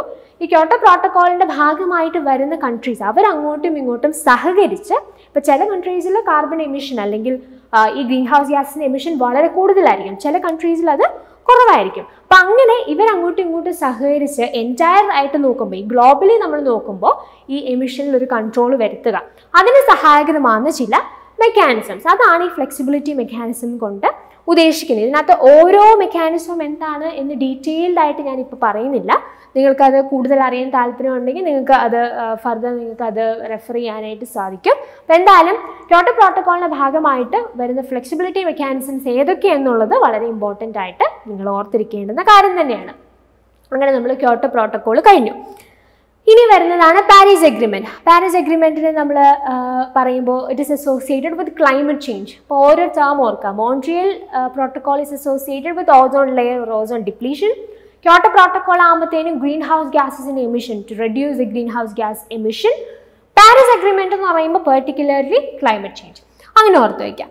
അപ്പോൾ ഇതും ഞാൻ പറഞ്ഞല്ലോ, ഓൾറെഡി പറഞ്ഞതാണ്, UNFCCCയുടെ അമെൻഡ്മെൻ്റ് ആയിട്ടാണ് പാരീസ് എഗ്രിമെൻറ്റും വരുന്നത്. ക്യോട്ടോ പ്രോട്ടോക്കോൾ COP3 ആയിരുന്നു ക്യോട്ടോ പ്രോട്ടോക്കോളിന് കാരണമായതെങ്കിൽ COP21, അതായത് പാരീസിൽ നടന്ന COP21 ഈ പാരീസ് എഗ്രിമെൻറ്റ് എന്ന് പറയുന്ന ഒരു എഗ്രിമെൻറ്റ് അഡോപ്റ്റ് ചെയ്യപ്പെടുന്നത്. ഓക്കെ, സോ പാരീസ് എഗ്രിമെൻറ്റിൻ്റെ മെയിൻ ആയിട്ടുള്ള ഗോൾ എന്താണ്? ഗ്ലോബൽ വാർമിംഗ് ലിമിറ്റ് ചെയ്യുക എന്നുള്ളത് തന്നെയാണ്. ഈ ഗ്ലോബൽ വാർമിംഗ് റെഡ്യൂസ് ചെയ്യുക, ക്ലൈമറ്റ് ചേഞ്ച് എന്നുള്ളതാണ് ഇവിടുത്തെ ഫോക്കസ് എന്ന് നമ്മൾ ഓൾറെഡി പറഞ്ഞു. സോ അതിനെക്കുറിച്ച് വളരെ സ്പെസിഫിക് ആയിട്ട് നമ്മൾ ഓർത്തിരിക്കേണ്ട ഒരു കാര്യമുണ്ട്. പ്രീ ഇൻഡസ്ട്രിയൽ ലെവലായിട്ട് കമ്പയർ ചെയ്യുമ്പോൾ ഗ്ലോബൽ വാർമിങ്ങിനെ 2 ഡിഗ്രി സെൽഷ്യസ് എങ്കിലും അല്ലെങ്കിൽ 2 ഡിഗ്രി സെൽഷ്യസ് റെഡ്യൂസ് ചെയ്യുക എന്നുള്ളതാണ് പാരീസ് എഗ്രിമെൻറ്റിൻ്റെ മെയിൻ ആയിട്ടുള്ള ഗോൾ എന്ന് പറഞ്ഞാൽ. അപ്പോൾ ഈ ഒരു 2 ഡിഗ്രി സെൽഷ്യസ് എന്നുള്ളത് നിങ്ങൾ വളരെ കൃത്യമായിട്ട് ഓർത്ത് വയ്ക്കുക. അത് അങ്ങനെ തന്നെ ക്വസ്റ്റ്യൻ ചോദിക്കാറുണ്ട്. പ്രിഫറബിളി ടു 1.5 ഡിഗ്രി സെൽഷ്യസ് എന്നുള്ളതാണ്. പക്ഷേ അതിൻ്റെ ഒരു ആദ്യ പടി എന്നോണം പ്രീ ഇൻഡസ്ട്രിയൽ ലെവലുമായിട്ട് കമ്പയർ ചെയ്യുമ്പോൾ 2 ഡിഗ്രി സെൽഷ്യസ് എങ്കിലും റെഡ്യൂസ് ചെയ്യുക എന്നുള്ളതാണ് പാരീസ് എഗ്രിമെൻറ്റിൻ്റെ മെയിൻ ഉദ്ദേശം. അപ്പം ക്ലൈമറ്റ് ചേഞ്ച് ആണ് അവരുടെ ഫോക്കസ്. അതിനകത്ത് വളരെ അല്ലെങ്കിൽ വളരെ സ്പെസിഫിക് ആയിട്ട് നമ്മൾ ഓർത്തിരിക്കേണ്ട ഒരു പോയിന്റ് ആണ് ഇവിടെ നമ്മൾ മെൻഷൻ ചെയ്തിരിക്കുന്നത്. It's goal is to limit global warming to well below 2, preferably to 1.5 degree Celsius compared to pre industrial levels. Okay, ഇനി ഇതിൻ്റെ ഭാഗമായിട്ട് ഈ പാരീസ് എഗ്രിമെൻറ്റിൻ്റെ ഭാഗമായിട്ട് നമ്മൾ ഓർത്തിരിക്കേണ്ടുന്ന ഒരു പ്രധാനപ്പെട്ട കാര്യമാണ് നാഷണലി ഡിറ്റർമൈൻഡ് കോൺട്രിബ്യൂഷൻസ് എന്ന് പറയുന്നത്. അപ്പോൾ ഈ ഒരു വലിയൊരു ഗോൾ നമുക്ക് അച്ചീവ് ചെയ്യണമെന്നുണ്ടെങ്കിൽ അതിനകത്ത് എല്ലാ എന്താ പറയുക ഇതിൻ്റെ ഭാഗമായിട്ട് വരുന്ന കൺട്രീസിൻ്റെ എല്ലാം ഒരു കോൺട്രിബ്യൂഷൻ അതിനകത്ത് ആവശ്യമാണ്. So in the national determined contributions countries communicate actions they will take to reduce their greenhouse gas emissions in order to reach the goals of the Paris Agreement. Countries also communicate in the NDCs actions they will take to build resilience to adapt to the impacts of rising temperatures. അപ്പോൾ Paris എഗ്രിമെൻറ്റിൻ്റെ ഭാഗമായിട്ട് നമ്മുടെ ഒരു goal ഉണ്ട് അല്ലേ, global warming limit ചെയ്യുക എന്നുള്ളൊരു goal ഉണ്ട്. അപ്പോൾ അതിൻ്റെ ഭാഗമായിട്ട് ഓരോ കൺട്രീസിനും എന്താണ് കോൺട്രിബ്യൂട്ട് ചെയ്യാനായിട്ട് സാധിക്കുന്നത്? സ്പെസിഫിക്കലി ഗ്രീൻ ഹൗസ് ഗ്യാസസിൻ്റെ എമിഷൻ റെഡ്യൂസ് ചെയ്യുന്നതിൽ വളരെ സ്പെസിഫിക് ആയിട്ട് ഓരോ കൺട്രീസിനും എന്താണ് കോൺട്രിബ്യൂട്ട് ചെയ്യാനായിട്ട് സാധിക്കുന്നത് എന്നുള്ളതിനെ കുറിച്ച് അവർ കമ്മ്യൂണിക്കേറ്റ് ചെയ്യും. അതിനെയാണ് ഈ നാഷണലി ഡിറ്റർമൈൻഡ് കോൺട്രിബ്യൂഷൻസ് എന്ന് നമ്മൾ പറയുന്നത്. അത് മാത്രമല്ല, ഈ റൈസിങ് ടെമ്പറേച്ചർ ഗ്ലോബൽ വാർമിംഗ് അതിനകത്ത് ബേസിക്കലി വരുന്നത് എന്താണ്? ടെമ്പറേച്ചർ ഇൻക്രീസ് ചെയ്യാണ്. അപ്പോൾ ഈ ഇൻക്രീസിങ് ടെമ്പറേച്ചേഴ്സ് കാരണം ഉണ്ടാകുന്ന ഇമ്പാക്ട്സിനെ എങ്ങനെയാണ് നമുക്ക് കൃത്യമായിട്ട് ഫേസ് ചെയ്യാനായിട്ട് പറ്റുന്നത് എന്നുള്ള കാര്യങ്ങളെക്കുറിച്ചും ഓരോ കൺട്രീസും അവരുടേതായിട്ടുള്ള ഒപ്പീനിയൻസ് അല്ലെങ്കിൽ അവരെന്ത് ചെയ്യാനായിട്ട് പോകുന്നു, what is their contribution in achieving this goal of Paris Agreement എന്നുള്ളത് അവർ പറയും. അതിനെയാണ് ഈ നാഷണലി ഡിറ്റർമൈൻഡ് കോൺട്രിബ്യൂഷൻസ് എന്ന് പറയുന്നത്. അതുപോലെ തന്നെ അതിൻ്റെ ഭാഗമായിട്ടുള്ള രണ്ടാമത്തെ ഒരു പ്രധാനപ്പെട്ട ഇനിഷ്യേറ്റീവാണ് long term low green house gas emission development strategies. അപ്പം ഇതിൻ്റെ ഭാഗമായിട്ട് തന്നെ ഇങ്ങനെ ഒരു പദ്ധതി കൂടെ long term low green house gas emission development strategies, എങ്ങനെയാണ് നമുക്ക് ലോങ് ടേമിലേക്ക് ഗ്രീൻ ഹൗസ് ഗ്യാസിൻ്റെ എമിഷൻ കുറയ്ക്കാനായിട്ട് സാധിക്കുന്നത്, അതിന് എന്തൊക്കെ സ്ട്രാറ്റജീസ് നമുക്ക് ചെയ്യാനായിട്ട് സാധിക്കും. അപ്പോൾ അങ്ങനെയുള്ള ഐഡിയാസ് കോൺട്രിബ്യൂട്ട് ചെയ്യുക എന്നുള്ളതും പാരീസ് എഗ്രിമെൻറ്റിൻ്റെ ഭാഗമായിട്ട് വരുന്ന പ്രധാനപ്പെട്ട ഒരു പോയിന്റ് തന്നെയാണ്. അപ്പം പാരീസ് എഗ്രിമെൻറ്റ് നമ്മൾ കവർ ചെയ്തു, അതിൻ്റെ പ്രധാനപ്പെട്ട ഗോൾ നമ്മൾ കണ്ടെത്തി. അതോടൊപ്പം തന്നെ അതിൻ്റെ ഭാഗമായിട്ട് വരുന്ന 2 പ്രധാനപ്പെട്ട ഇനിഷ്യേറ്റീവ്സ്, നാഷണലി ഡിറ്റർമൈൻഡ് കോൺട്രിബ്യൂഷൻസും അതോടൊപ്പം തന്നെ long term low green house gas emission development strategies. അപ്പോൾ ഇത് രണ്ടുമാണ് അതിനകത്ത് പ്രധാനമായിട്ട് ഓർത്തിരിക്കുന്നത്. Now we are coming to the next international treaty or agreement which was mentioned in the question, International Solar Alliance. So International Solar Alliance basically ഒരു intergovernmental treaty based intergovernmental organisation ആണ്. So ഇതിനകത്ത് നമുക്ക് പ്രധാനമായിട്ട് ഓർത്തിരിക്കേണ്ട ഒരു point ഉണ്ട്, നമ്മളും ഇന്ത്യയും ഇതിനകത്ത് ഇൻവോൾവ് ആണ്. സോ ഈ ഒരു ഇന്റർനാഷണൽ സോളാർ അലയൻസ് എന്ന് പറയുന്ന ഈ treaty based intergovernmental organisation launch ചെയ്തിരുന്നത് prime minister Narendra Modi of India and ഫ്രാൻസിന്റെ the former president of France. അപ്പോൾ ഇവർ രണ്ടും കൂടെ ചേർന്ന് ഉണ്ടായിട്ടുള്ള ഒരു അലയൻസ് ആണ് ഇന്റർനാഷണൽ സോളാർ അലയൻസ് എന്ന് പറയുന്നത്. So it was launched at the UN climate change conference in Paris on 13th November 2015. അപ്പോൾ 13th November പാരീസിൽ നടന്ന നമ്മുടെ UN കോൺഫറൻസിൽ വെച്ച് തന്നെയാണ് ഇന്റർനാഷണൽ സോളാർ അലയൻസ് എന്ന് പറയുന്ന ഒരു പദ്ധതി അല്ലെങ്കിൽ ഒരു ട്രീറ്റി ബേസ്ഡ് ഇന്റർ ഗവൺമെന്റൽ ഓർഗനൈസേഷൻ്റെ ലോഞ്ച് നടക്കുന്നത്. ഓക്കെ, അപ്പോൾ ഇതിനകത്ത് മെയിനായിട്ട് നമ്മൾ ഓർത്തിരിക്കേണ്ട പോയിന്റ് എന്താണ്? International Solar Alliance mission is to provide a dedicated platform for cooperation among solar resource-rich countries and the wider global community to support the increasing use of solar energy. ഇവിടെ ഒരു association ആണ്, അതായത് ഈ solar resources വളരെ അധികമുള്ള countries അവർക്ക് എങ്ങനെയാണ് ഒരു ഗ്ലോബൽ ലെവലിൽ ബാക്കി കമ്മ്യൂണിറ്റീസിലേക്ക് ഈ സോളാർ എനർജിയുടെ യൂസ് അല്ലെങ്കിൽ സോളാർ എനർജിയുടെ എഫിഷ്യൻ്റ് ആയിട്ടുള്ള യൂസേജ് എങ്ങനെയാണ് ഒരു ഗ്ലോബൽ ലെവലിൽ നമുക്ക് കൊണ്ടുവരാനായിട്ട് സാധിക്കുന്നത്. അതാണ് ഈ ഇന്റർനാഷണൽ സോളാർ അലയൻസിൻ്റെ മെയിൻ ആയിട്ടുള്ള ഫോക്കസ് മിഷൻ എന്ന് പറയുന്നത്. ഇനി നമ്മൾ നമ്മുടെ ക്വസ്റ്റ്യനിലേക്ക് തിരിച്ചു വരുവാണ്. സോ ഇപ്പം നിങ്ങൾക്ക് ഈ ഒരു ഇത്രയും കാര്യങ്ങൾ ഡിസ്കസ് ചെയ്തതിൽ നിങ്ങൾക്ക് മനസ്സിലാക്കാൻ പറ്റുന്ന കാര്യം എന്താണ്? ഈ Kyoto protocol, Paris agreement, Rio submit, international solar alliance, ഇതിനെല്ലാം അങ്ങോട്ടും ഇങ്ങോട്ടും കണക്ഷൻസ് ഉണ്ട്. ഓക്കെ, അപ്പോൾ അങ്ങനെ നിങ്ങൾ ഈ പ്രോട്ടോകോൾസും അല്ലെങ്കിൽ ഇങ്ങനെയുള്ള എഗ്രിമെൻറ്റ്സും ഒക്കെ പഠിക്കുന്ന സമയത്ത് ആ കണക്ഷൻ മനസ്സിലാക്കി പഠിച്ചാൽ എക്സാം പോയിന്റ് ഓഫ് വ്യൂ അത് വളരെ ഹെൽപ്ഫുൾ ആയിരിക്കും. ഇത് നമ്മളുള്ള കണക്ഷൻ എന്താണ്, ഒന്നൊന്നിനോട് എങ്ങനെ ബന്ധപ്പെട്ടിരിക്കുന്നു, അങ്ങനെ പഠിക്കാനായിട്ട് ശ്രമിക്കുക. ആ രീതിയിലാണ് ഞാൻ എക്സ്പ്ലെയിൻ ചെയ്യാനായിട്ട് ശ്രമിച്ചത്. സോ നിങ്ങൾക്കത് മനസ്സിലായി എന്ന് പ്രതീക്ഷിക്കുന്നു. സോ ക്യോട്ടോ പ്രോട്ടോകോളിൻ്റെ ഭാഗമായിട്ട് നിങ്ങൾക്ക് ഇതിനകത്ത് നിന്ന് ഐഡൻറ്റിഫൈ ചെയ്യാൻ സാധിക്കുന്ന ഓപ്ഷൻ ഏതാണ്? ദാറ്റ് ഇസ് ജോയിൻറ്റ് ഇംപ്ലിമെൻറ്റേഷൻ അല്ലേ. ക്യോട്ടോ പ്രോട്ടോകോളുമായിട്ട് ബന്ധപ്പെട്ട് ചില ഫ്ലെക്സിബിലിറ്റി മെക്കാനിസംസ് ഉണ്ടെന്ന് നമ്മൾ പറഞ്ഞു. സോ അതുമായിട്ട് റിലേറ്റ് ചെയ്യുന്ന ആൻസർ അല്ലെങ്കിൽ അതുമായിട്ട് റിലേറ്റ് ചെയ്യുന്ന ഒരു പ്രൊവിഷനാണ് ജോയിൻറ്റ് ഇംപ്ലിമെൻറ്റേഷൻ എന്ന് പറയുന്നത്. ഇനി പാരീസ് എഗ്രിമെൻറ്റ് ഏതുമായിട്ട് കണക്ട് ചെയ്യാം? പാരീസ് എഗ്രിമെൻറ്റിൽ പ്രധാനപ്പെട്ട 2 ഇനിഷ്യേറ്റീവ്സ് നമ്മൾ ഡിസ്കസ് ചെയ്തു. അതിലൊന്നായിരുന്നു നാഷണലി ഡിറ്റർമൈൻഡ് കോൺട്രിബ്യൂഷൻസ് എന്ന് പറയുന്നത് അല്ലേ. അപ്പോൾ B3, അപ്പം A4 ആണ്, B3 ആണ്.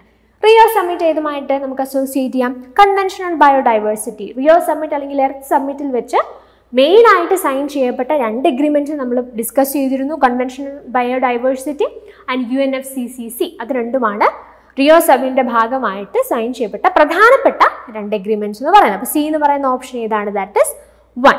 ഇനി ഇന്റർനാഷണൽ സോളാർ അലയൻസ് ആണെങ്കിലോ അഫോർഡബിൾ, റിലയബിൾ, ക്ലീൻ എനർജി. അതാണ് നിങ്ങൾക്ക് ISA അല്ലെങ്കിൽ ഇന്റർനാഷണൽ സോളാർ അലയൻസുമായിട്ട് കണക്ട് ചെയ്യാനായിട്ട് സാധിക്കുന്ന ഓപ്ഷൻ. അപ്പോൾ ആൻസർ ഏതായിരിക്കും? A4, B3, C1, D2. That is option 2. So the right answer for this question is option 2.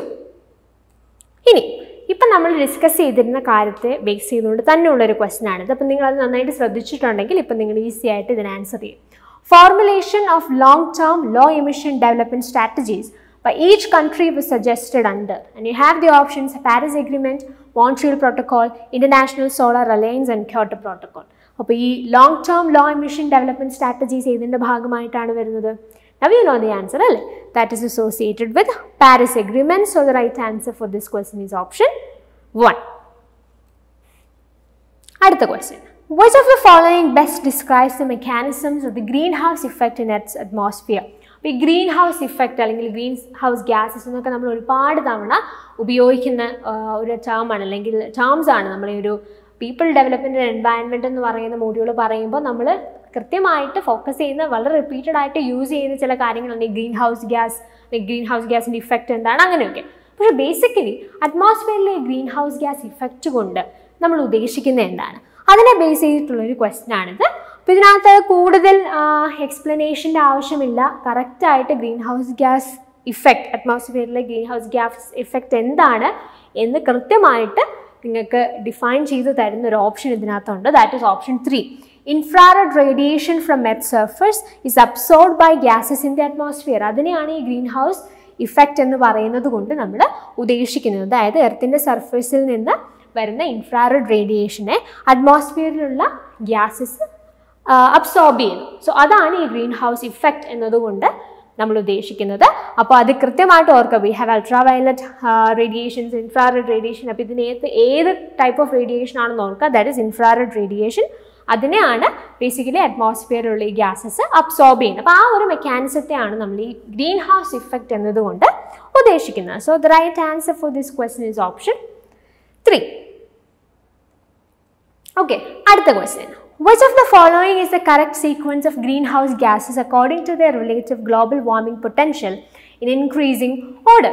അപ്പോൾ നമ്മൾ ഗ്രീൻ ഹൗസ് ഇഫക്റ്റ് എന്നാന്ന് ഞാൻ ഓൾറെഡി പറഞ്ഞു. ഗ്രീൻ ഹൗസ് ഇഫക്റ്റ് എന്ന് പറഞ്ഞാൽ ഇൻഫ്രാറെഡ് റേഡിയേഷൻസിനെ, എർത്തിൻ്റെ സർഫസിൽ നിന്നും വരുന്ന ഇൻഫ്രാറെഡ് റേഡിയേഷൻസിനെ അറ്റ്മോസ്ഫിയറിൽ തന്നെ അത് അബ്സോർബ് ചെയ്ത് വെക്കുക. ഇൻഫ്രാറെഡ് റേഡിയേഷൻസിനെ അബ്സോർബ് ചെയ്ത് അറ്റ്മോസ്ഫിയറിൽ തന്നെ ആ ഗ്യാസസ് വെക്കുകയാണ്. അപ്പോൾ ഗ്രീൻ ഹൗസ് ഗ്യാസ് ഒത്തിരി കൂടിക്കഴിഞ്ഞാലുള്ള പ്രശ്നം എന്താണ്? ഇങ്ങനെ അബ്സോർബ് ചെയ്യുന്നതിൻ്റെ റേറ്റ് കൂടും. അങ്ങനെ കൂടിക്കഴിയുമ്പോഴത്തേനും എൻറ്റയർ നമ്മുടെ അറ്റ്മോസ്ഫിയറിലുള്ള ടെമ്പറേച്ചർ ഇൻക്രീസ് ചെയ്യും. അതാണ് ബേസിക്കലി ഗ്ലോബൽ വാർമിങ്ങിലേക്കും ക്ലൈമറ്റ് ചേഞ്ചിലേക്കൊക്കെ നയിക്കുന്നത്. അപ്പോൾ അതാണ് അതിൻ്റെ ഒരു മെക്കാനിസം എന്ന് പറയുന്നത്. അതുകൊണ്ടാണ് നമ്മൾ ഈ ഗ്രീൻ ഹൗസ് ഗ്യാസ് അതിൻ്റെ എമിഷൻ കുറയ്ക്കണം എന്ന് പറയുന്നത്. ഇത് ഇങ്ങനെയുള്ള ഗ്യാസസ് ഒക്കെ അറ്റ്മോസ്ഫിയറിലുണ്ട്, ഒരു പരിധി വരെ ഉണ്ട്. പക്ഷേ നമ്മൾ മാൻമെയ്ഡ് ആയിട്ട് പിന്നെയും നമ്മൾ എക്സ്ട്രാ ആയിട്ട് ഒരുപാട് എമിഷൻ ഇങ്ങനെയുള്ള ഗ്യാസസ് എമിറ്റ് ചെയ്ത് കഴിഞ്ഞാൽ, ഇപ്പം നമ്മൾ ഈ ഗ്രീൻ ഹൗസ് ഗ്യാസസ് നോക്കിയാൽ തന്നെ അതിനകത്ത് പലതിനും നാച്ചുറൽ ആയിട്ടുള്ള സോഴ്സസ് ഉണ്ട്. നാച്ചുറലി തന്നെ ഇങ്ങനെയുള്ള ഗ്യാസസ് അറ്റ്മോസ്ഫിയറിലുണ്ട്. പക്ഷെ നമ്മൾ ഈ പറയുന്ന പോലെ നമ്മുടെ വാഹനങ്ങൾ, ട്രാൻസ്പോർട്ടേഷൻ അങ്ങനെയൊക്കെ വരുന്ന സമയത്ത് ഈ ഗ്യാസസ് ഒരു പരിധിയിലപ്പുറം, ഒരു അളവിൽ കൂടുതൽ അറ്റ്മോസ്ഫിയറിലേക്ക് എമിറ്റ് ചെയ്യപ്പെടും. അങ്ങനെ എമിറ്റ് ചെയ്യപ്പെടുമ്പോൾ ഈ അബ്സോർപ്ഷനും കൂടും. അബ്സോർപ്ഷൻ കൂടി കഴിയുമ്പോൾ ഒബ്വിയസ്ലി ടെമ്പറേച്ചർ റൈസ് ആവും. അതാണ് ഈ ക്ലൈമറ്റ് ചേഞ്ചിലേക്ക് നയിക്കുന്നത്. അപ്പോൾ നമുക്ക് അതിൻ്റെ മെക്കാനിസം മനസ്സിലായി. അപ്പോൾ ഇവിടെ ചോദിച്ചിരിക്കുന്നത് എന്താ? ഗ്രീൻ ഹൗസ് ഗ്യാസസിൻ്റെ കുറച്ച് ലിസ്റ്റുകളാണ് തന്നിരിക്കുന്നത്. അപ്പോൾ ഇതിനെ നമ്മളൊരു സീക്വൻസിലാക്കുക. എന്തിൻ്റെ ബേസിലാണ്? ഗ്ലോബൽ വാർമിംഗ് പൊട്ടൻഷ്യലിൻ്റെ ബേസിൽ ഇൻക്രീസിങ് ഓർഡറിൽ ചെയ്യുക എന്നാണ് പറഞ്ഞിരിക്കുന്നത്. ഈ ഗ്ലോബൽ വാർമിംഗ് പൊട്ടൻഷ്യൽ എന്ന് പറഞ്ഞാൽ എന്താണ്?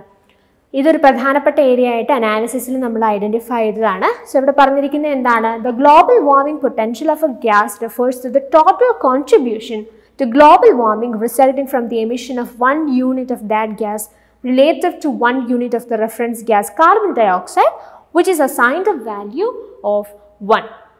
ബേസിക്കലി ഗ്ലോബൽ വാർമിംഗ് പൊട്ടൻഷ്യലിലൂടെ നമ്മൾ ഉദ്ദേശിക്കുന്ന കാര്യം ഈ ഗ്ലോബൽ വാർമിങ്ങിലേക്ക് ഈ പറയുന്ന ഗ്യാസസിൻ്റെ കോൺട്രിബ്യൂഷൻ എന്താണ് എന്നുള്ളതാണ് ഗ്ലോബൽ വാർമിംഗ് പൊട്ടൻഷ്യലിൽ നമ്മൾ ഫോക്കസ് ചെയ്യുന്ന കാര്യം. പക്ഷെ നമുക്ക് അവിടെ ഒരു റെഫറൻസ് പോയിന്റ് ഉണ്ട്.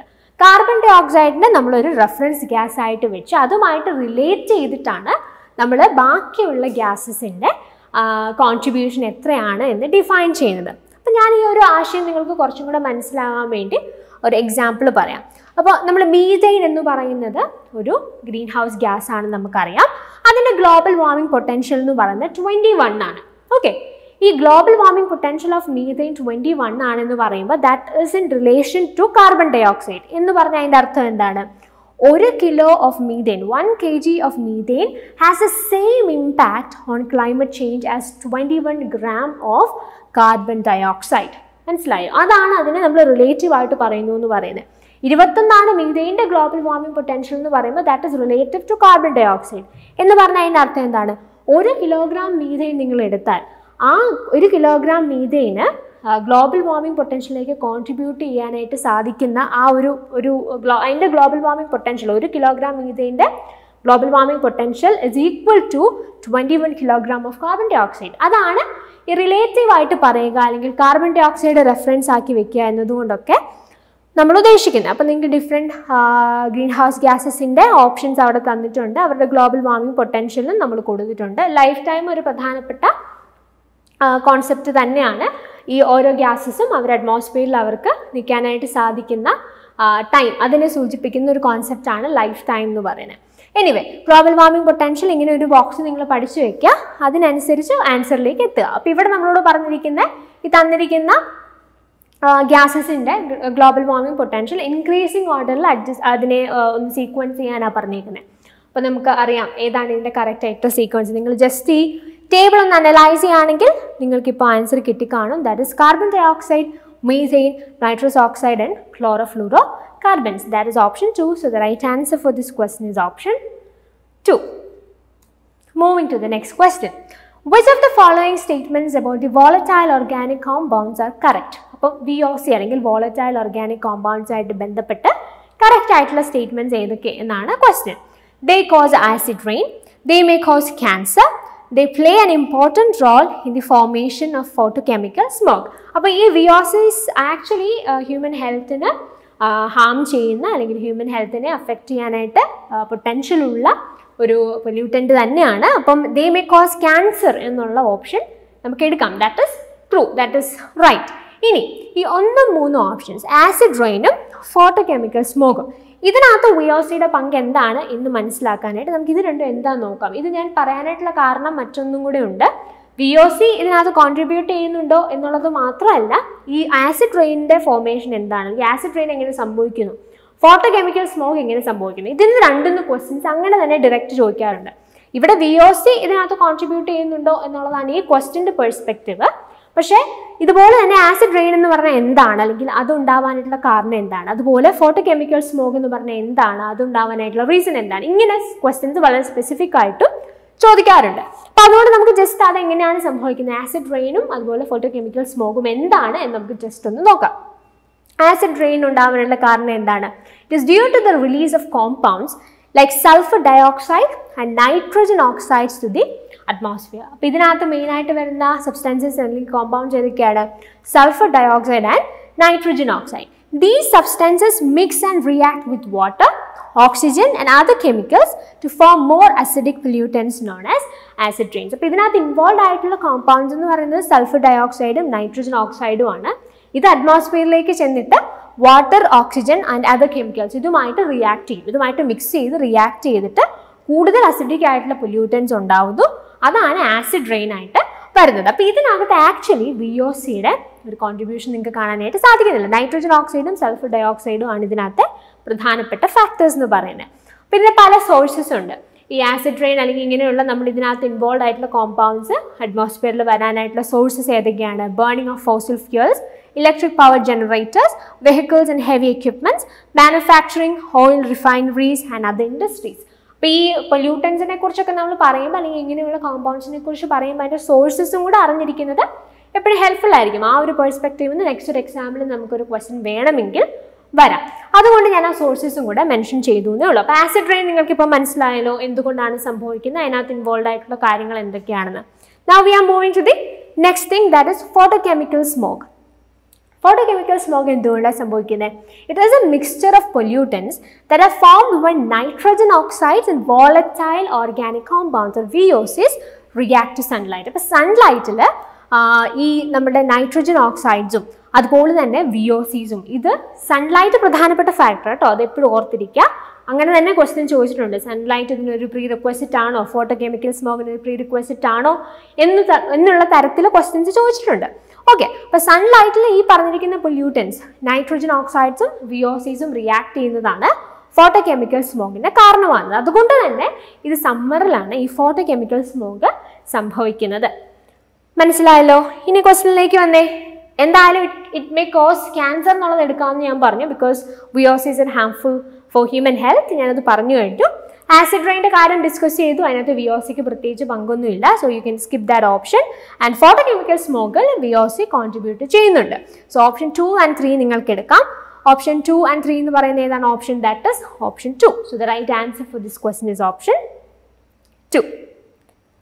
Moving to the next question, pollution type and sources. അപ്പോൾ അതിനെ റിലേറ്റ് ചെയ്യുന്ന ഒരു മാച്ച് ദ ഫോളോയിങ് ക്വസ്റ്റ്യൻ ആണിത്. Air, land, water, noise. ഇത് വളരെ ഈസി ആയിട്ടുള്ള ഒരു ക്വസ്റ്റ്യനാണ്. പൊല്യൂഷനിൽ നിന്നുള്ള വളരെ ഈസി ആയിട്ട് നമുക്ക് ആൻസർ ചെയ്യാൻ പറ്റുന്ന ഒരു ക്വസ്റ്റ്യൻ ആണിത്.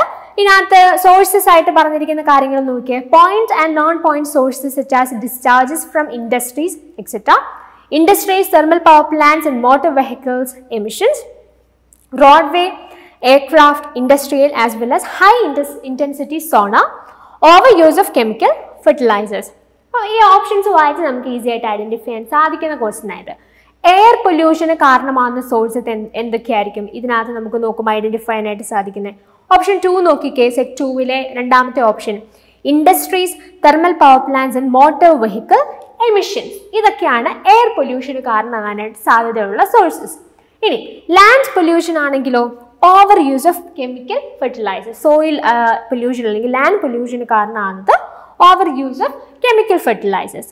വാട്ടർ ആണെങ്കിലോ, ഡിസ്ചാർജസ് അല്ലേ, point and non point sources such as discharges from ഇൻഡസ്ട്രീസിൽ നിന്നൊക്കെയുള്ള ഡിസ്ചാർജസ് വെള്ളത്തിലേക്ക് വരുന്നു, അത് വാട്ടർ പൊല്യൂഷന് കാരണമാകുന്നു. So C is 1. നോയ്സ് ആണെങ്കിലോ, roadway, aircraft, industrial as well as high intensity sonar. High ഇൻറ്റൻസിറ്റിയിലുള്ള വോയിസസ് ആണ് അല്ലെങ്കിൽ നോയ്സ് ആണ് നോയ്സ് പൊല്യൂഷന് കാരണമാണ്. So D is D is 3, roadway, aircraft, industrial as well as high intensity sonar. അപ്പം അങ്ങനെയാണെങ്കിൽ ഏതായിരിക്കും ആൻസർ? നമുക്ക് A2, B4, C1 and D3. So the right answer for this question is option 2. അടുത്ത question, water പൊല്യൂട്ടൻസും അതിൻ്റെ സോഴ്സസും ആണ് ഇവിടെ നമുക്ക് തന്നിരിക്കുന്നത്. സോ നിങ്ങൾക്ക് അതിനകത്തുനിന്ന് കൃത്യമായിട്ട് നിങ്ങൾ ഐഡൻറ്റിഫൈ ചെയ്യുക. ഓക്കെ, ഇങ്ങനെ match the following combinations identify ചെയ്യുക.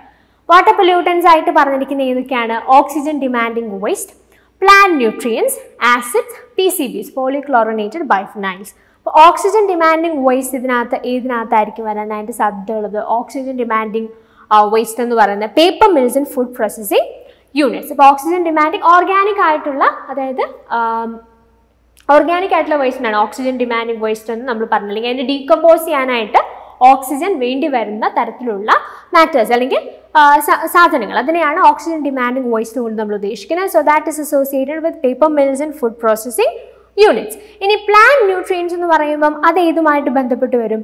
Modern washing powders and agricultural run off. ഇപ്പോൾ പ്ലാന്റ് ന്യൂട്രിയൻസ് ഒരുപാട് നമ്മുടെ വെള്ളത്തിലേക്കൊക്കെ വന്നു കഴിഞ്ഞാൽ, പ്ലാന്റ് ന്യൂട്രിയൻസിൻ്റെ അളവ് ഒരുപാട് വെള്ളത്തിലാക്കി കഴിഞ്ഞാൽ അതും ആക്ച്വലി പൊല്യൂഷന് കാരണമാവും. അപ്പോൾ നമ്മുടെ ഈ വാഷിംഗ് പൗഡേഴ്സിലൊക്കെ പ്ലാന്റ് ന്യൂട്രിയൻസ് ഉപയോഗിക്കാറുണ്ട്, അല്ലെങ്കിൽ അതിൻ്റെ ഒരു ഇൻഗ്രീഡിയൻ്റ് ആണ് പ്ലാന്റ് ന്യൂട്രിയൻസ് എന്ന് പറയുന്നത്, നമ്മുടെ ഫോസ്ഫറസ് പോലുള്ള സാധനങ്ങൾ. സോ പ്ലാന്റ് ന്യൂട്രിയൻസിനകത്ത് അല്ലെങ്കിൽ വാഷിംഗ് പൗഡേഴ്സിലൊക്കെ പ്ലാന്റ് ന്യൂട്രിയൻസ് ഉണ്ട്. അഗ്രികൾച്ചറൽ റാൻ ഓഫിൽ ഒബ്വിയസ്ലി പ്ലാന്റ് ന്യൂട്രിയൻസ് ഉണ്ടാവുമല്ലോ. സോ അത് എക്സസ് ആയിട്ട് വാട്ടറിലേക്ക് വരുന്നത് പൊല്യൂഷന് കാരണമാകും. So B is 2. അപ്പോൾ A എന്ന് പറയുന്നത് 4 ആണെന്ന് പറഞ്ഞു, B is 2 ആണെന്ന് നമ്മൾ ഐഡൻറ്റിഫൈ ചെയ്തു. ദെൻ ആസിഡ്സ്, ഈ ആസിഡ്സ് ഒക്കെ വരാനായിട്ട് സാധ്യതയുള്ള ഏത് സോഴ്സിൽ നിന്നായിരിക്കും? മൈൻ ഡ്രെയിനേജ് അല്ലേ, മൈൻ ഡ്രെയിനേജിൽ നിന്നൊക്കെ ആയിരിക്കും ആസിഡ്സ് ഒക്കെ ലീക്ക് ചെയ്യാനായിട്ടുള്ള സാധ്യതയുള്ളത്. So C is 1. Polychlorinated biphenyls, PCBs is associated with waste incineration and toxic dumps. PCBs basically നമ്മൾ ഈ ഇലക്ട്രിക് അപ്പാരറ്റസിലൊക്കെ യൂസ് ചെയ്യുന്ന അല്ലെങ്കിൽ അതൊക്കെ ഉണ്ടാക്കാനായിട്ട് ഉപയോഗിക്കുന്ന ഒരു വസ്തുവാണ്. PCBs is associated with, നിങ്ങൾ ഈ ഇലക്ട്രിക്കൽ അപ്പാരറ്റസ് ഓർത്താൽ മതി, സെമി കണ്ടക്ടേഴ്സോ ഇൻസുലേറ്റേഴ്സോ അതൊക്കെ ഉണ്ടാക്കാനായിട്ട് ഉപയോഗിക്കുന്ന മെറ്റീരിയലാണ്. സോ അത് എവിടെ നിന്നായിരിക്കും അതിൻ്റെ സോഴ്സ് ഉണ്ടാവുക? Waste incineration and toxic dumps. ഇങ്ങനെ വേസ്റ്റ് ഡംപ് ചെയ്യുന്ന സ്ഥലത്ത് അല്ലെങ്കിൽ വേസ്റ്റ് ഇൻസിനറേഷൻ്റെ ഒക്കെ ഭാഗമായിട്ടാണ് PCBs വരാനായിട്ട് സാധ്യതയുള്ളത്. അപ്പോൾ D എന്ന് പറയുന്ന ഏതാണ് ഓപ്ഷൻ? ദാറ്റ് ഇസ് 3 അല്ലേ. അപ്പോൾ A എന്ന് പറയുന്നത് 4 ആണെന്ന് നമ്മൾ പറഞ്ഞു, B is 2, C is 1 and D is 3. അങ്ങനെയാണെങ്കിൽ ആൻസർ ഏതാ? A4, B2, C1, D3. That is option 3.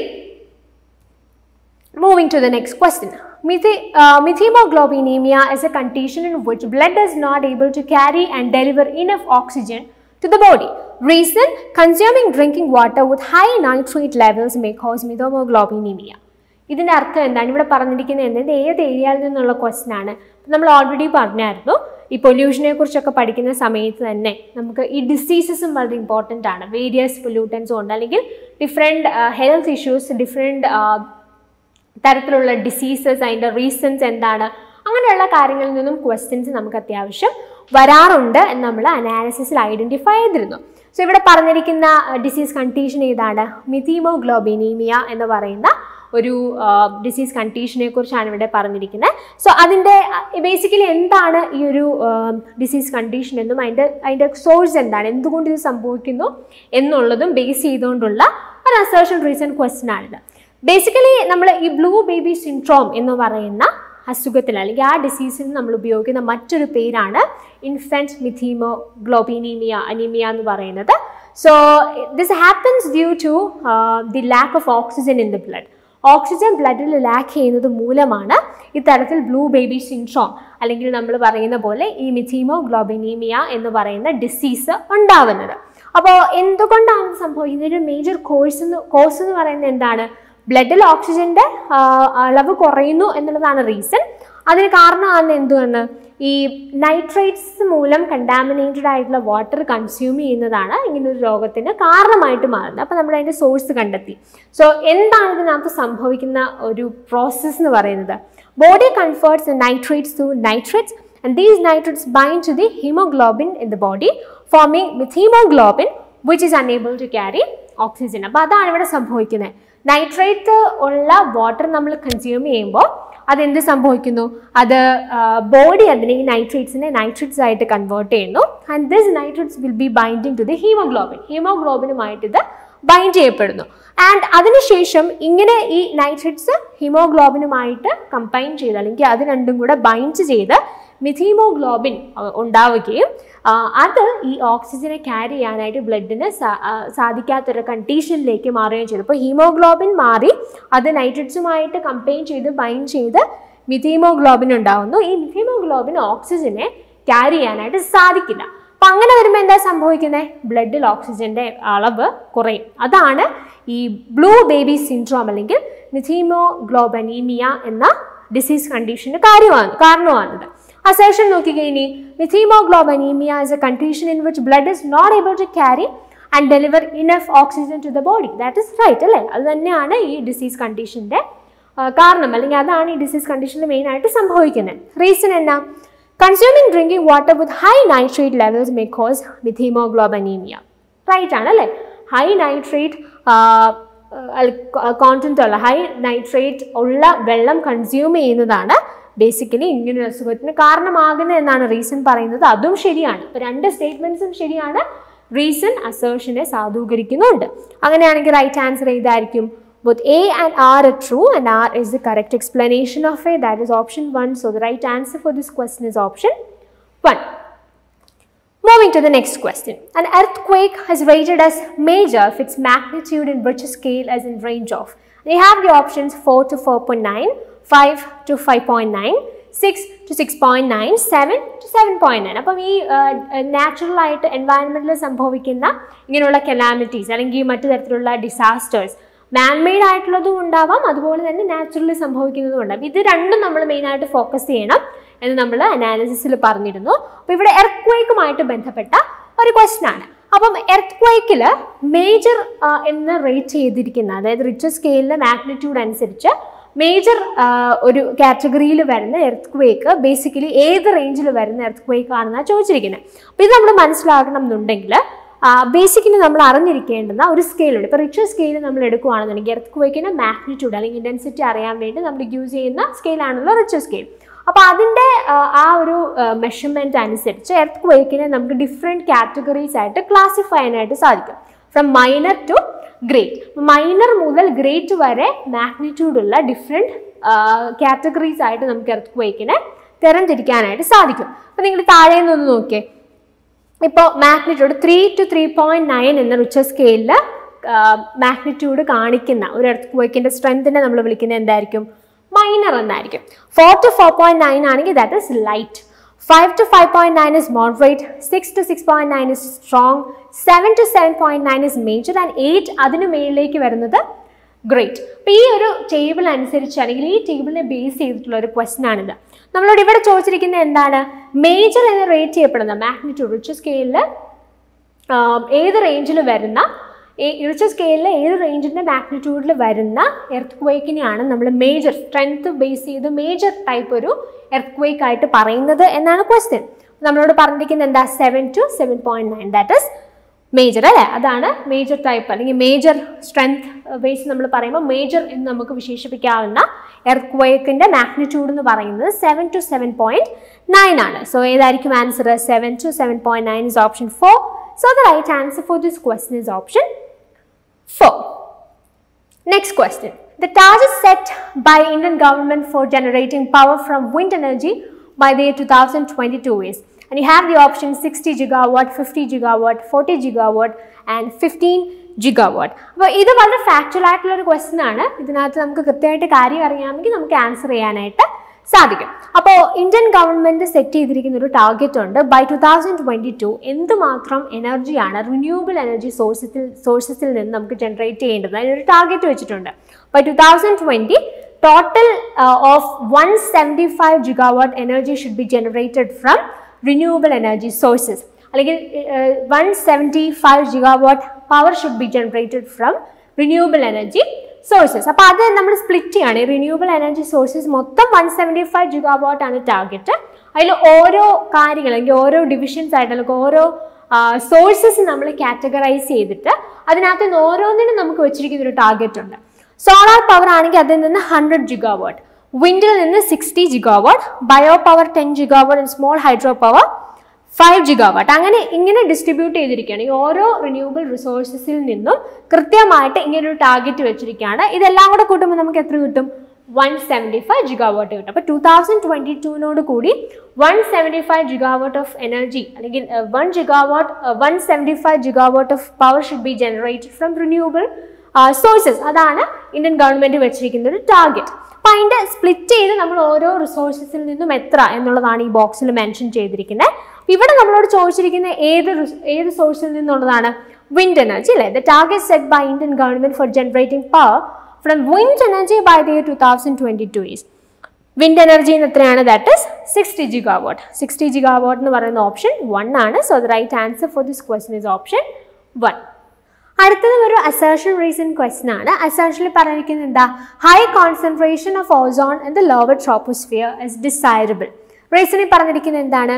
Ozone present in this atmosphere protects the living organisms on the surface of earth from the harmful ultraviolet radiation of the sun. അപ്പം ഇതിനകത്ത് നമ്മൾ മനസ്സിലാക്കേണ്ട കാര്യം, അറ്റ്മോസ്ഫിയറിനെ തന്നെ നമുക്ക് പലതായിട്ട് തിരിക്കാം അല്ലേ? നമുക്ക് ട്രോപ്പോസ്ഫിയർ ഉണ്ട്, അതുപോലെ തന്നെ സ്ട്രാറ്റോസ്ഫിയർ ഉണ്ട്, അങ്ങനെ പല ലെയേഴ്സ് ആയിട്ട് തിരിക്കാനായിട്ട് സാധിക്കും.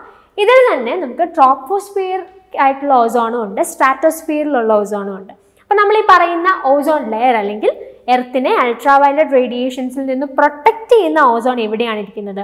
That is in stratosphere. സ്ട്രാറ്റോസ്ഫിയറിലുള്ള ഓസോൺ ആണ് അത്തരത്തിൽ എർത്തിനെ അൾട്രാവയലറ്റ് റേഡിയേഷൻസിൽ നിന്ന് പ്രൊട്ടക്ട് ചെയ്യുന്നത്. ട്രോപ്പോസ്ഫിയർ എന്ന് പറഞ്ഞാൽ ലോവസ്റ്റ് ലെയറിലുള്ള നമ്മുടെ അറ്റ്മോസ്ഫിയറിന്റെ ലോവർ പാർട്ടിലാണ് ട്രോപ്പോസ്ഫിയർ വരുന്നത്.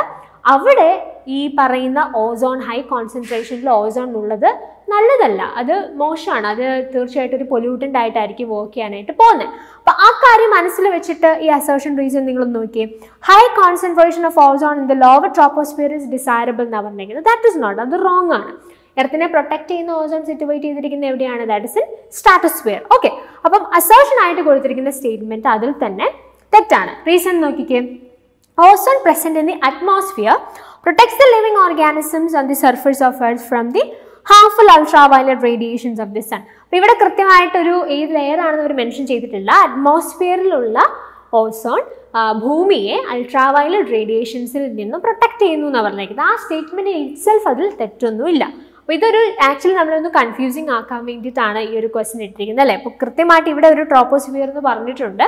അപ്പോൾ നമുക്കറിയില്ല ഈ ട്രോപ്പോസ്ഫിയറിക് ഓസോൺ അല്ലെങ്കിൽ സ്ട്രാറ്റോസ്ഫിയറിക് ഓസോൺ തമ്മിലുള്ള വ്യത്യാസം എന്താണ്, അല്ലെങ്കിൽ ഓസോൺ ലെയർ അല്ലെങ്കിൽ ഭൂമിയെ പ്രൊട്ടക്ട് ചെയ്യുന്ന ഓസോൺ എവിടെയാണ് അറ്റ്മോസ്ഫിയറിൽ സിറ്റുവേറ്റ് ചെയ്യുന്നത് എന്ന് അറിയില്ലെങ്കിൽ ഉറപ്പായിട്ടും നമുക്ക് ഈ ഒരു ക്വസ്റ്റ്യൻ തെറ്റിപ്പോകാനായിട്ട് സാധ്യതയുണ്ട്.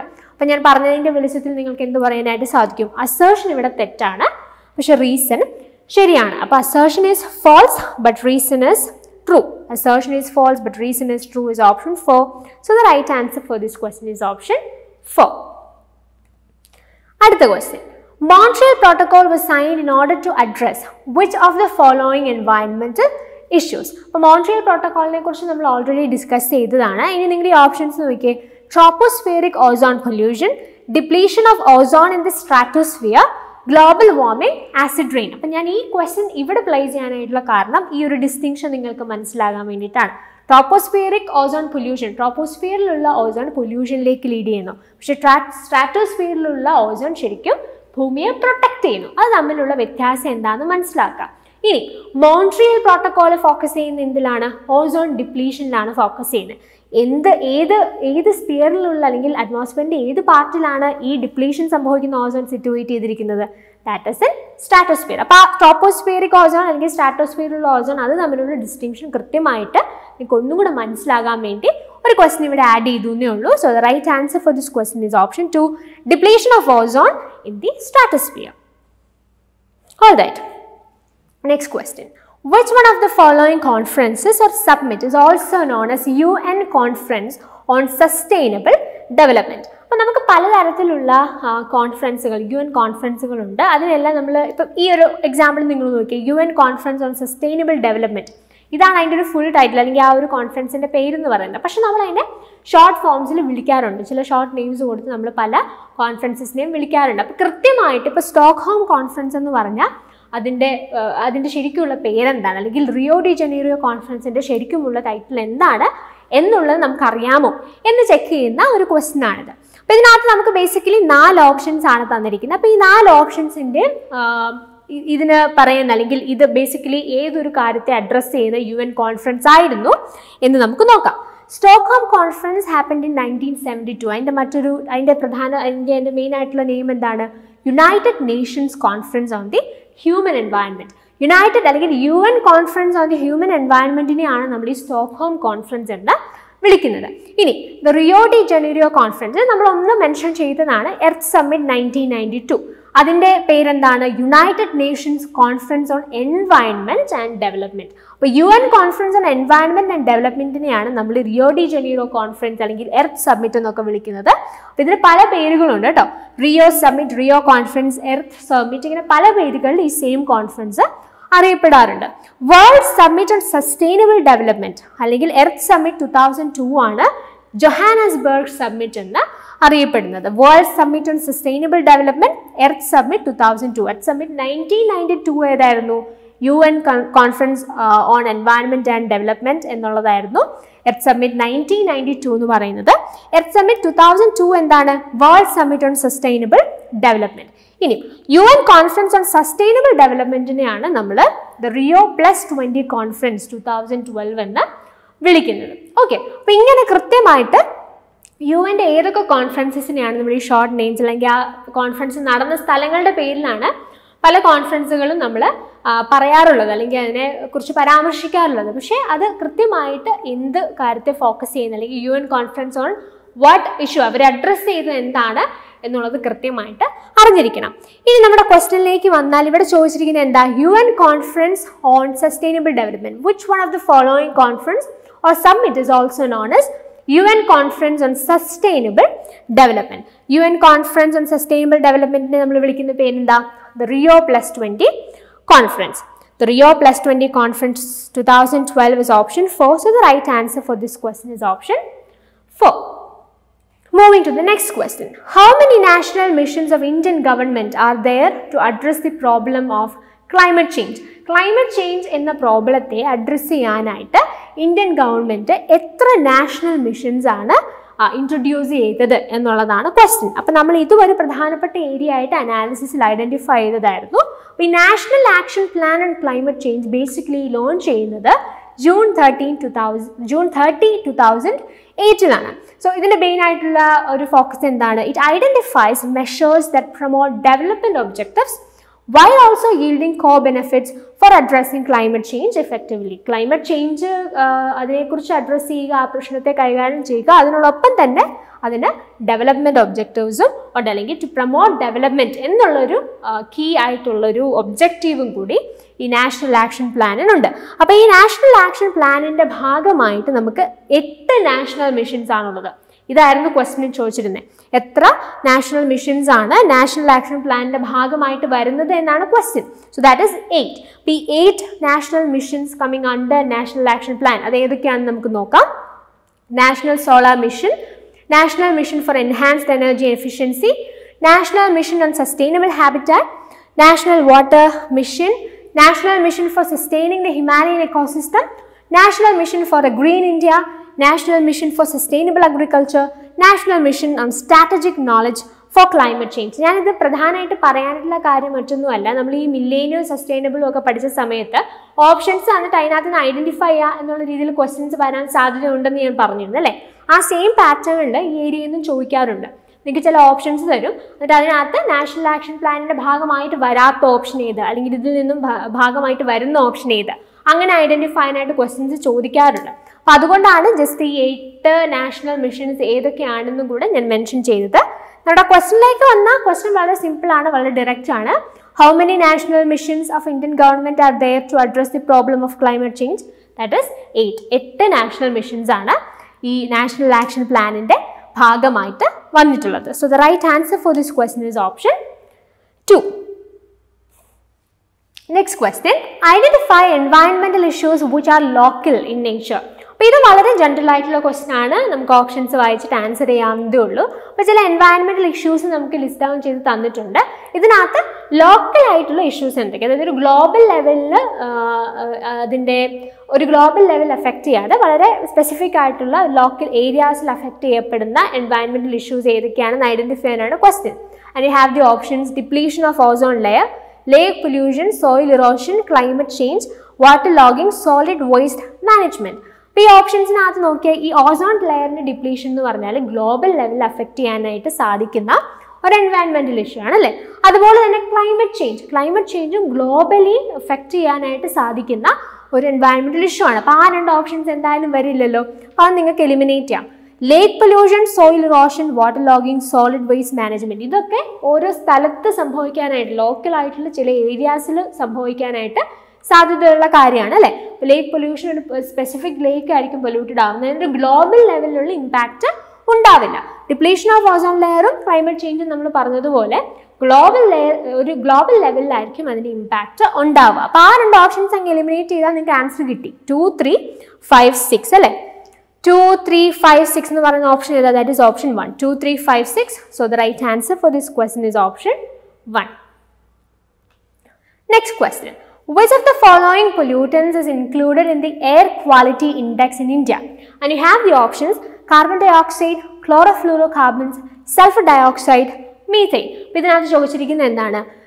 എയർ ക്വാളിറ്റി ഇൻഡെക്സ്, ഇന്ത്യയുടെ എയർ ക്വാളിറ്റി ഇൻഡെക്സിൽ ഉൾപ്പെടുത്തിയിട്ടുള്ള പൊല്യൂട്ടൻസ് ഏതൊക്കെയാണ് എന്നല്ലെങ്കിൽ ഈ തന്നിരിക്കുന്ന ഓപ്ഷൻസിൽ എയർ ക്വാളിറ്റി ഇൻഡെക്സിൽ വരുന്ന പൊല്യൂട്ടൻ്റ് ഏതാണ് എന്നാണ് ക്വസ്റ്റ്യൻ. അപ്പോൾ ജസ്റ്റ് പ്രധാനമായിട്ടും ഈ എയർ ക്വാളിറ്റി ഇൻഡെക്സിൽ നമ്മൾ മെഷർ ചെയ്യുന്ന പൊല്യൂട്ടൻസ് അല്ലെങ്കിൽ ആ എയർ ക്വാളിറ്റി ഇൻഡെക്സിൻ്റെ ഭാഗമായിട്ട് നമ്മൾ ഇൻക്ലൂഡഡ് ആക്കിയിട്ടുള്ള പൊല്യൂട്ടൻസ് ഏതൊക്കെയാണെന്ന് പഠിച്ചു കഴിഞ്ഞാൽ ഈ ക്വസ്റ്റ്യൻ വളരെ ഈസിയാണ്. അപ്പോൾ അതിലിവിടെ ലിസ്റ്റ് ഡൗൺ ചെയ്തിട്ടുണ്ട്: particulate matter, ozone, nitrogen dioxide, sulphur dioxide, carbon monoxide. ഇത്രയുമാണ് പ്രധാനമായിട്ടും എയർ ക്വാളിറ്റി ഇൻഡെക്സിൽ നമ്മൾ ഉൾപ്പെടുത്തിയിരിക്കുന്ന അല്ലെങ്കിൽ നമുക്ക് പഠിക്കാനായിട്ടുള്ള പ്രധാനപ്പെട്ട പൊല്യൂട്ടൻസ് എന്ന് പറഞ്ഞാൽ. ബേസിക്കലി എയറിൻ്റെ ക്വാളിറ്റി അളക്കാനായിട്ട് നമ്മൾ ഇങ്ങനെയുള്ള ഈ പറഞ്ഞിരിക്കുന്ന പൊല്യൂട്ടൻസിൻ്റെ അളവ് എന്തുമാത്രമാണ് എയറിലുള്ളത് എന്ന് നോക്കിയിട്ടാണല്ലോ അതിൻ്റെ ക്വാളിറ്റി നമ്മൾ ഫിക്സ് ചെയ്യുന്നത്. അപ്പോൾ ആ രീതിയിൽ നിങ്ങൾ ഈ പ്രധാനപ്പെട്ട പൊല്യൂട്ടൻസ് എയർ ക്വാളിറ്റി ഇൻഡെക്സിൽ നമ്മൾ മെഷർ ചെയ്യുന്ന പ്രധാനപ്പെട്ട പൊല്യൂട്ടൻസ് ഏതൊക്കെയാണ് എന്ന് ഓർത്ത് വയ്ക്കുക. സോ ഈ ക്വസ്റ്റനിലേക്ക് വന്ന ഇവിടുത്തെ ഓപ്ഷൻസ് ഏതൊക്കെയാണ്? Carbon dioxide, chlorofluorocarbon, sulphur dioxide, methane. അപ്പം എയർ ക്വാളിറ്റി ഇൻഡെക്സിൽ ഉൾപ്പെട്ടിട്ടുള്ള പൊല്യൂട്ടൻ്റ് ഏതാണ് എന്നാണ് നമുക്ക് ഐഡൻറ്റിഫൈ ചെയ്യാനായിട്ടുള്ളത്. അപ്പോൾ ഈ ഓപ്ഷൻസിൽ ഈ ഞാൻ ഓൾറെഡി മെൻഷൻ ചെയ്ത പൊല്യൂട്ടൻസിൽ ഇവിടെ നമുക്ക് കാണാനായിട്ട് സാധിക്കുന്ന ഓപ്ഷൻ ഏതാണ്? ദാറ്റ് ഈസ് സൾഫർ ഡയോക്സൈഡ് അല്ലേ. Sulphur dioxide is option 3. So the right answer four this question is option 3. അടുത്ത question: day time noise standard prescribe for residential areas in India is. അപ്പോൾ നമ്മൾ നോയ്സ് പൊല്യൂഷൻ എന്ന് പറയുന്ന area വളരെ പ്രധാനമായിട്ട് നമ്മൾ പഠിച്ചിരിക്കേണ്ട area ആയിട്ട് ഐഡൻറ്റിഫൈ ചെയ്തിരുന്നു. പൊല്യൂഷൻ ഇൻ ഇറ്റ് സെൽഫ് വളരെ ഇമ്പോർട്ടൻ്റ് ആണ്. 2020 ചോദിച്ച ക്വസ്റ്റ്യൻസിൽ പൊല്യൂഷൻ എന്നുള്ള ക്വസ്റ്റ്യൻസ് നമ്മളൊന്ന് ഐഡൻറ്റിഫൈ ചെയ്താൽ നോയ്സ് പൊല്യൂഷനിൽ നിന്നുള്ള ക്വസ്റ്റ്യൻസ് അത്യാവശ്യം ചോദിച്ചിരുന്നു ആ ഒരു എക്സാമിൽ. ഓക്കെ, അപ്പോൾ നമ്മൾ ആ അനാലിസിസിൻ്റെ സമയത്ത് തന്നെ ഈ ഏരിയയിൽ നിന്നുള്ള മറ്റൊരു ക്വസ്റ്റ്യൻ നമ്മൾ ഡിസ്കസ് ചെയ്തതുമാണ്. എനിവേ ഈ ഒരു ക്വസ്റ്റ്യൻ ചോദിച്ചിരിക്കുന്ന കാര്യം എന്താണ്? റെസിഡൻഷ്യൽ ഏരിയ, ഇന്ത്യയിലെ റെസിഡൻഷ്യൽ ഏരിയയിൽ ഡേ ടൈം നോയ്സ് സ്റ്റാൻഡേർഡ് എത്രയാണ് പ്രിസ്ക്രൈബ് ചെയ്തിരിക്കുന്നതെന്നാണ്. ഞാൻ ഓൾറെഡി പറഞ്ഞായിരുന്നു നമുക്ക് ഡിഫറെൻറ്റ് ഏരിയാസ് ഉണ്ട്, അനാലിസിസിൽ നമ്മൾ ഡിസ്കസ് ചെയ്തതാണ്. ഡിഫറെൻറ്റ് ഏരിയാസ് ഉണ്ട്. We have industrial, commercial, residential and silent zone. അങ്ങനെ ഡിഫറെൻറ്റ് ടൈപ്സ് ഓഫ് ഏരിയാസ് ഉണ്ട്. ഈ ഓരോ ഏരിയാസിലും ഡേ ടൈമിൽ എത്രയാണ് പ്രിസ്ക്രൈബ് ചെയ്തിരിക്കുന്ന നോയ്സ് സ്റ്റാൻഡേർഡ്, അതുപോലെ നൈറ്റ് ടൈമിൽ എത്രയാണ് പ്രിസ്ക്രൈബ് ചെയ്തിരിക്കുന്ന നോയ്സ് സ്റ്റാൻഡേർഡ്, ഇത് കൃത്യമായിട്ട് നമ്മൾ പഠിച്ചിരിക്കണം. ഇതിൽ നിന്ന് വളരെ ഡയറക്റ്റ് ആയിട്ടുള്ള ക്വസ്റ്റ്യൻസ് ചോദിച്ചിട്ടുണ്ടായിരുന്നു. അപ്പോൾ ഇവിടെ നമ്മളോട് പറഞ്ഞിരിക്കുന്ന ഏതാണ്? റെസിഡൻഷ്യൽ ഏരിയയിലെ ഡേ ടൈം നോയ്സ് സ്റ്റാൻഡേർഡ്. അപ്പോൾ റെസിഡൻഷ്യൽ ഏരിയ ഡേ ടൈം എത്രയാണ്? 55 ഡെസിബിൾ ആണ്. സോ 55 ഡെസിബിൾ എന്ന് പറയുന്ന ഓപ്ഷൻ 3 ആണ്. So the right answer for this question is option 3. അടുത്ത question: given below are two statements. One is labeled as assertion and other is labeled as reason. Assertion reason question ആണ്. assertion എന്താ പറഞ്ഞിരിക്കുന്നത്? Hydrofluorocarbons need to be phased out to protect the ozone layer. Reason ആയിട്ട് പറഞ്ഞിരിക്കുന്നത് എന്താണ്? HFCs have a high global warming potential. ഈ ഹൈഡ്രോഫ്ലൂറോകാർബൺസ് അല്ലെങ്കിൽ HFCs basically CFCക്ക് ഒരു alternative ആയിട്ടാണ് വരുന്നത്. അപ്പോൾ CFC എന്ന് പറയുന്നത് പ്രധാനമായിട്ടും ഓസോൺ ഡിപ്ലീഷന് കാരണമാകുന്ന ഒരു സബ്സ്റ്റൻസ് ആണെന്ന് കണ്ടെത്തുകയും അതിനെ കംപ്ലീറ്റ്ലി ഫേസ് ഔട്ട് ചെയ്യുക, അതിൻ്റെ യൂസ് കംപ്ലീറ്റ്ലി കുറയ്ക്കുക എന്നുള്ളൊരു ഡിസിഷൻ എടുക്കുകയും ചെയ്തിരുന്നു. ഓക്കെ, അപ്പോൾ ഈ CFC പോയി കഴിഞ്ഞാൽ അതിന് പകരം ഒരു ഓൾട്ടർനേറ്റീവ് ആയിട്ട് നമുക്ക് എന്ത് യൂസ് ചെയ്യാനായിട്ട് സാധിക്കും? റെഫ്രിജറേറ്റേഴ്സിലൊക്കെ യൂസ് ചെയ്യുന്ന പ്രധാനപ്പെട്ട ഒരു കോമ്പൗണ്ട് ആണല്ലോ, അല്ലെങ്കിൽ ഒരു കമ്പോണൻറ്റ് ആണല്ലോ CFC എന്ന് പറയുന്നത്. അപ്പോൾ അതിൻ്റെ ഓൾട്ടർനേറ്റീവ് ആയിട്ട് CFC പോയപ്പോൾ വന്നിട്ടുള്ള ഒരു ഓൾട്ടർനേറ്റീവ് ആണ് HFC എന്ന് പറയുന്നത്. HFC ബേസിക്കലി ഓസോൺ ഡിപ്ലീറ്റിംഗ് ആയിട്ടുള്ള ഒരു സബ്സ്റ്റൻസ് അല്ല, പക്ഷേ അതിന് ഗ്ലോബൽ വാർമിംഗ് പൊട്ടൻഷ്യൽ വളരെ കൂടുതലാണ്. ഹൈ ഗ്ലോബൽ വാർമിംഗ് പൊട്ടൻഷ്യൽ അതിനുണ്ട്, പക്ഷേ ഓസോൺ ഡിപ്ലീഷന് അത് കാരണമാകുന്നില്ല. ഒരു ഓസോൺ ഡിപ്ലീറ്റിംഗ് സബ്സ്റ്റൻസ് അല്ല അത്. CFC ആയിരുന്നു, അതിന് പകരമാണ് ഹൈഡ്രോഫ്ലൂറോ കാർബൺസ് വരുന്നത്. പക്ഷേ at the same time it has high global warming potential. Ozone depletion അത് കാരണമാകുന്നില്ല, ഓസോൺ ഡിപ്ലീഷൻ അത് കാരണമാകുന്നില്ല, പക്ഷേ ഗ്ലോബൽ വാർമിംഗ് പൊട്ടൻഷ്യൽ അതിന് ഉണ്ട്. ഓക്കെ, അപ്പൊ അങ്ങനെയാണെങ്കിൽ അസേർഷൻ എന്താ പറഞ്ഞിരിക്കുന്നത്? Hydrofluorocarbons need to be phased out to protect the ozone layer. So അത് തെറ്റാണ് അല്ലേ? അതിന് ഒരു ഓസോൺ ഡിപ്ലീറ്റിംഗ് സബ്സ്റ്റൻസ് ആയിട്ട് നമുക്ക് HFCയെ കാണാൻ പറ്റില്ല. ഇക്കാര്യം ഓർക്കുക, CFCയുടെ ഒരു ഓൾട്ടർനേറ്റീവ് ആയിട്ടായിരുന്നു HFC വന്നത്. So that assertion is wrong. Reason എന്താ? HFCs have A high global warming potential. Ozone depletion അത് കാരണമാകുന്നില്ലെങ്കിൽ പോലും HFC എന്ന് പറയുന്നത് ഒരു അല്ലെങ്കിൽ ഹൈ ഗ്ലോബൽ വാർമിംഗ് പൊട്ടൻഷ്യൽ ഉള്ള ഒരു സബ്സ്റ്റൻസ് ആണ്. അപ്പോൾ റീസൺ ആയിട്ട് കൊടുത്തിരിക്കുന്ന സ്റ്റേറ്റ്മെന്റ് ശരിയാണ്. അപ്പോൾ A തെറ്റാണ്, R ശരിയാണ്. അപ്പോൾ അതേതായിരിക്കും answer? A is not correct but R is correct. That is option 4. So the right answer for this question is option 4. Moving to the next question. From disaster mitigation measures given below, identify the measures which can be characterized as non-structural. അപ്പോൾ ഈ mitigation measures, അതായത് ഇങ്ങനെ ഓരോ ദുരന്തങ്ങൾ, disasters ഒക്കെ വരുമ്പോൾ അതിൻ്റെ effect കുറയ്ക്കാനായിട്ട് നമ്മൾ ഉപയോഗിക്കുന്ന ഡിഫറെൻറ്റ് മെഷേഴ്സ് ഉണ്ട്. അതിനെ തന്നെ നമുക്ക് സ്ട്രക്ചറൽ മെഷേഴ്സും അതുപോലെ നോൺ സ്ട്രക്ചറൽ മെഷേഴ്സുമായിട്ട് തിരിക്കാനായിട്ട് സാധിക്കും. സ്ട്രക്ചറൽ മിറ്റിഗേഷൻ മെഷേഴ്സ് എന്ന് പറഞ്ഞാൽ അതുകൊണ്ട് ഉദ്ദേശിക്കുന്നത് എന്താണ്? ഇപ്പം നമ്മൾ എന്തെങ്കിലും ഒരു കൺസ്ട്രക്ഷൻ നടത്തി ഈ ഒരു ദുരന്തത്തെ നമ്മൾ ഇപ്പോൾ ഒരു ഫ്ലഡൊക്കെ വരുന്ന ഏരിയ ആണെന്ന് വിചാരിക്കാം. ആ ഫ്ലഡ് വരുന്ന ഏരിയയിൽ ഫ്ലഡ് വരുന്ന സമയത്ത് ഒരുപാട് നാശനഷ്ടങ്ങൾ സംഭവിക്കാതിരിക്കാൻ എന്തെങ്കിലും കൺസ്ട്രക്ഷൻസ് ഒക്കെ നമ്മൾ നടത്തുകയാണെന്ന് വിചാരിക്കാം. എഞ്ചിനീയറിംഗ് വർക്ക്സ് ഒക്കെ ഇൻക്ലൂഡഡ് ആയിട്ടുള്ള ഒരു സ്ട്രക്ചർ നമ്മൾ പണിതുണ്ടാക്കുന്ന അത്തരത്തിലുള്ള എന്താ പറയുക മുൻകരുതലുകൾ അല്ലെങ്കിൽ ഇങ്ങനെയുള്ള ദുരന്തങ്ങളെ അതിജീവിക്കാനായിട്ട് നമ്മൾ എടുക്കുന്ന മെഷേഴ്സ് സ്ട്രക്ചറൽ മെഷേഴ്സിനകത്ത് വരിക. എന്ന് വെച്ചാൽ നമ്മൾ എന്തെങ്കിലും ഒരു കാര്യം കൺസ്ട്രക്ട് ചെയ്യുകയാണ്, അതിനെയാണ് നമ്മൾ സ്ട്രക്ചറൽ മിറ്റിഗേഷൻ മെഷേഴ്സ് എന്ന് പറയുന്നത്. നോൺ സ്ട്രക്ചറൽ എന്ന് പറഞ്ഞാൽ എന്താണ്? ഇപ്പോൾ ലെറ്റ്സ് സേ നമ്മളൊരു അവയർനെസ് കൊടുക്കുക, ഇങ്ങനെ ഒരു പണി ചെയ്യുക, ഒരു കൺസ്ട്രക്ഷൻ ഉണ്ടാക്കുക എന്നുള്ളതല്ല. ചില പോളിസീസ് നമ്മൾ ചെയ്യുന്നു, അല്ലെങ്കിൽ ഒരു ജനറൽ അവയർനെസ് നമ്മൾ കൊടുക്കുന്നു, ഇതിനെക്കുറിച്ച് പല പഠനങ്ങളും നമ്മൾ നടത്തുന്നു, അങ്ങനെയുള്ള കാര്യങ്ങളൊക്കെയാണ് നോൺ സ്ട്രക്ചറൽ മിറ്റിഗേഷൻ മെഷേഴ്സിനകത്ത് വരുന്നത്. അപ്പോൾ ഇവിടെ നമ്മളോട് ചോദിച്ചിരിക്കുന്നത് ഏതാണ്? നോൺ സ്ട്രക്ചറലിൽ നിന്ന് ഐഡന്റിഫൈ ചെയ്യുക എന്നാണ് പറഞ്ഞേക്കുന്നത്. അപ്പോൾ ഓപ്ഷൻസ് നോക്കിയേ. Flood dykes, land use zoning, raising of homes in flood prone areas, insurance programs, reinforced tornado safe rooms. അപ്പോൾ ഇതിനകത്ത് ഈ ഫ്ലഡ് ഡൈക്സ് ഉണ്ടാക്കുക, അതുപോലെ raising of homes in flood prone areas, അതുപോലെ റീഇൻഫോഴ്സ്ഡ് ടൊർണാഡോ സേഫ് റൂംസ്, ഇത് മൂന്നും construction ആവശ്യമുള്ള കാര്യങ്ങളാണ്. അപ്പോൾ ആ ഓപ്ഷൻസ് എന്തായാലും നോൺ സ്ട്രക്ചറൽ വരില്ല. അപ്പോൾ ആ ഓപ്ഷൻ നിങ്ങൾക്ക് സ്കിപ്പ് ചെയ്യാം. ഈ ലാൻഡ് യൂസ് സോണിംഗ് എന്ന് പറഞ്ഞാൽ എന്താണ്? ഇപ്പോൾ നമുക്ക് ലാൻഡ്സിനെ തന്നെ പല സോൺസ് ആയിട്ട് തിരിക്കാം. ഇപ്പോൾ റെസിഡൻഷ്യൽ ഏരിയാസ് ആയിട്ട് നമുക്ക് കുറച്ച് സ്ഥലങ്ങളിടാം. ഇതുപോലെ ഫ്ലഡും ഒക്കെ വരുന്ന സമയത്ത് അല്ലെങ്കിൽ ഉരുൾപൊട്ടൽ അങ്ങനത്തെ പ്രശ്നങ്ങളൊക്കെ വരുമ്പോഴത്തേക്ക് ഒരുപാട് നാശനഷ്ടങ്ങൾ ഉണ്ടാകുന്ന ഏരിയാസ് കൃത്യമായിട്ട് ഐഡന്റിഫൈ ചെയ്ത് അങ്ങനെ കൃത്യമായിട്ട് ലാൻഡുകൾ സോൺ ചെയ്യുക. അതൊരു റെസിഡൻഷ്യൽ ഏരിയ ആയിട്ട് ഉപയോഗിക്കേണ്ടത് പാടില്ല. അപ്പോൾ അങ്ങനെയുള്ള സ്ഥലങ്ങളിൽ നിന്ന് റെസിഡൻഷ്യൽ ഏരിയാസ് മാറ്റുക.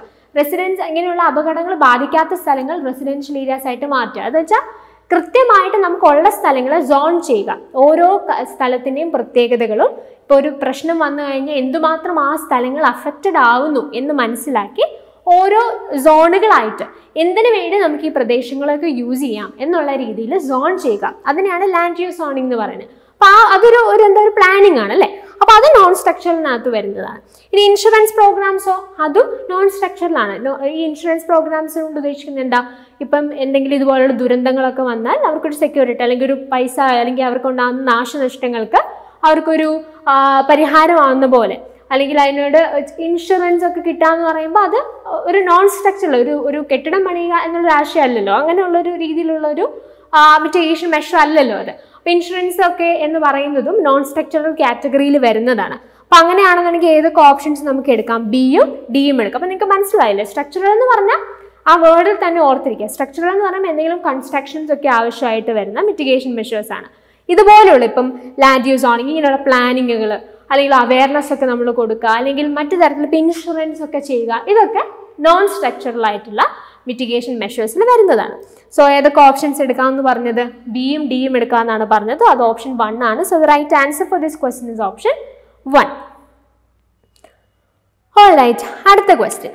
Which of the following is non-vehicular pollutant? അതായത് വെഹിക്കുലർ എമിഷനിൽ പെടാത്ത, അല്ലെങ്കിൽ ആ എമിഷനിലൂടെ അറ്റ്മോസ്ഫിയറിലേക്ക് വരുന്ന പൊല്യൂട്ടൻസിൽ പെടാത്ത പൊല്യൂട്ടൻ്റ് ഏതാണ് എന്നുള്ളതാണ് ക്വസ്റ്റ്യൻ. 4 ഓപ്ഷൻസ് ഉണ്ട്. Chlorofluorocarbon, carbon monoxide, hydrocarbon, particulate matter. ക്ലോറോഫ്ലൂറോ കാർബൺസിനെ കുറിച്ച് ഞാൻ ഓൾറെഡി പറഞ്ഞതാണ്. നമ്മൾ ഈ റെഫ്രിജറേറ്റേഴ്സിലൊക്കെയാണ് CFCs ഉപയോഗിക്കുന്നത്. അത് ശരിക്കും ഒരു നോൺ വെഹിക്കുലാർ പൊല്യൂട്ടൻ്റ് ആണ്. അതായത് വെഹിക്കിൾസിൽ നിന്നുണ്ടാകുന്ന എമിഷനിലൂടെ വരുന്ന, അല്ലെങ്കിൽ അത്തരത്തിൽ അറ്റ്മോസ്ഫിയറിലേക്ക് എത്തുന്ന ഒരു പൊല്യൂട്ടൻ്റ് അല്ല CFC എന്ന് പറയുന്നത്. കാർബൺ മോണോക്സൈഡും ഹൈഡ്രോകാർബണും പാർട്ടിക്കുലേറ്റ് മാറ്റർ എല്ലാം ഈ ട്രാൻസ്പോർട്ടേഷൻ്റെ ഭാഗമായിട്ട്, അല്ലെങ്കിൽ വെഹിക്കിൾസിൽ നിന്ന് വരുന്ന എമിഷനിലൂടെ പുറത്തേക്ക് വരുന്ന പൊല്യൂട്ടൻ്റ് ആണ്. അത് വെഹിക്കുലാർ പൊല്യൂട്ടൻസ് നമുക്ക് പറയാം. ഇവിടെ ചോദിച്ചിരിക്കുന്നത് നോൺ വെഹിക്കുലാർ പൊല്യൂട്ടൻ്റ് ഐഡന്റിഫൈ ചെയ്യാനായിട്ടാണ്. So the right answer for this question is option 1, that is chlorofluorocarbon. So the right answer is option 1.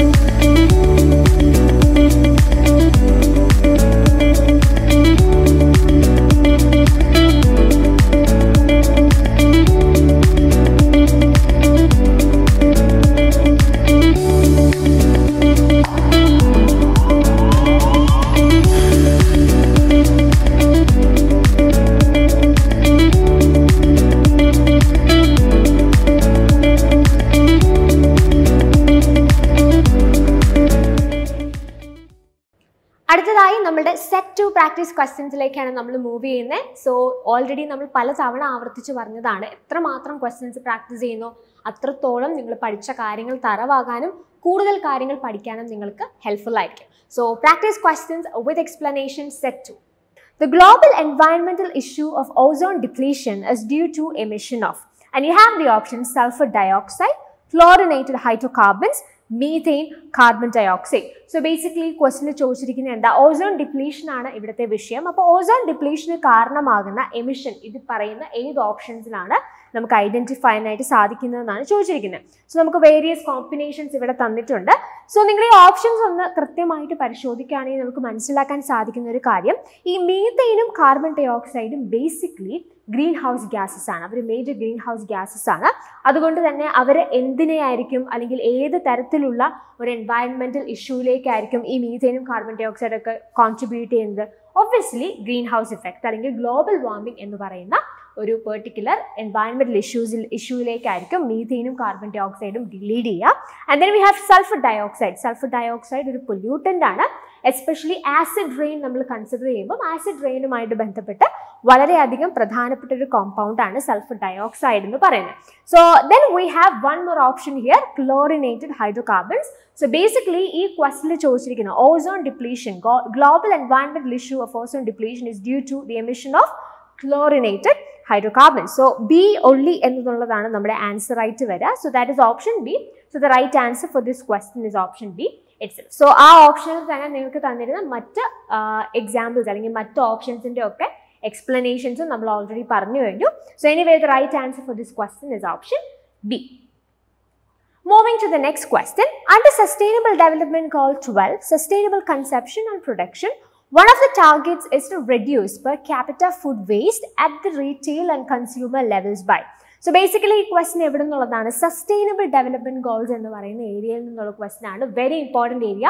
നമുക്ക് യൂഷ്വൽ കേസിൽ ഫ്രീക്വൻ്റ് ആയിട്ട് ക്വസ്റ്റ്യൻസ് വരുന്ന ഒരു ഏരിയ ആണ് സസ്റ്റൈനബിൾ ഡെവലപ്മെന്റ് ഗോൾസ് എന്ന് പറയുന്നത്. സോ അതുകൊണ്ട് തന്നെ ഈ സസ്റ്റൈനബിൾ ഡെവലപ്മെന്റ് ഗോൾസ് എന്താണെന്ന് നമുക്ക് നോക്കാം.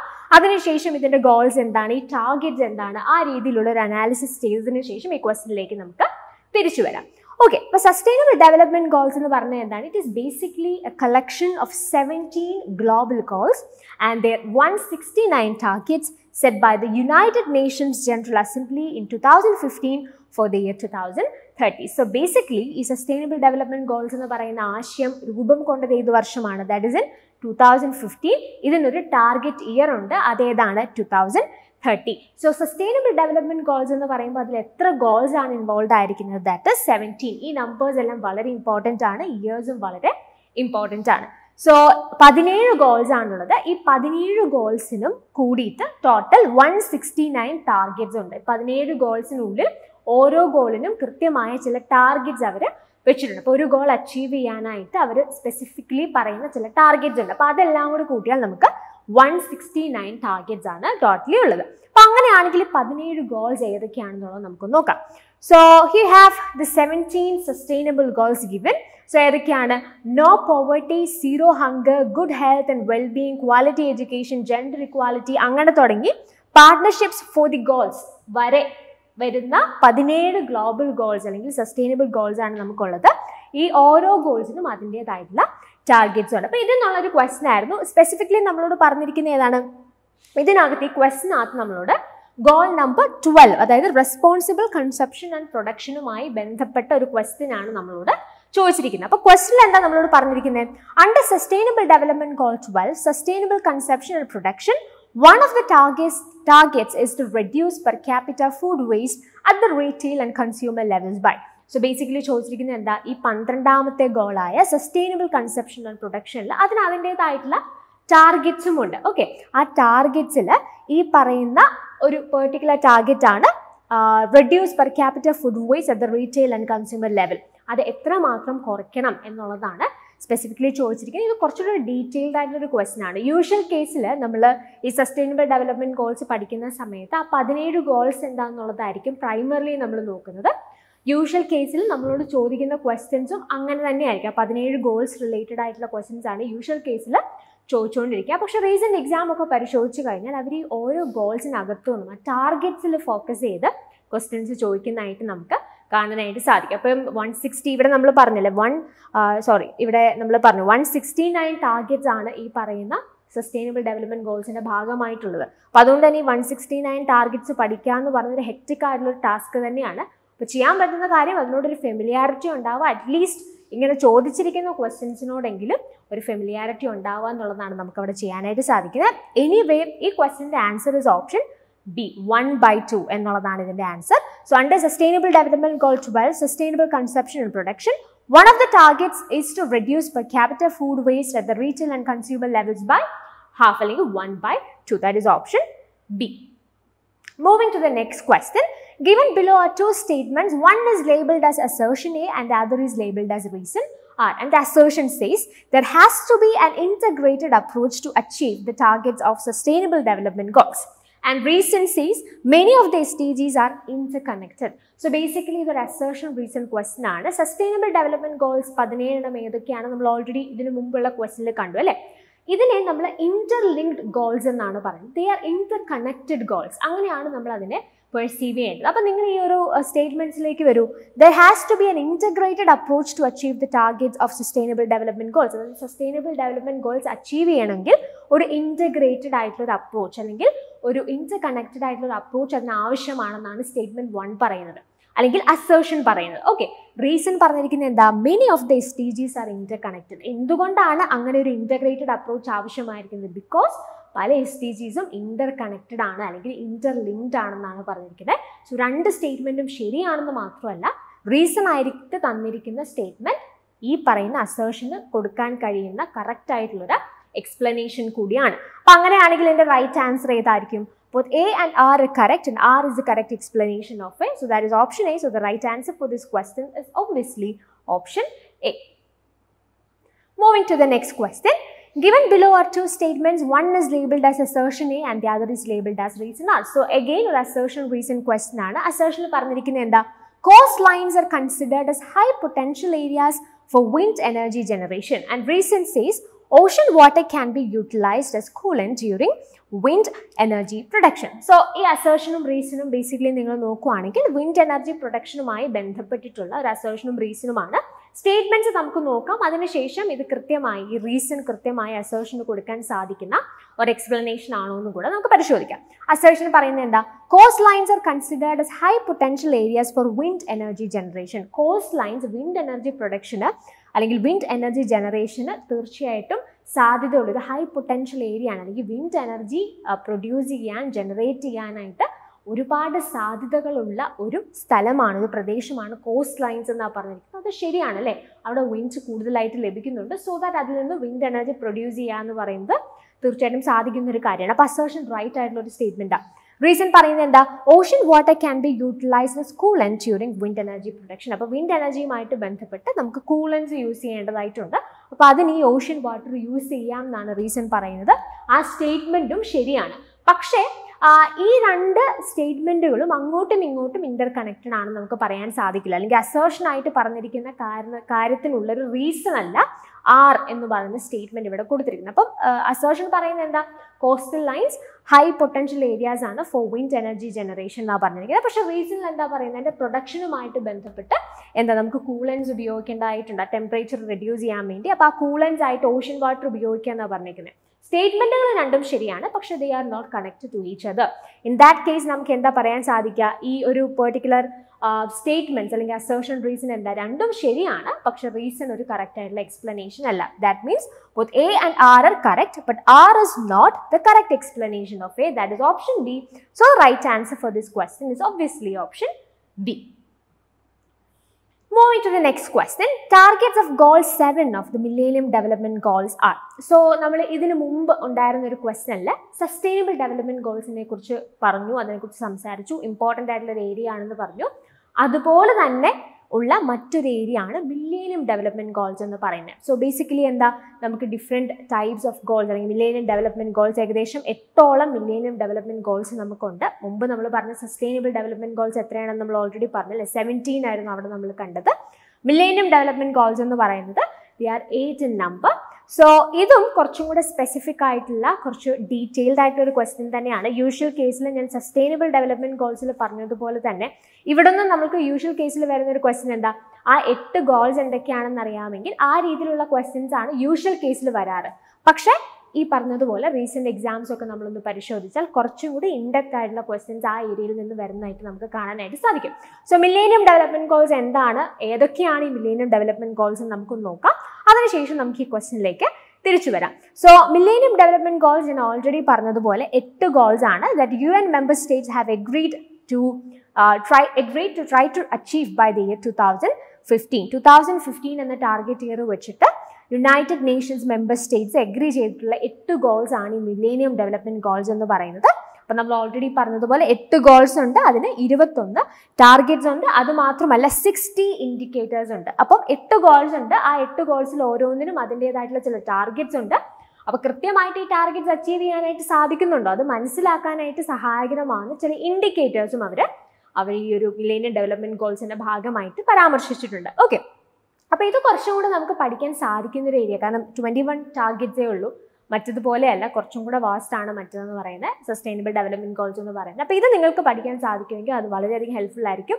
ഈ 21 ടാർഗറ്റ്സും കൂടെ ഒന്ന് ഐഡന്റിഫൈ ചെയ്യാനും പഠിക്കാനും സാധിച്ചാൽ ഹെൽപ്ഫുൾ ആയിരിക്കും. നമ്മുടെ LMSൽ നമ്മുടെ നോട്ട്സിനകത്ത് ഈ ടാർഗറ്റ്സും അതുപോലെ ഗോൾസ് എല്ലാം നമ്മൾ വളരെ വിശദമായിട്ട് തന്നെ ഇൻക്ലൂഡ് ചെയ്തിട്ടുണ്ട്. അപ്പോൾ അങ്ങനെയാണെങ്കിൽ ഏതൊക്കെയാണ് 8 ഗോൾസ് അല്ലെങ്കിൽ ഈ മില്ലേനിയം ഡെവലപ്മെന്റ് ഗോൾസിന്റെ ഭാഗമായിട്ട് വരുന്ന ഗോൾസ് ഏതൊക്കെയാണെന്ന് നമുക്ക് നോക്കാം.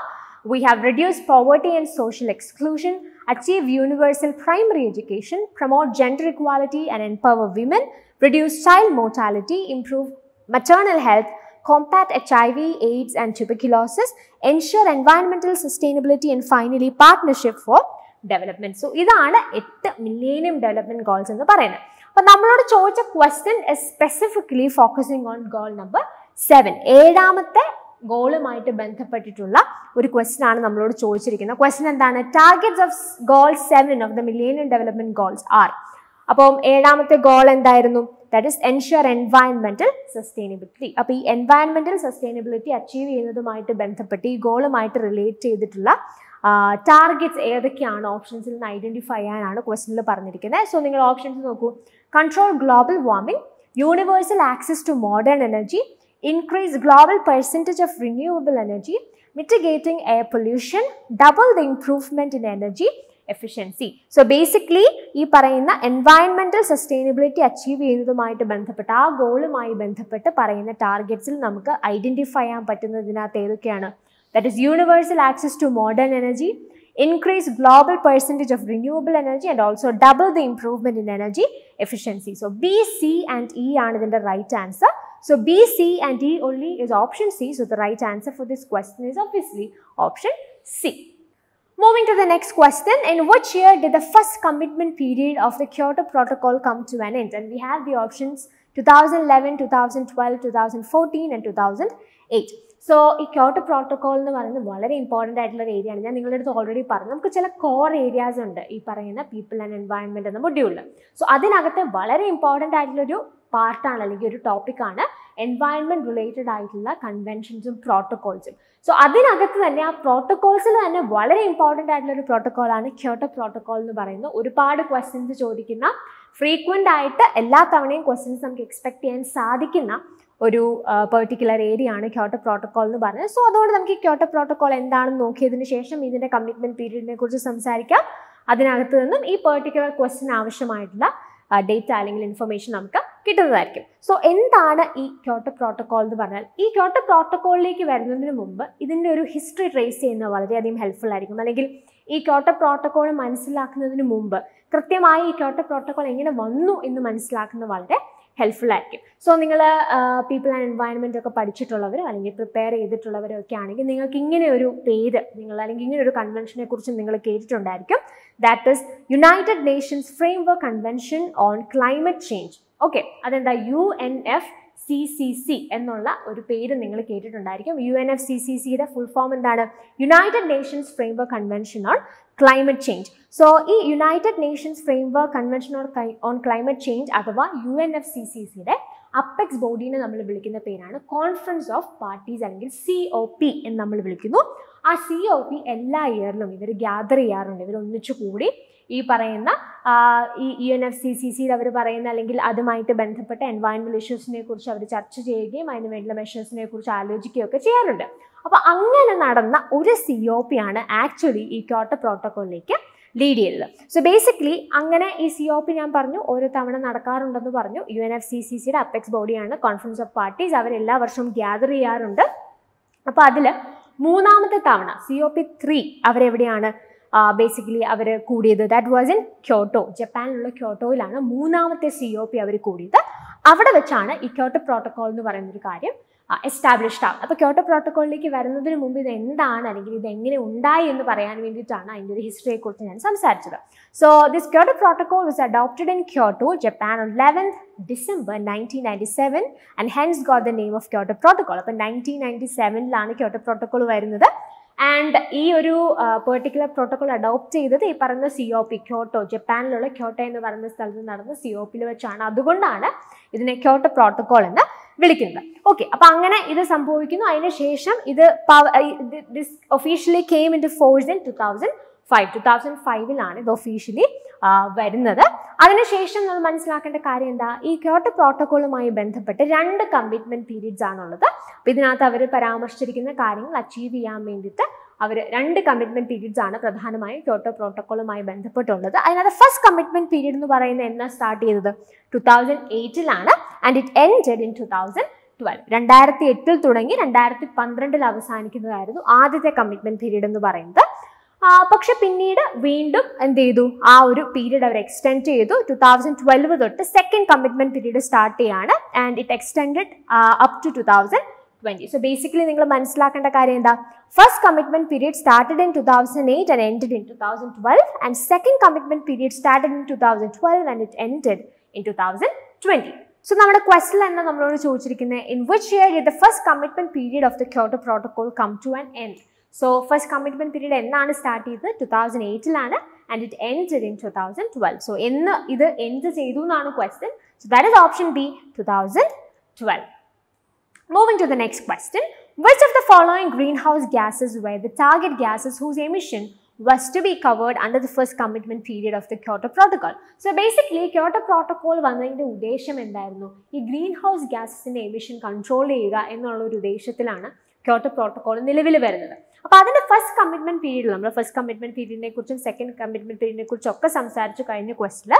സോ അതിന്റെ ഫസ്റ്റ് കമ്മിറ്റ്മെന്റ് പീരീഡിൽ ചില ഗ്യാസസ്, ചില ഗ്രീൻ ഹൗസ് ഗ്യാസസ് അവരുടെ ടാർഗറ്റ് ആയിരുന്നു. ആ പറയുന്ന ഗ്യാസസിന്റെ എമിഷൻ കൺട്രോൾ ചെയ്യുക എന്നുള്ളതായിരുന്നു ഫസ്റ്റ് കമ്മിറ്റ്മെന്റ് പീരീഡിന്റെ ഒരു ടാർഗറ്റ് എന്ന് പറയുന്നത്. സോ അതിൽ നിന്നുള്ളൊരു ക്വസ്റ്റ്യൻ ആണിത്. ആ ടാർഗറ്റ് ആയിട്ടുണ്ടായിരുന്ന ഗ്രീൻ ഹൗസ് ഗ്യാസസ് ഏതൊക്കെയാണ് നമ്മൾ എന്ത് ചെയ്യണം, ഈ ഓപ്ഷൻസിൽ നിന്ന് ഐഡന്റിഫൈ ചെയ്യണം. സോ ആ ഒരു ലിസ്റ്റ് ആണ് നിങ്ങൾക്ക് ഇവിടെ കാണാനായിട്ട് സാധിക്കുന്നത്. Targets for the first commitment period of the Kyoto protocol cover emissions of the 6 main greenhouse gases and the list is given below. So 6 പ്രധാനപ്പെട്ട ഗ്രീൻ ഹൗസ് ഗ്യാസസിന്റെ എമിഷനെ കൺട്രോൾ ചെയ്യുക എന്നുള്ളതായിരുന്നു. എനിക്ക് അതായിരുന്നു ഈ ഫസ്റ്റ് കമ്മിറ്റ്മെന്റ് പീരീഡിലെ one of the major targets. ഏതൊക്കെയായിരുന്നു gases? Carbon dioxide, methane, nitrous oxide, hydrofluorocarbons, perfluorocarbons and finally sulfur hexafluoride. അപ്പോൾ അങ്ങനെയാണെങ്കിൽ ഇതിനകത്ത് നമ്മൾ ഐഡന്റിഫൈ ചെയ്യേണ്ട കാര്യം എന്താ, ഈ ഓപ്ഷൻസിൽ നിന്നും നമ്മൾ ഈ പറഞ്ഞിരിക്കുന്ന ഈ തന്നിരിക്കുന്ന ഓപ്ഷൻസിൽ ഏതൊക്കെ ഗ്യാസസ് ആണ് ഐഡന്റിഫൈ ചെയ്യാനായിട്ട് സാധിക്കുന്നതെന്ന് മാത്രം നോക്കിയാൽ മതിയായിരിക്കും. സോ ഒബ്വിയസ്ലി ഏതൊക്കെ ഇതിനകത്ത് വരാനായിട്ട് സാധ്യതയില്ല, കാർബൺ ഡൈ ഓക്സൈഡ് ഉണ്ട് അല്ലെ, CO2 കാർബൺ ഡൈ ഓക്സൈഡ് ഉണ്ട്. ദെൻ അടുത്ത ഏതാ വരാൻ സാധ്യതയുള്ളത്, N2O is നൈട്രസ് ഓക്സൈഡ്. അപ്പൊ നൈട്രസ് ഓക്സൈഡും അതിനകത്തുണ്ട്. ഇനി അടുത്ത ഏതാ വരാൻ സാധ്യതയുള്ളത്, CH4 ദാറ്റ് ഇസ് മീഥെയിനും ഉണ്ട് അല്ലെ. അപ്പം ഈ തന്നിരിക്കുന്ന 6 എണ്ണത്തിൽ നിന്ന് നമുക്ക് ഇവിടെ ഓപ്ഷൻസിൽ തന്നിരിക്കുന്ന ഏതൊക്കെയാണ്, കാർബൺ ഡൈ ഓക്സൈഡ് തന്നിട്ടുണ്ട്, then we have N2O that is nitrous oxide and finally methane that is CH4. So B, C, E ആണ് നമുക്ക് ആൻസർ ആയിട്ട് വരുന്നത്. B, C and D only is option D. So the right answer for this question is option D itself. Moving to the next question. So നമ്മൾ ഈ people and environment എന്ന module പരിശോധിക്കുമ്പോൾ ഞാൻ already പറഞ്ഞു, sustainable development goals അല്ലെങ്കിൽ millennium development goals വളരെ important ആയിട്ടുള്ള ഒരു ഏരിയ ആണ്, പൊല്യൂട്ടൻസ് വളരെ ഇമ്പോർട്ടൻ്റ് ആയിട്ടുള്ള ഒരു ഏരിയ ആണെന്ന് പറഞ്ഞു. ആ രീതിയിലുള്ള അല്ലെങ്കിൽ ആ ഏരിയാസിൽ നിന്നുള്ള ക്വസ്റ്റ്യൻസ് ഒക്കെ നമ്മളിങ്ങനെ കഴിഞ്ഞ കുറച്ച് ക്വസ്റ്റ്യൻസിലൂടെ പരിശോധിച്ചുകൊണ്ടിരിക്കുകയായിരുന്നു, ആ നേച്ചറിലുള്ള questions. And conventions and protocols very important, അതെന്നുള്ള ക്വസ്റ്റ്യൻസും നമ്മൾ കണ്ടു. അതുപോലെ തന്നെ വളരെ പ്രധാനപ്പെട്ട ഒരു ഏരിയ ആണ് ഈ പറയുന്ന പൊല്യൂഷൻ അല്ലെങ്കിൽ പൊല്യൂഷൻ സംബന്ധമായിട്ടുണ്ടാവാൻ സാധ്യത ഡിസീസസ് അല്ലെങ്കിൽ ഡിഫറെൻറ്റ് ടൈപ്സ് ഓഫ് ഡിസീസസ്, അതും വളരെ പ്രധാനപ്പെട്ട ഒരു ഏരിയ തന്നെയാണ്. അപ്പം നിങ്ങൾ ഇങ്ങോട്ട് നോക്കി, ഇവിടെ നമുക്ക് ചില ഡിസീസസ് ആണ് ലിസ്റ്റ് 1ൽ തന്നിരിക്കുന്നത്. ലിസ്റ്റ് 2ൽ തന്നിരിക്കുന്നത് എന്താണ്, മോഡ് ഓഫ് സ്പ്രെഡ്, ഇതെങ്ങനെയാണ് സ്പ്രെഡ് ആവുന്നത്, അതുമായിട്ട് ബന്ധപ്പെട്ടുള്ള ഓപ്ഷൻസ് ആണ് ലിസ്റ്റ് 2ൽ തന്നിരിക്കുന്നത്. അപ്പോൾ ലിസ്റ്റ് 1ൽ ഏതൊക്കെയുണ്ട്, കോളറയുണ്ട്, ട്രക്കോമയുണ്ട്, പിന്നെ ഷിസ്റ്റോസോമിയാസിസ് ഉണ്ട്, and we have dengue fever as well. So mode spread എന്തൊക്കെയാണ്? Lack of water to maintain cleanliness, involves water contact but not ingestion. Ingestion means നമ്മളത് കൺസ്യൂം ചെയ്യുക എന്നുള്ള ഒരു അർത്ഥമാണ്. Ingestion of polluted water requires host. അപ്പോൾ നമുക്ക് various combinations ഉണ്ട്. ഇതിൽ നിന്ന് നമുക്ക് കൃത്യമായിട്ട് ആൻസേഴ്സ് ഐഡന്റിഫൈ ചെയ്യാനായിട്ട് സാധിക്കണം. സോ കോളറ എ എന്ന് പറയുന്ന ഓപ്ഷൻ നിങ്ങൾക്ക് എന്തുമായിട്ട് കണക്ട് ചെയ്യാനായിട്ട് സാധിക്കും? Injection of polluted water. അതായത് നമ്മൾ പൊല്യൂട്ടഡ് ആയിട്ടുള്ള വാട്ടർ കൺസ്യൂം ചെയ്താൽ നമുക്ക് കോളറ വരാനായിട്ടുള്ള സാധ്യതകളുണ്ട്. സോ അല്ലെങ്കിൽ ഈ ഡിസീസ് കോളറ എന്ന ഡിസീസ് സ്പ്രെഡ് ചെയ്യാനായിട്ടുള്ള ഒരു കാരണമാണ് ഇൻജെക്ഷൻ ഓഫ് പൊല്യൂട്ടഡ് വാട്ടർ എന്ന് പറയുന്നത്. അല്ലെങ്കിൽ നമ്മൾ കൺസ്യൂം ചെയ്യാന്ന് പറയുന്നത്. സോ എ ഏതാണ്? 3 ആണ്. Then we have B. Trachoma എന്ന് പറയുന്ന ഒരു ഡിസീസ് ഇവിടെ കൊടുത്തിട്ടുണ്ട്. Trachoma is basically ഒരു ബാക്ടീരിയൽ ഇൻഫെക്ഷൻ ആണ് and it affects our eyes as well. So trachoma എന്തുകൊണ്ടാണ് വരുന്നത്? Lack of water to maintain cleanliness. നല്ല വെള്ളം, അതായത് നമുക്ക് നന്നായിട്ട് ക്ലീൻ ആയിട്ട് യൂസ് ചെയ്യാൻ സാധിക്കുന്ന വെള്ളം ആക്സസ് ചെയ്യാൻ സാധിച്ചില്ലെങ്കിൽ അതുകൊണ്ടുണ്ടാകുന്ന ഒരു ഡിസീസാണ് ട്രക്കോമ എന്ന് പറയുന്നത്. ഇനി ഓപ്ഷൻ സിയിലേക്ക് നിങ്ങൾ വരൂ. ഷിസ്റ്റോസോമിയാസിസ് ആണ് അടുത്തതായിട്ട് വന്നേക്കുന്നത്. അത് എന്തുകൊണ്ടാണ് സംഭവിക്കുന്നത്? It involves water contact but not injection. അതായത് ഈ ഷിസ്റ്റോസോമിയാസിസ് എന്ന് പറയുന്നത് നമ്മൾ വാട്ടർ കൺസ്യൂം ചെയ്യുന്നുണ്ട്. ഇപ്പം പൊല്യൂട്ടഡ് ആയിട്ടുള്ള അല്ലെങ്കിൽ നല്ലതല്ലാത്ത വെള്ളം കുടിക്കുന്നത് കൊണ്ട് വരുന്നൊരു അസുഖമല്ല, മറിച്ച് എന്താ, നമുക്ക് മറ്റു രീതിയിൽ എന്തെങ്കിലും ഒരു കോണ്ടാക്ട് ഇതുമായിട്ട് വന്നാൽ, ഈ വെള്ളവുമായിട്ട് വന്നാൽ അതുകൊണ്ട് സംഭവിക്കുന്ന ഒരു രോഗമാണിത്. ബേസിക്കലി ഇത് പാരസൈറ്റ് വോംസ് കൊണ്ടാണ് ഇതുണ്ടാകുന്നത്. അപ്പോൾ ഇതെന്താ സംഭവിക്കുന്നതെന്ന് വെച്ചാൽ നമ്മളിങ്ങനെ കണ്ടാമിനേറ്റഡ് ആയിട്ടുള്ള വെള്ളം ഒക്കെ യൂസ് ചെയ്താൽ ഈ പറയുന്ന വോംസ് നമ്മുടെ സ്കിന്നിലൂടെ പെനട്രേറ്റ് ചെയ്ത് ഉള്ളിലേക്ക് കിടക്കും. അങ്ങനെ പെനട്രേറ്റ് ചെയ്ത് നമ്മുടെ ബ്ലഡ് സ്ട്രീമിലും അതിനുശേഷം പ്രധാനപ്പെട്ട അവയവങ്ങളിലൊക്കെ എത്തും. ലിവറിലും അതുപോലെ ഇൻറ്റസ്റ്റൈനിലൊക്കെ ഇത് എത്താനായിട്ടുള്ള സാധ്യതയുണ്ട്. അപ്പോൾ ബേസിക്കലി പറഞ്ഞാൽ എന്താ, ഇവിടെ നമ്മൾ ആ വെള്ളം കുടിക്കണം അല്ലെങ്കിൽ കൺസ്യൂം ചെയ്യണം എന്നില്ല. ഇവിടെ നമ്മൾ ആ വെള്ളവുമായിട്ട് കോൺടാക്റ്റിൽ വന്നാൽ തന്നെ ഈ പാരസൈറ്റ് വോംസ് എന്ത് ചെയ്യും, നമ്മുടെ സ്കിന്നിലൂടെ പെനട്രേറ്റ് ചെയ്ത് നമ്മുടെ ബോഡിക്കുള്ളിലേക്ക് കിടക്കും. അതുകൊണ്ടാണ് it involves water contact but not injection എന്ന് പറയുന്നത്. ഇനി അടുത്തതാണ് ഡെങ്കു. എന്തുകൊണ്ടാണ് സംഭവിക്കുന്നത്? It actually requires a host. ഒരു ഹോസ്റ്റ് അല്ലെങ്കിൽ ഒരു പെർട്ടിക്കുലർ ഹോസ്റ്റിലൂടെ സ്പ്രെഡ് ചെയ്യുന്ന അസുഖം, അതിനെയാണ് നമ്മൾ അല്ലെങ്കിൽ അതുകൊണ്ടാണ് ഇതിൻ്റെ റിക്വയർസ് ഹോസ്റ്റ് എന്ന് പറയുന്നത്. ഡെങ്കു ഫീവർ അങ്ങനെയാണ് സംഭവിക്കുന്നത് അല്ലേ. So that is option 4. അപ്പോൾ അങ്ങനെയാണെങ്കിൽ റൈറ്റ് ആയിട്ടുള്ള ആൻസർ ഏതായിരിക്കും ഇതിനകത്ത്? A3B1. A3 ആണ് നമ്മൾ പറഞ്ഞു. Then we have B, that is 1, and C2 and D4. C2 and D4. So C2 and D4 is option C. So the right answer for this question is option C itself. Moving to the next question. അതേപോലെ തന്നെ ആ ഏരിയയിൽ നിന്ന് തന്നെയുള്ള മറ്റൊരു question ആണിത്. Which one of the following waterborne diseases does not require direct contact with water but a host to spread? അതായത് ഈ തന്നിരിക്കുന്ന ഓപ്ഷൻസിൽ വാട്ടർ ബോൺ ഡിസീസ് ആണ്, പക്ഷെ അതിനകത്ത് പറഞ്ഞിരിക്കുന്ന കാര്യം എന്താ, ഇതിന് ഒരു ഡയറക്റ്റ് കോണ്ടാക്ട് വേണമെന്നില്ല. ഈ പറയുന്ന വാട്ടർ പൊല്യൂട്ടഡ് അല്ലെങ്കിൽ കണ്ടാമിനേറ്റഡ് വാട്ടറുമായിട്ട് ഡയറക്റ്റ് ആയിട്ട് ബന്ധം വേണമെന്നില്ല ഈ അസുഖം വരാൻ, മറിച്ച് എന്താ, ഒരു ഹോസ്റ്റ് മതി. അപ്പോൾ ഇതിനകത്ത് ഈ പറയുന്ന ഓപ്ഷൻസ് കോളറ, മലേറിയ, ട്രക്കോമ, അതുപോലെ ഷിസ്റ്റോസോമിയാസിസ് ഒക്കെ എടുത്ത് നോക്കുകയാണെങ്കിൽ ഇതിനകത്തൊരു ഹോസ്റ്റ് മൂലം പകരുന്ന അസുഖം ഏതായിരിക്കും? That is malaria. Malaria basically എങ്ങനെയാണ് പകരുന്നത്? മോസ്കിറ്റോസ് ആണത് സ്പ്രെഡ് ചെയ്യുന്നത് അല്ലേ. അപ്പോൾ ആ രീതിയിലും എസ്പെഷ്യലി പറഞ്ഞാൽ അനോഫിലസ് എന്ന് പറയുന്ന മോസ്കിറ്റോ ആണ് ഈ പറയുന്ന മലേറിയ സ്പ്രെഡ് ചെയ്യുന്നത്. അപ്പോൾ ആ രീതിയിൽ പറയുകയാണെന്നുണ്ടെങ്കിൽ ഇതിനകത്ത് ഈ മലേറിയ എന്ന് പറയുന്ന ഡിസീസ് ബേസിക്കലി അതൊരു വാട്ടർ ബോൺ ഡിസീസിൻ്റെ കാറ്റഗറിയിൽ പെടുത്താൻ സാധിക്കുന്ന ഒരു ഡിസീസാണ്. പക്ഷേ ഈ പറയുന്ന ഡയറക്റ്റ് കോണ്ടാക്ട് വാട്ടറുമായിട്ട് വേണം എന്നൊരു നിർബന്ധവുമില്ല, മറിച്ച് എന്താ, ഒരു ഹോസ്റ്റിലൂടെ സ്പ്രെഡ് ചെയ്യപ്പെടുന്നത്. മോസ്കിറ്റോ ഒരു ഹോസ്റ്റ് ആണ്, കാരണം എന്താ, മോസ്കിറ്റോ ആണ് ഇത് സ്പ്രെഡ് ആക്കുന്നത്. അപ്പോൾ ആ രീതിയിൽ സ്പ്രെഡ് ചെയ്യുന്ന അസുഖം ഏത് അല്ലെങ്കിൽ ഡിസീസ് ഏതെന്നായിരുന്നു question. That is option B, malaria. So the right answer for this question is obviously option B. Moving to the next question. Which country is in the process of setting up the largest integrated solar wind energy park of 30 gigawatt capacity? So നമുക്ക് ചില options തന്നിട്ടുണ്ട്. ഞാൻ already പറഞ്ഞു, നമുക്ക് ഇങ്ങനെയുള്ള general ആയിട്ടുള്ള ക്വസ്റ്റ്യൻസും obviously people and എൻവയൺമെൻറ്റിൽ പ്രതീക്ഷിക്കുക. അപ്പോൾ കുറച്ച് നമ്മൾ ഇങ്ങനെയുള്ള എൻവയൺമെൻറ്റ് റിലേറ്റഡ് ആയിട്ടുള്ള അപ്ഡേഷൻസിനെ കുറിച്ചും പുതിയ ഇനീഷ്യേറ്റീവ്സിനെ കുറിച്ചൊക്കെ നമ്മൾ കുറച്ച് അപ് ടു ഡേറ്റ് ആയിട്ടിരിക്കുക. ഇപ്പം കറൻ്റ്ലി നടക്കുന്ന സംഭവങ്ങൾ എന്തൊക്കെയാണെന്ന് അപ് ടു ഡേറ്റ് ആയിട്ടിരിക്കുക. അതും വളരെ ഇമ്പോർട്ടൻ്റ് ആയിട്ടുള്ള ഒരു ഫോക്കസ് തന്നെയാണ് പീപ്പിൾ ആൻഡ് എൻവയൺമെൻറ്റിൽ. അപ്പോൾ ആ രീതിയിലുള്ളൊരു ക്വസ്റ്റ്യൻ ആണ് ഇവിടെ നിങ്ങൾക്ക് വേണ്ടി തന്നിരിക്കുന്നത്. അപ്പോൾ which country is in the process of setting up the largest integrated solar wind energy park of 30 gigawatt capacity? അപ്പോൾ തന്നിരിക്കുന്ന ഓപ്ഷൻസ് ഏതൊക്കെയാണ്? China, India, Australia and Saudi Arabia. തന്നിരിക്കുന്ന രാജ്യങ്ങളിൽ ഏകദേശം 30 gigawatt കപ്പാസിറ്റി ഉള്ള solar wind energy park, the largest integrated solar wind energy park setup ചെയ്യുന്ന country ഏതാണെന്നാണ് question.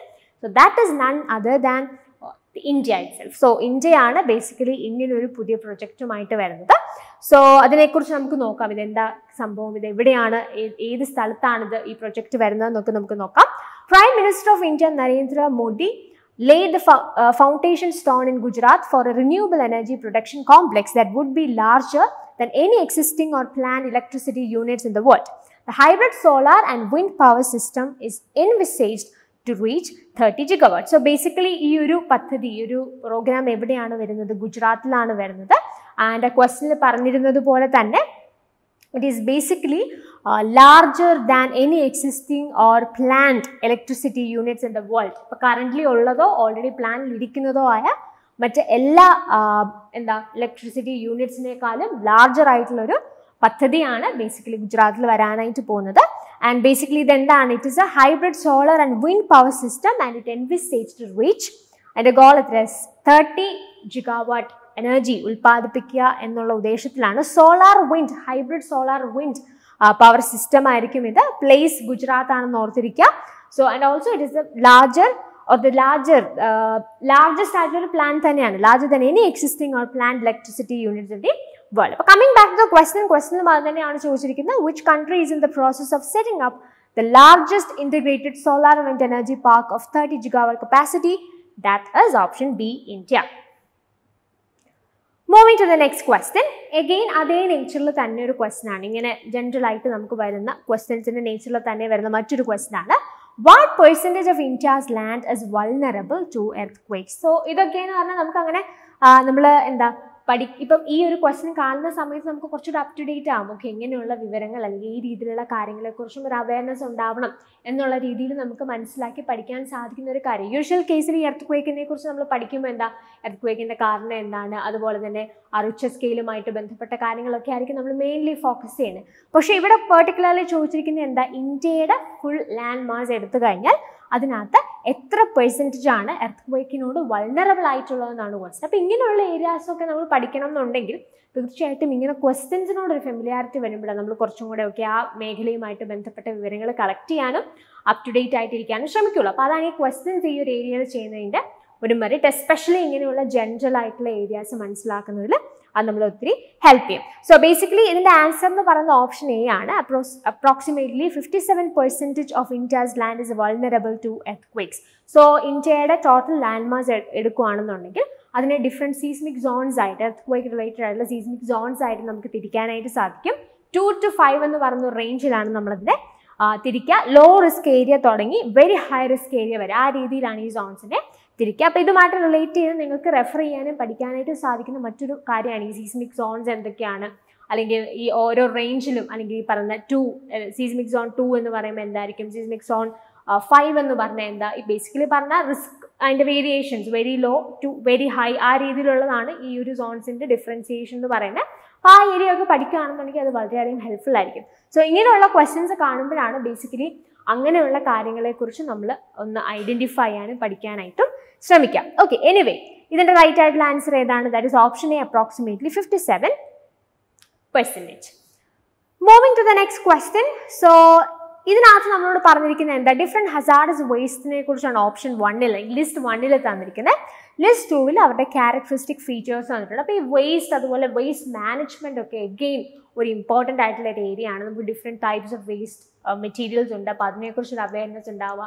അപ്പോൾ ഈ പറയുന്ന വേസ്റ്റിനൊക്കെ എങ്ങനെയാണ് നമ്മൾ കൃത്യമായിട്ട് അതിനെ നമുക്ക് റീയൂസ് ചെയ്യാനായിട്ട് സാധിക്കുന്നുണ്ടോ, അല്ലെങ്കിൽ അതിനെ നശിപ്പിച്ച് കളയണമെങ്കിലുള്ള മെത്തേഡ്സ് എന്തൊക്കെയാണ്. അപ്പോൾ വേസ്റ്റ് ആൻഡ് വേസ്റ്റ് മാനേജ്മെൻറ്റ് എന്ന് പറയുന്നത് വളരെ ഇമ്പോർട്ടൻ്റ് ആയിട്ടുള്ള ഒരു ഏരിയ ആണ്. സോ അതിൽ നിന്നുള്ളൊരു ക്വസ്റ്റൻ ആയിരുന്നു ഇത്. ലിസ്റ്റ് 1 ഹസാർഡസ് വേസ്റ്റുകളാണ് കൊടുത്തിരിക്കുന്നത്. അപ്പോൾ എന്തൊക്കെ, ignitable, corrosive, reactive, toxic. Characteristic features എന്തൊക്കെയാണ്? Very unstable, causes serious health issues, destroy containers, able to sustain combustion. So ഇതിനകത്ത് ഓരോ ഓപ്ഷൻസും നമ്മൾ കൃത്യമായിട്ട് ഐഡൻറ്റിഫൈ കണക്ട് ചെയ്യുക എന്നുള്ളതാണ് നമുക്ക് ഇതിനകത്ത് ചെയ്യാനായിട്ടുള്ളത്. അതിനകത്ത് ഓപ്ഷൻ എ ഏതുമായിട്ട് നിങ്ങൾക്ക് കണക്ട് ചെയ്യാം. ഇഗ്നൈറ്റബിൾ എന്ന് പറഞ്ഞാൽ എന്താ, ഏബിൾ ടു സസ്റ്റെയിൻ കമ്പഷൻ. കമ്പഷനെ സസ്റ്റെയിൻ ചെയ്യാനായിട്ട് സാധിക്കുന്ന ഹസാർഡസ് വേസ്റ്റുകളെയാണ് ഇഗ്നൈറ്റബിൾ അല്ലെങ്കിൽ എ ഓപ്ഷനിൽ നമുക്ക് കാണാനായിട്ട് സാധിക്കുന്നത്. കൊറോസീവ് എന്ന് പറഞ്ഞാൽ എന്താ, corrosive is or it can be connected to destroy containers. അപ്പോൾ അത് വെക്കുന്ന കണ്ടെയ്നേഴ്സ് ഇങ്ങനെ തുരുമ്പടിക്കുക അങ്ങനെയുള്ള രീതിയിൽ അത് കൊറോസീവ് അല്ലെങ്കിൽ അതിനെ നശിപ്പിച്ച് കളയും. ആ രീതിയിലുള്ള വേസ്റ്റുകളാണ് കൊറോസീവ് വേസ്റ്റ് എന്ന് പറയുന്നത്. റിയാക്റ്റീവ് എന്ന് പറയുന്നത് എന്താ? Very unstable. റിയാക്റ്റീവ് ആയിട്ടുള്ള ഹസാർഡസ് വേസ്റ്റ് ബാക്കിയുള്ള എലമെന്റ്സ് കോമ്പണൻസും ഒക്കെ ആയിട്ട് റിയാക്ട് ചെയ്ത് അതിന്റെ ഫോം ഇങ്ങനെ മാറിക്കൊണ്ടിരിക്കും. So that is reactive. Toxic എന്ന് പറഞ്ഞാൽ എന്താ? ടോക്സിക് വേസ്റ്റ് എന്ന് പറഞ്ഞാൽ it has or it causes serious health issues. അങ്ങനെ ഹെൽത്ത് ഇഷ്യൂസ് ഉണ്ടാക്കാൻ സാധിക്കുന്ന അല്ലെങ്കിൽ ആ രീതിയിൽ പൊട്ടൻഷ്യൽ ഉള്ള വേസ്റ്റ് ഐറ്റംസിനെയാണ് നമ്മൾ ടോക്സിക് വേസ്റ്റ് എന്ന് പറയുന്നത്. അപ്പൊ അങ്ങനെയാണെങ്കിൽ നമുക്ക് നോക്കാം ഈ ഓപ്ഷൻസ് എങ്ങനെയാണ് നമുക്ക് കണക്ട് ചെയ്യാനായിട്ട് സാധിക്കുന്നത്. Option A can be connected to option 4 അല്ലെ. A4 ആണെന്ന് നമ്മൾ പറഞ്ഞു, B3 ആണെന്ന് പറഞ്ഞു. ഓക്കെ, A4 B3 എന്ന് പറയുമ്പോൾ നമുക്ക് 2 ഓപ്ഷൻസ് ഉണ്ട്. ഇതിൽ നിന്ന് ഇനി നമ്മൾ ബാക്കി 2 ഓപ്ഷൻസ് വെച്ച് ഐഡന്റിഫൈ ചെയ്യണം. സോ സി എന്താണ്? That is 1, very unstable. So C1 and D2. So C1 D2 അതേതാണ്? Option C. അപ്പോൾ A4 B3 C1 D2 that is option C. So the right answer for this question is option C itself. Moving to the next question. So നമ്മൾ millennium development ഗോൾസിനെ കുറിച്ച് already പറയുകയും അതിനെക്കുറിച്ച് സംസാരിക്കുകയൊക്കെ ചെയ്തായിരുന്നു.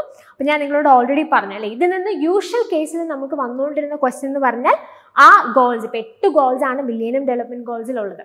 ആ 8 ഗോൾസിനെ കുറിച്ച് awareness ഉണ്ടാകുക, അത് ഐഡന്റിഫൈ ചെയ്യാനായിട്ട് സാധിക്കുക എന്നുള്ളതാണ് ബേസിക്കലി നമുക്ക് ഈ ഏരിയയിൽ നിന്ന് എക്സ്പെക്ട് ചെയ്യാൻ സാധിക്കുന്നതും യൂഷ്വൽ കേസിൽ വരുന്നതുമായിട്ടുള്ളൊരു ക്വസ്റ്റ്യൻ.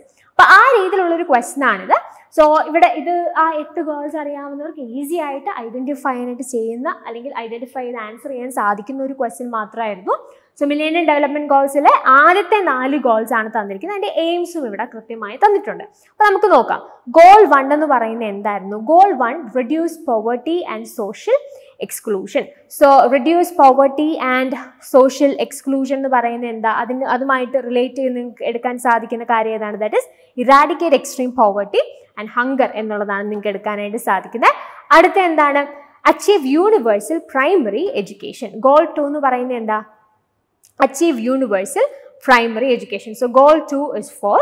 ഇനി ഗോൾ 3യിലേക്ക് നമുക്ക് പോകാം. ഗോൾ 3 എന്താണ്? Promote gender equality and empower women. Promote gender equality and empower women. So goal 3 is option 1 and goal 4 എന്താണ്? Reduce child mortality. So reduce child mortality എന്ന് പറയുന്നത് 2 ആണ്. അപ്പോൾ അങ്ങനെയാണെങ്കിൽ നമുക്ക് ഒന്നുകൂടി ഇത് കണക്ട് ചെയ്ത് നോക്കാം. ഗോൾ 1 എന്ന് പറയുന്നത് ഏതാണെന്ന് നമ്മൾ പറഞ്ഞു? Eradicate extreme poverty and hunger. So goal 1 എന്ന് പറയുന്നത് 3 ആണ്. അപ്പോൾ ഗോൾ 1 അല്ലെങ്കിൽ എ എന്ന് പറയുന്നത് 3 ആണ്. രണ്ടാമത് നമ്മൾ കണ്ടത് ഏതായിരുന്നു? That is 4. B is 4. So A3B4. A3B4 എന്ന് പറയുമ്പോൾ തന്നെ നിങ്ങൾക്ക് ആൻസർ കിട്ടിയിട്ടുണ്ട്. എ തന്നെയാണ് ആൻസർ. ബാക്കി 2 കൂടെ നമുക്ക് നോക്കാം. സി ഏതാണ് നമ്മൾ പറഞ്ഞത്? Promote gender equality and empower women. Goal 4 is reduce child mortality. So C1 and D2. So C1 and D2 again, that is option A. So the right answer for this question is obviously option A. Moving to the next question. Convention on Biodiversity was signed during, and we have the options: Montreal Protocol 1987, Earth Summit at Rio de Janeiro 1992, Kyoto Protocol in 1997, and finally Human Environment Conference Stockholm 1972. So basically ഈ പറയുന്ന convention on biodiversity sign ചെയ്തിരിക്കുന്നത് earth summit at Rio de Janeiro 1992 so എന്താണ് ഈ earth summit എന്ന് നമുക്ക് നോക്കാം. അവിടെ തന്നെ ബേസിക്കലി കൺവെൻഷൻ ഓൺ ബയോഡൈവേഴ്സിറ്റി മാത്രമല്ല ആ ഒരു പെർട്ടിക്കുലർ സമ്മിറ്റിന്റെ ഭാഗമായിട്ട് സൈൻ ചെയ്തിരിക്കുന്നത്. അപ്പം ഈ ഒരു എർത്ത് സമ്മിറ്റിൽ സൈൻ ചെയ്തിരിക്കുന്നത് 3 റിയോ കൺവെൻഷൻസ് ആണ്. ആ 3 കൺവെൻഷൻസ് ഏതൊക്കെയാണെന്നുള്ളതും കൂടി ഈ ക്വസ്റ്റിനെ റിലേറ്റ് ചെയ്തിട്ട് നമുക്ക് നോക്കാം. സോ എർത്ത് സമ്മിറ്റ് 1992 അതിന്റെ ഫുൾ ഫോം അല്ലെങ്കിൽ അതിൻ്റെ ഒരു ബേസിക്കലി ഈ പറയുന്ന എർത്ത് സബ്മിറ്റിന്റെ ടൈറ്റിൽ എന്തായിരുന്നു? United Nations conference on environment and development. So this is very important. നിങ്ങൾ ഈ പറയുന്ന ഓരോ സബ്മിറ്റുകളുടെയും ശരിയായിട്ടുള്ള ടൈറ്റിൽ എന്താണെന്ന് മനസ്സിലാക്കണം. ആ രീതിയിലും ചിലപ്പോൾ മാച്ച് ദ ഫോളോയിങ് ക്വസ്റ്റ്യൻസ് നിങ്ങൾക്ക് എക്സ്പെക്ട് ചെയ്യാനായിട്ട് സാധിക്കും. ഓക്കെ, എർത്ത് സബ്മിറ്റ് ലിസ്റ്റ് 1 തന്നിട്ട് ഈ പറയുന്ന യുണൈറ്റഡ് നേഷൻസ് കോൺഫറൻസ്, ആ കോൺഫറൻസിന്റെ ടൈറ്റിൽ അല്ലെങ്കിൽ നെയിം എന്തായിരുന്നു എന്നുള്ള രീതിയിൽ ക്വസ്റ്റ്യൻസ് ആയിട്ടോ ഈ പറയുന്ന ഓപ്ഷൻസ് ഐഡന്റിഫൈ ചെയ്യാനോ അതോടൊപ്പം തന്നെ മാച്ച് ദ ഫോളോയിങ് ഇതുപോലെ ഇപ്പോൾ സ്റ്റോക്ക്ഹോം കോൺഫറൻസ് അതിന്റെ പേരെന്താണ്, ടൈറ്റിൽ എന്താണ്, അങ്ങനെയൊക്കെ ചോദിക്കാം അല്ലേ. അപ്പോൾ ആ രീതിയിലും കൂടി ഒരു അണ്ടർസ്റ്റാൻഡിങ് ഈ പറയുന്ന സബ്മിറ്റ്സ് അല്ലെങ്കിൽ പ്രോട്ടോകോൾസുമായിട്ട് ബന്ധപ്പെട്ട് പഠിക്കുന്ന സമയത്ത് നമുക്ക് ആവശ്യമാണ്. So anyway earth submit 1992 is titled as United Nations Conference on Environment and Development. So ഈ കോൺഫറൻസ് നടന്നത് ഇവിടെയാണ്, റിയോ ഡി ജനീറോ, ബ്രസീലിലെ റിയോ ഡി ജനീറോയിലാണ് നടന്നത്. എന്നാണ് നടന്നത്? June 3 to 14, 1992. സോ ഇവിടെ ബേസിക്കലി ഫോക്കസ് ചെയ്യപ്പെട്ട വിഷയങ്ങൾ എന്തൊക്കെയായിരുന്നു? To reconcile world wide economic development with protection of the environment. ഈ എൻവയൺമെൻറ്റ് പ്രൊട്ടക്ഷനോടൊപ്പം തന്നെ വേൾഡ് വൈഡ് എക്കണോമിക് ഡെവലപ്മെൻറ്റുമായിട്ട് ബന്ധപ്പെട്ട് അല്ലെങ്കിൽ ആ രീതിയിലുള്ള ഒരു കാഴ്ചപ്പാട് അല്ലെങ്കിൽ ആ രീതിയിലൊരു ചിന്തയാണ് ഈ പറയുന്ന എർത്ത് സബ്മിറ്റ് മുമ്പോട്ട് വെച്ചത്. അപ്പം ഈ എർത്ത് സബ്മിറ്റിൻ്റെ ഭാഗമായിട്ട് ഒരുപാട് ഇനീഷ്യേറ്റീവ്സ് വന്നിട്ടുണ്ട്. ഒരുപാട് ട്രീറ്റീസും കാര്യങ്ങളൊക്കെ ഇപ്പോൾ അജണ്ട 21 പോലെയുള്ള പ്രധാനപ്പെട്ട ചില ഇനിഷ്യേറ്റീവ്സ് ഇതിൻ്റെ ഭാഗമായിട്ട് വന്നിട്ടുണ്ട്. സോ ഈ ക്വസ്റ്റ്യൻ നമ്മളോട് ചോദിച്ചിരുന്നത് ഈ കൺവെൻഷൻ റിലേറ്റഡ് ആയിട്ടുള്ളൊരു ക്വസ്റ്റ്യൻ ആണ്. ഇപ്പോൾ ഈ പറഞ്ഞ പോലെ കൺവെൻഷൻ ഓൺ ബയോഡൈവേഴ്സിറ്റി ഏത് സബ്മിറ്റിലാണ് സൈൻ ചെയ്തതെന്നുള്ള രീതിയിലായിരുന്നു ക്വസ്റ്റ്യൻ. അപ്പോൾ അതുമായിട്ട് ബന്ധപ്പെട്ടുള്ള ഇൻഫർമേഷൻസ് ആയിരിക്കും നമ്മളിവിടെ ഫോക്കസ് ചെയ്യാനായിട്ട് പോകുന്നത്. അപ്പോൾ ഞാൻ ഓൾറെഡി പറഞ്ഞതുപോലെ 3 റിയോ കൺവെൻഷൻസ് ആണ് ഈ പറഞ്ഞ എർത്ത് സബ്മിറ്റിൻ്റെ ഭാഗമായിട്ട് സൈൻ ചെയ്തിട്ടുള്ളത്. ഏതൊക്കെയാണ്? On biodiversity, on climate change and desertification. ഈ 3 കോൺഫറൻസസ് ആണ് അല്ലെങ്കിൽ കൺവെൻഷൻസ് ആണ് ബേസിക്കലി ഈ പറയുന്ന എർത്ത് സബ്മിറ്റിൻ്റെ ഭാഗമായിട്ട് സൈൻ ചെയ്തിരുന്നത്. The 3 conventions are intrinsically linked, operating in the same ecosystems and addressing interdependent issues. അപ്പോൾ ഈ 3 കൺവെൻഷൻസും ബേസിക്കലി ഇന്റർകണക്റ്റഡ് ആയിട്ടുള്ള ഇഷ്യൂസിനെ അല്ലെങ്കിൽ intrinsically they are linked to each other and they are basically addressing interdependent issues. അപ്പോൾ ഏതൊക്കെയാണ് ആ 3 conventions ഉള്ളത് മനസ്സിലായല്ലോ. അപ്പോൾ ക്വസ്റ്റിനിലേക്ക് തിരിച്ചു വന്നാൽ നമ്മൾ ഓൾറെഡി അതിൻ്റെ ആൻസർ ഐഡന്റിഫൈ ചെയ്താണ്. Convention on biodiversity was sign during earth summit Rio de Janeiro 1992. That is option B. So ഈ ക്വസ്റ്റിനുമായിട്ട് ബന്ധപ്പെട്ട് ആ ഒരു കൺവെൻഷൻ മാത്രമല്ല ഇതിനോടൊപ്പം തന്നെ വന്നിട്ടുള്ള ബാക്കി 2 കൺവെൻഷൻസിനെ കുറിച്ച് നമ്മൾ ഓൾറെഡി സംസാരിച്ചു കഴിഞ്ഞു. Moving to the next question. United Nations Environmental Program UNEP was the result of deliberations held during. അപ്പോൾ UNEP ഈ പറയുന്ന ഏത് കോൺഫറൻസിൻ്റെ ഫലമായിട്ടാണ് നിലവിൽ വന്നതെന്നാണ് question. So basically that is option A, Human Environmental Conference at Stockholm in 1972. അപ്പോൾ അങ്ങനെയാണെങ്കിൽ ഈ Stockholm conference എന്താണെന്ന് നമുക്ക് നോക്കിയിട്ട് ഈ ക്വസ്റ്റിനിലേക്ക് വീണ്ടും നമുക്ക് തിരിച്ചു വരാം. So United Nations conference on the human environment എന്നുള്ളതാണ് സ്റ്റോക്ക്ഹോം കോൺഫറൻസിൻ്റെ റിയൽ ടൈറ്റിൽ എന്ന് പറയുന്നത്. അപ്പോൾ ഞാൻ എഗെയിൻ പറഞ്ഞ കാര്യം നിങ്ങൾ ഓർക്കുക, ഓരോ കൺവെൻഷൻ്റെയും ശരിയായിട്ടുള്ള ടൈറ്റിൽ അല്ലെങ്കിൽ അതിൻ്റെ നെയിംസ് എന്താണെന്നുള്ളത് മനസ്സിലാക്കുക. മുമ്പേ നമ്മൾ എർത്ത് സബ്മിറ്റിൻ്റെ ഭാഗമായിട്ടും ഈ കാര്യം തന്നെയാണ് ഐഡൻറ്റിഫൈ ചെയ്തത്. സ്റ്റോക്ക്ഹോം കോൺഫറൻസിൻ്റെ ഫുൾ ടൈറ്റിൽ ഇതായിരുന്നു, United Nations conference on the human environment that was held in Stockholm, സ്വീഡനിലുള്ള സ്റ്റോക്ക്ഹോമിൽ ജൂൺ 5 മുതൽ 16 വരെ 1972 നടന്നിട്ടുള്ള ഒരു കോൺഫറൻസ് ആണ് സ്റ്റോക്ക്ഹോം കോൺഫറൻസ് എന്ന് പറയുന്നത്. സോ ബേസിക്കലി ഇവിടുത്തെ പ്രധാനപ്പെട്ട ഒരു തീരുമാനം അല്ലെങ്കിൽ ഇതിൻ്റെ ഭാഗമായിട്ട് വന്നിട്ടുള്ള പ്രധാനപ്പെട്ട ഒരു ഇനിഷ്യേറ്റീവാണ് UNEP എന്ന് പറയുന്നത്. UNEPയുടെ ഫുൾ ഫോം എന്താണ്? United Nations environmental programme. So basically എന്താ, യുഎനുമായിട്ട് ബന്ധപ്പെട്ട എൻവയൺമെൻറ്റൽ ആക്ടിവിറ്റീസിനെ കോർഡിനേറ്റ് ചെയ്യുക അല്ലെങ്കിൽ അതിനെ ഗൈഡ് ചെയ്യുക എന്നുള്ള ഉദ്ദേശത്തിൽ വന്നിട്ടുള്ള ഒരു ഇനിഷ്യേറ്റീവാണ്, ഒരു പ്രോഗ്രാമാണ് UNEP എന്ന് പറയുന്നത്.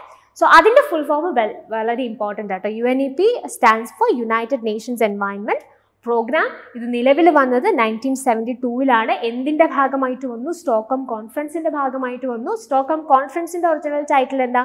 United Nations conference on the human development. And also ഇത് എവിടെ വെച്ച് നടന്നു? എന്ന് നടന്നു സ്റ്റോക്ക്ഹോം, സ്വീഡനിൽ വെച്ചിട്ടാണ് നടന്നത്. ജൂൺ 5 to 16, 1972 ഈ കോൺഫറൻസ് നടക്കുന്നത്. അപ്പോൾ ഈ ഒരു ക്വസ്റ്റിനിൽ തന്നെ നമ്മൾ എന്തുമാത്രം ഇൻഫർമേഷൻസ് ആണ് പഠിച്ചത് അല്ലേ? അപ്പോൾ ഒരുപാട് കാര്യങ്ങൾ ഇതുമായിട്ട് റിലേറ്റ് ചെയ്ത് നമ്മൾ പറഞ്ഞു. ഇതെല്ലാം ഇമ്പോർട്ടൻ്റ് ആണ്. ഇതിനകത്ത് നിന്നെല്ലാം ക്വസ്റ്റ്യൻസ് ചോദിക്കാൻ സാധ്യതയുള്ള അങ്ങനെ പൊട്ടൻഷ്യൽ ഉള്ള ഏരിയ ആണ് ഇത്. അപ്പോൾ ആ രീതിയിൽ നിങ്ങൾ ഇതെല്ലാം ഒന്ന് മനസ്സിലാക്കിയെന്ന് ഉറപ്പുവരുത്തുക. Again, coming back to the question is very direct and easy. UNEP was a result of the deliberations held during Human Environmental Conference at Stockholm in 1972. That is option A. Moving to the next question. Kigali Amendment to the Montreal Protocol envisages reduction in HFC's consumption by late 2040s to the extent of. So ഈ കിഗലി amendment എന്തിൻ്റെ ഭാഗമായിട്ട് വരുന്നതെന്നുള്ളതൊന്ന് പറയാം. That is associated with Montreal protocol. So again Kyoto protocol പറഞ്ഞതുപോലെ തന്നെ വളരെ important ആയിട്ടുള്ളൊരു പ്രോട്ടോക്കോളാണ് മോൺട്രിയൽ പ്രോട്ടോക്കോളും. ഇറ്റ്സ് വെരി വെരി ഇമ്പോർട്ടൻറ്റ്, എപ്പോഴും ക്വസ്റ്റ്യൻസ് വരുന്നതാണ്. ആൻഡ് മോൺട്രിയൽ പ്രോട്ടോക്കോൾ 1987 വന്നത്. സോ നമ്മൾ പറഞ്ഞു ക്യോട്ടോ പ്രോട്ടോക്കോളിൻ്റെ ഉദ്ദേശം എന്തായിരുന്നു? ഗ്രീൻ ഹൗസ് ഗ്യാസസിൻ്റെ എമിഷൻ കൺട്രോൾ ചെയ്യുക എന്നുള്ളതായിരുന്നു. അതുപോലെ മോൺട്രിയൽ പ്രോട്ടോക്കോൾ ആണ് നമ്മളോട് ചോദിക്കുന്നതെങ്കിൽ അതിൻ്റെ ഉദ്ദേശം എന്തായിരുന്നു? ഓസോൺ ഡിപ്ലീറ്റിംഗ് ആയിട്ടുള്ള സബ്സ്റ്റൻസസിൻ്റെ കൺസെപ്ഷൻ, അതുപോലെ തന്നെ അതിൻ്റെ ഉപയോഗം അത് കുറയ്ക്കുക, അതായിരുന്നു ബേസിക്കലി റിഡ്യൂസ് ചെയ്യുക അല്ലെങ്കിൽ ഗ്രാജുവലി അത് എലിമിനേറ്റ് ചെയ്യുക എന്നുള്ള ഉദ്ദേശത്തിലാണ് മോൺട്രിയൽ പ്രോട്ടോക്കോൾ വന്നത്. അപ്പോൾ നിങ്ങൾ കൃത്യമായിട്ട് ഈ കീ വേർഡ്സ് അല്ലെങ്കിൽ കീ ആയിട്ടുള്ള ഈ ഐഡിയാസ് ഓർത്തിരിക്കുന്നതിന് വളരെയധികം ഹെൽപ്ഫുൾ ആയിരിക്കും. അതായത് ഇപ്പോൾ നമ്മൾ ക്യോട്ടോ പ്രോട്ടോക്കോൾ ആണെങ്കിൽ ഗ്രീൻ ഹൗസ് ഗ്യാസ് എമിഷൻ എന്നുള്ള ഒരു ടൈറ്റിൽ ഓർക്കുക. മോൺട്രിയൽ ആണെന്നുണ്ടെങ്കിൽ ഓസോൺ ഡിപ്ലീഷൻ എന്ന് പറയുന്ന ഒരു വാക്ക് ഓർത്ത് വയ്ക്കുക. അപ്പോൾ അങ്ങനെയും ക്വസ്റ്റ്യൻസ് വരാറുണ്ട്. ഓക്കെ, അപ്പോൾ ആ രീതിയിൽ കീ വേർഡ്സ് നിങ്ങൾക്ക് തീർച്ചയായിട്ടും ഹെൽപ്ഫുൾ ആയിരിക്കും. സോ അതുമായി ബന്ധപ്പെട്ടിട്ട് ഇപ്പോൾ 1987 മോൺട്രിയൽ പ്രോട്ടോകോൾ വരുന്നത്. അതിൻ്റെ ഒരു അമെൻമെൻ്റ് ആയിട്ട് October 15, 2016 ഈ കിഗ്ലി അമെൻമെൻറ്റ് നിലവിൽ വരുന്നത്. സോ അതെന്താണെന്ന് നമുക്ക് നോക്കാം. So this amendment aims for the phase down of hydrofluorocarbons or HFCs by cutting their production and consumption. So basically ഇവിടെ സംഭവിച്ചത് എന്താണെന്ന് വെച്ചാൽ ഇപ്പോൾ മോൺട്രിയൽ പ്രോട്ടോകോൾ അവർ പറഞ്ഞ എന്താ, ഈ പറയുന്ന ഓസോൺ ഡിപ്ലീറ്റിംഗ് സബ്സ്റ്റൻസസിനെ റെഡ്യൂസ് ചെയ്യണം. അപ്പോൾ CFC നമ്മൾ ഈ റെഫ്രിജറേറ്റേഴ്സിലൊക്കെ യൂസ് ചെയ്യുന്ന CFC ഒരു വളരെ പ്രധാനപ്പെട്ട ഒരു ഈ പറയുന്ന ഓസോൺ ഡിപ്ലീറ്റിംഗ് ഒരു സബ്സ്റ്റൻസ് ആണ്. അപ്പോൾ ആ CFCനെ മാറ്റാൻ അല്ലെങ്കിൽ അതിൻ്റെ ഉപയോഗം കുറയ്ക്കാനായിട്ട് അതിനെ സബ്സ്റ്റിറ്റ്യൂട്ട് ചെയ്യാനായിട്ട് വന്നതായിരുന്നു HFC എന്ന് പറഞ്ഞത്. പക്ഷേ HFCയുടെ പ്രശ്നം എന്താ, HFC ശരിയാണ് ഒരു ഓസോൺ ഡിപ്ലീറ്റിംഗ് ആയിട്ടുള്ള ഒരു സബ്സ്റ്റൻസ് ഒന്നും അല്ല, അല്ലെങ്കിൽ ഓസോൺ ഡിപ്ലീഷന് കാരണമാകുന്നില്ല എന്നുള്ളത് ശരിയാണ്. പക്ഷെ അതൊരു പവർഫുൾ ഗ്രീൻ ഹൗസ് ഗ്യാസ് ആണ്. അതായത് ഈ ഗ്ലോബൽ വാർമിംഗ് അല്ലെങ്കിൽ നമ്മുടെ ടെമ്പറേച്ചർ കൂടുന്നതുമായിട്ട് ബന്ധപ്പെട്ട് ഈ HFC ഒത്തിരി കോൺട്രിബ്യൂട്ട് ചെയ്യും. അപ്പം എന്ത് ചെയ്തു, ഈ പറയുന്ന കിഗ്ലി അമെൻമെൻറ്റ് 2016 ആയപ്പോൾ അവർ പറഞ്ഞു ഓക്കെ ഇതിൻ്റെയും നമ്മൾ എന്ത് ചെയ്യണം, അതിൻ്റെ ഉപയോഗം നമ്മൾ എന്താ ചെയ്യേണ്ടത്, പ്രൊഡക്ഷൻ അതോടൊപ്പം തന്നെ അതിനെ കൺസ്യൂം ചെയ്യുന്നത്, ഇത് രണ്ടും എന്ത് ചെയ്യണം, നമ്മൾ കട്ട് ഡൗൺ ചെയ്യണം എന്നുള്ളതായിരുന്നു കിഗ്ലി അമെൻമെൻറ്റിൽ പറഞ്ഞത്. ഓക്കെ, അപ്പോൾ അതിൻ്റെ ഒരു ഡിഫറൻസ് നിങ്ങൾക്ക് മനസ്സിലായല്ലോ. മോൺട്രിയൽ പ്രോട്ടോകോൾ ഓസോൺ ഡിപ്ലീറ്റിംഗ് സബ്സ്റ്റൻസസിൻ്റെ ഉപയോഗം അതോടൊപ്പം തന്നെ പ്രൊഡക്ഷൻ റെഡ്യൂസ് ചെയ്യുക എന്നുള്ള ഉദ്ദേശത്തിലാണ് വന്നത്. അപ്പോൾ CFC വളരെ പ്രധാനപ്പെട്ട ഒരു ഓസോൺ ഡിപ്ലീറ്റിംഗ് സബ്സ്റ്റൻസ് ആണെന്ന് കണ്ടെത്തി അതിൻ്റെ ഭാഗമായിട്ട് CFCനെ സബ്സ്റ്റിറ്റ്യൂട്ട് ചെയ്യാനായിട്ടാണ് HFC വരുന്നത്. പക്ഷെ പിന്നീട് മനസ്സിലായ കാര്യം എന്താ, ഈ HFC ഒരു ഓസോൺ ഡിപ്ലീറ്റിംഗ് സബ്സ്റ്റൻസ് അല്ല, പക്ഷെ അതൊരു പവർഫുൾ ഗ്രീൻ ഹൗസ് ഗ്യാസ് ആണ്. അപ്പോൾ അതും എൻവയൺമെന്റിന് പ്രശ്നം ഉണ്ടാക്കുന്നുണ്ട്.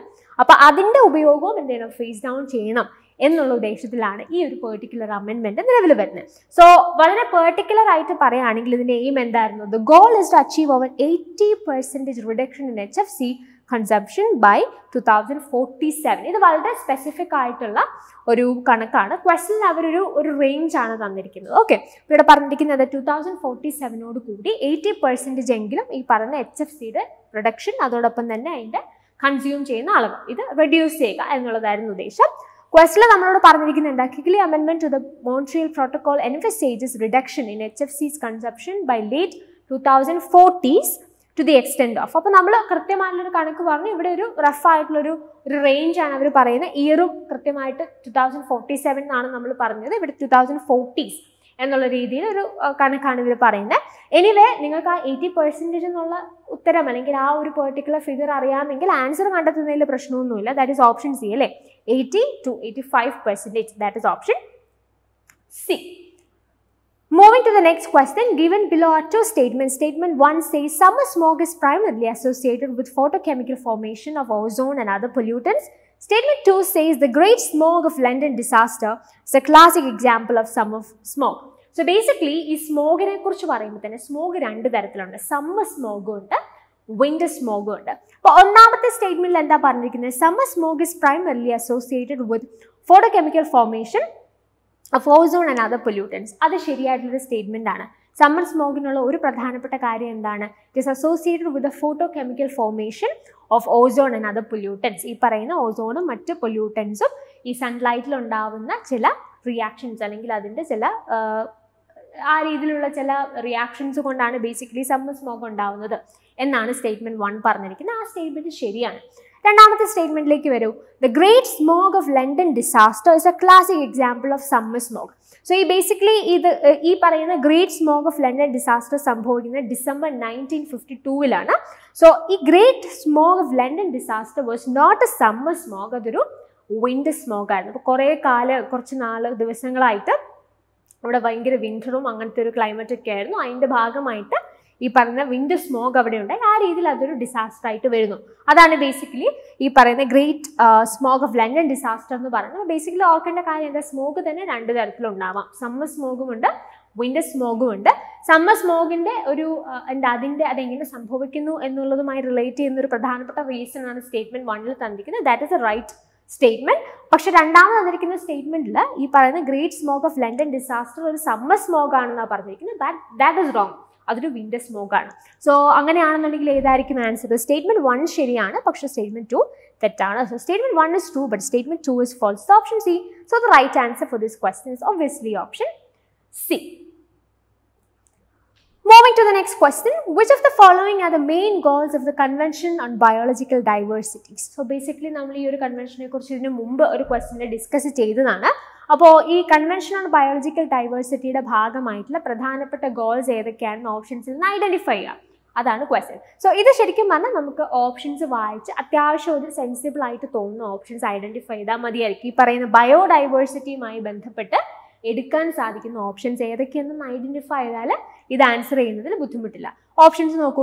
Protection of water resources, the conservation of biological diversity, promotion of shifting agriculture, the sustainable use of biological components, fair and equitable sharing of benefits arising from genetic resources. അപ്പോൾ biological അല്ലെങ്കിൽ ബയോഡൈവേഴ്സിറ്റിയുമായി ബന്ധപ്പെട്ട് നമുക്ക് connect ചെയ്യാൻ പറ്റുന്ന options ഇതിനകത്ത് ഏതൊക്കെയാണ്? Option B ചെയ്യാം അല്ലേ, the conservation of biological diversity.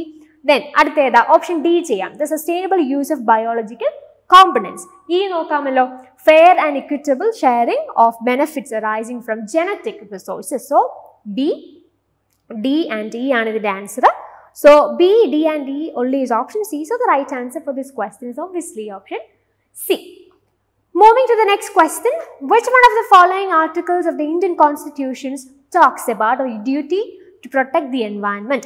So Indian Constitution le ഏത് ആർട്ടിക്കിൾ ആണ് നമ്മളുടെ എൻവയൺമെന്റ് പ്രൊട്ടക്ഷൻ റിലേറ്റഡ് ആയിട്ടുള്ള ഡ്യൂട്ടിയെ കുറിച്ച് സംസാരിക്കുന്നത്?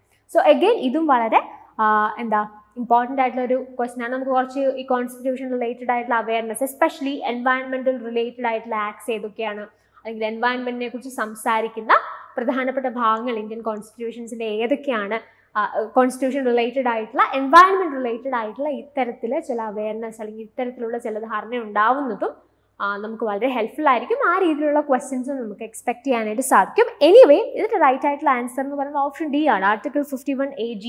So Article 51AG il endha parayune?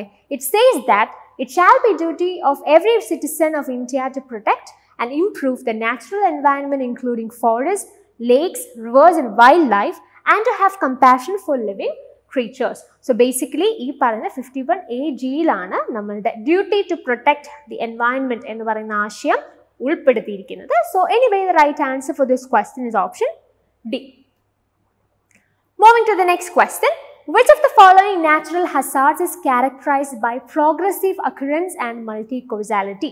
So, ഈ പറയുന്ന എൻവയൺമെന്റൽ ഹസാർഡ്സ്, അതായത് നാച്ചുറൽ ആയിട്ട് ഉണ്ടാകുന്ന ഹസാർഡ്സും അതുപോലെ തന്നെ മാൻമെയ്ഡ് ആയിട്ട് വരുന്ന ഡിസാസ്റ്റേഴ്സ്, ഹസാർഡ്സും ഒക്കെ വളരെ ഇമ്പോർട്ടൻ്റ് ആയിട്ടുള്ള ഒരു ടോപ്പിക്കാണ്. അതും നിങ്ങൾ കൃത്യമായിട്ട് പഠിക്കേണ്ടതായിട്ടുണ്ട്.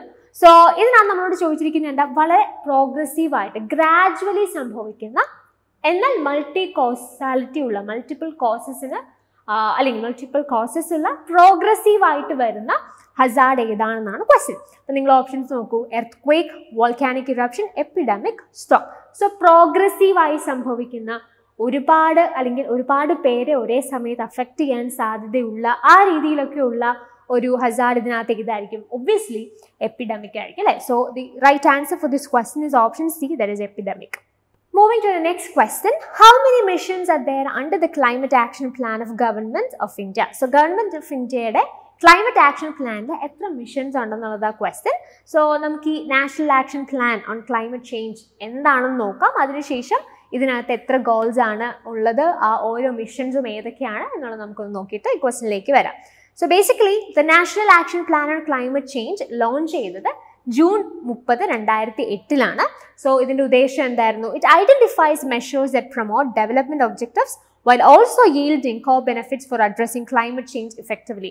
So basically ഇതിന്റെ ഉദ്ദേശം എന്ന് പറഞ്ഞാൽ ഡെവലപ്മെന്റ് ആണ്, പക്ഷെ അതോട് ചേർന്ന് തന്നെ അല്ലെങ്കിൽ അതോടൊപ്പം തന്നെ ക്ലൈമറ്റ് ചേഞ്ചിനെ എങ്ങനെയാണ് നമുക്ക് എഫക്റ്റീവ്ലി അഡ്രസ് ചെയ്യാനായിട്ട് സാധിക്കുന്നത്, അതും ഈ പറയുന്ന നാഷണൽ ആക്ഷൻ പ്ലാനിന്റെ പ്രധാനപ്പെട്ട ഒരു ഫോക്കസ് തന്നെയായിരുന്നു. സോ ഇതിനകത്ത് എത്ര മിഷൻസ് ആണുള്ളത്? ഈ നാഷണൽ ആക്ഷൻ പ്ലാനിന്റെ ഭാഗമായിട്ട് 8 നാഷണൽ മിഷൻസ് ആണ് ഉൾപ്പെടുത്തിയിരിക്കുന്നത്. ഓക്കെ, അപ്പൊ അങ്ങനെയാണെങ്കിൽ ഈ 8 മിഷൻസ് ഏതൊക്കെയാണെന്ന് നമുക്ക് നോക്കാം.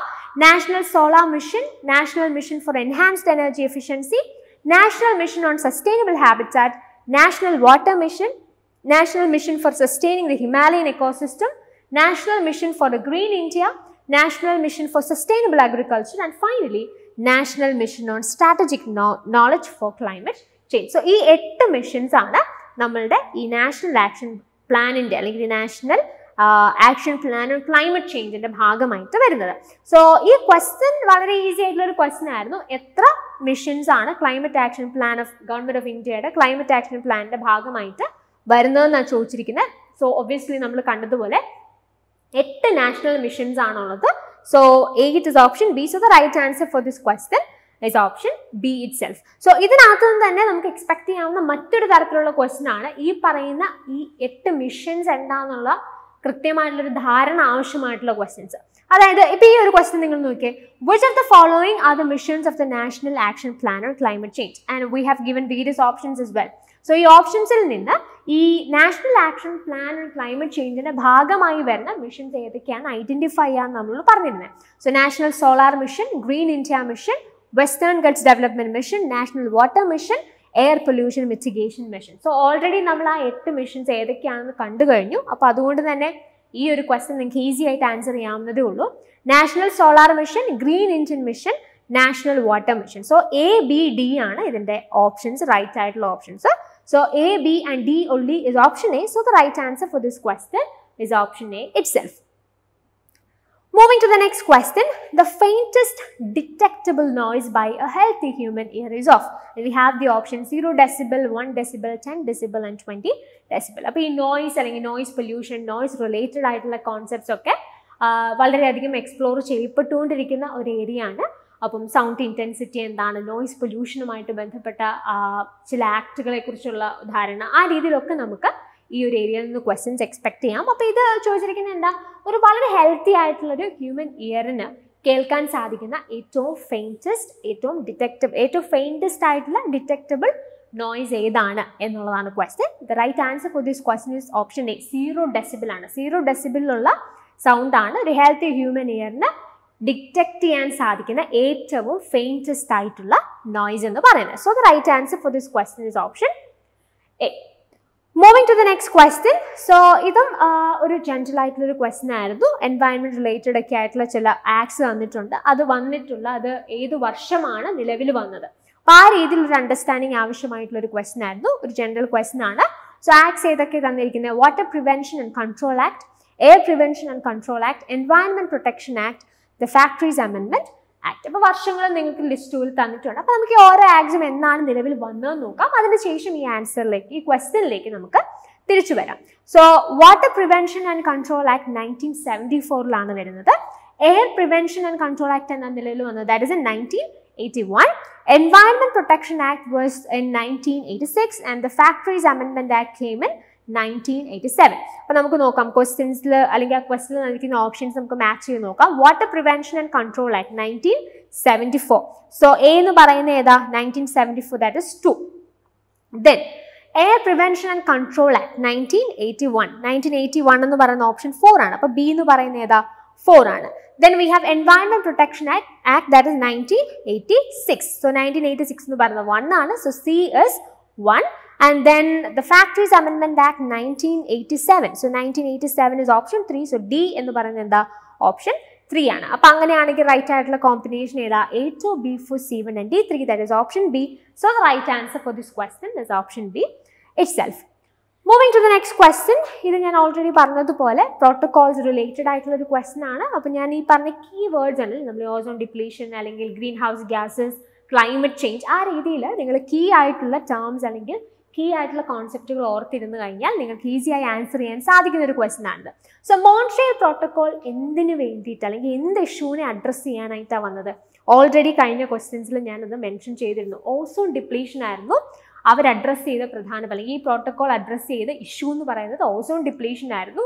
അപ്പോൾ ഓസോൺ ഡിപ്ലീറ്റിംഗ് ആയിട്ടുള്ള സബ്സ്റ്റൻസസിൻ്റെ പ്രൊഡക്ഷൻ, അതോടൊപ്പം തന്നെ അതിൻ്റെ കൺസംഷൻ, അതിനെ എങ്ങനെയാണ് നമുക്ക് കൺട്രോൾ ചെയ്യാൻ, റെഡ്യൂസ് ചെയ്യാനായിട്ട് സാധിക്കുന്നത്, അതായിരുന്നു മോൺട്രിയൽ പ്രോട്ടോക്കോളിൻ്റെ പ്രധാനപ്പെട്ട കൺസേൺ എന്ന് പറയുന്നത്. അപ്പോൾ എ എന്തുമായിട്ട് കണക്ട് ചെയ്യാം, that is option 4, right. A എന്ന് പറയുന്നത് 4 ആണ് നമ്മൾ കണ്ടുപിടിച്ചു. ഇനി നിങ്ങൾ ഓൾറെഡി പഠിച്ചിട്ടുള്ള, നിങ്ങൾക്ക് അറിയുന്ന ഒരു പ്രോട്ടോകോൾ ആണ്, ഈ ഒരു സെഷനിൽ തന്നെ നമ്മൾ ഡിസ്കസ് ചെയ്തായിരുന്നു, ക്യോട്ടോ പ്രോട്ടോകോൾ. ക്യോട്ടോ പ്രോട്ടോകോൾ എന്നതിൻ്റെ ഭാഗമായിട്ട് അല്ലെങ്കിൽ അതിൻ്റെ കൺസേൺ അല്ലെങ്കിൽ അതിൻ്റെ മെയിൻ ആയിട്ടുള്ള ഫോക്കസ് എന്താ, ഗ്രീൻ ഹൗസ് ഗ്യാസസിൻ്റെ എമിഷൻ. അതായിരുന്നു അവരുടെ പ്രധാനപ്പെട്ട ഒരു ഇഷ്യൂ, അവർ അഡ്രസ്സ് ചെയ്ത ഒരു പ്രധാനപ്പെട്ട കൺസേൺ എന്ന് പറയുന്നത്. അപ്പോൾ അതേതായിട്ട് നമുക്ക് കണക്ട് ചെയ്യാം, reduce the emission of green house gases. അപ്പോൾ A 4 ആണ്, C2 ആണ്. ഓക്കെ, അപ്പം A4C2 ആണെങ്കിൽ തന്നെ ആൻസർ നിങ്ങൾക്ക് കിട്ടുമോ? ഒബ്വിയസ്ലി കിട്ടും അല്ലേ? ഓപ്ഷൻ സി ആണെന്നുള്ളത് നമ്മൾ ഐഡന്റിഫൈ ചെയ്തു. ബാക്കി രണ്ടെണ്ണം കൂടെ നമുക്ക് നോക്കാം. റിയോ സമ്മിറ്റ് എന്തിന്റെ ഭാഗമായിട്ട് ആണ് വന്നിട്ടുള്ളത്? റിയോ സമ്മിറ്റിന്റെ പ്രധാനപ്പെട്ട ഉദ്ദേശം എന്തായിരുന്നു? Environment and sustainable development. Rio summit വന്നതിന്റെ ഉദ്ദേശം അല്ലെങ്കിൽ അതിന്റെ പ്രധാനപ്പെട്ട ഒരു ഫോക്കസ് എന്ന് പറയുന്നത് എൻവയൺമെന്റ് ആൻഡ് സസ്റ്റൈനബിൾ ഡെവലപ്മെന്റ് എന്നുള്ളതായിരുന്നു. പാരീസ് അഗ്രിമെന്റ് നിങ്ങൾ എന്തുമായിട്ട് കണക്ട് ചെയ്യണം?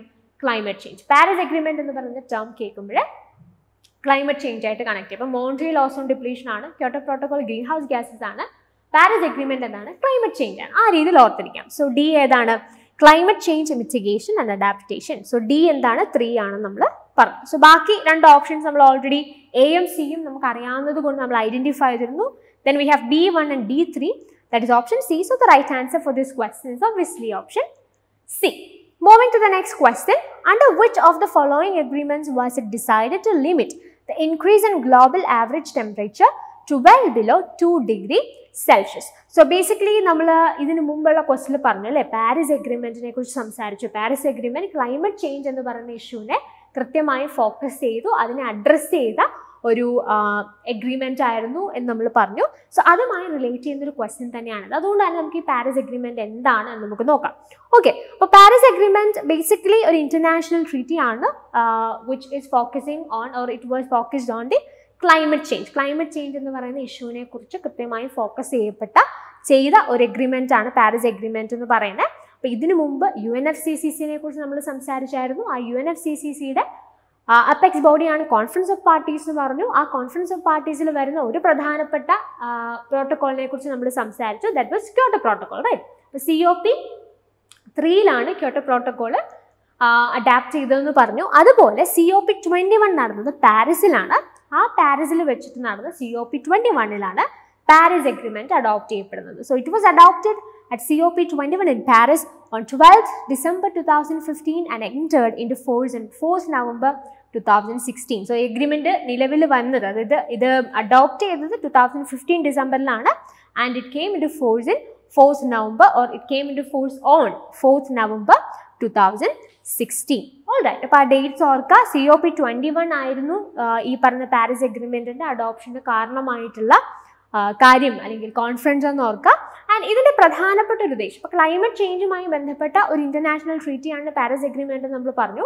ഇവരിവിടെ പ്രൈമറിലി കൺസേൺഡ് ആയിരുന്നു അല്ലെങ്കിൽ ഫോക്കസ് ചെയ്ത കാര്യം എന്താ? Its goal is to limit global warming to well below 2, preferably to 1.5 degrees Celsius compared to pre industrial level. So ഈ പ്രീ ഇൻഡസ്ട്രിയൽ ലെവൽ, ഇൻഡസ്ട്രി ഇങ്ങനത്തെ കാര്യങ്ങളൊക്കെ വരുന്നതിന് മുമ്പുള്ള ഒരു കാലഘട്ടം ഉണ്ട് അല്ലേ, അത് വെച്ച് കമ്പയർ ചെയ്യുമ്പോൾ ഒബ്വിയസ്ലി ഇപ്പോൾ എന്ത് സംഭവിക്കും?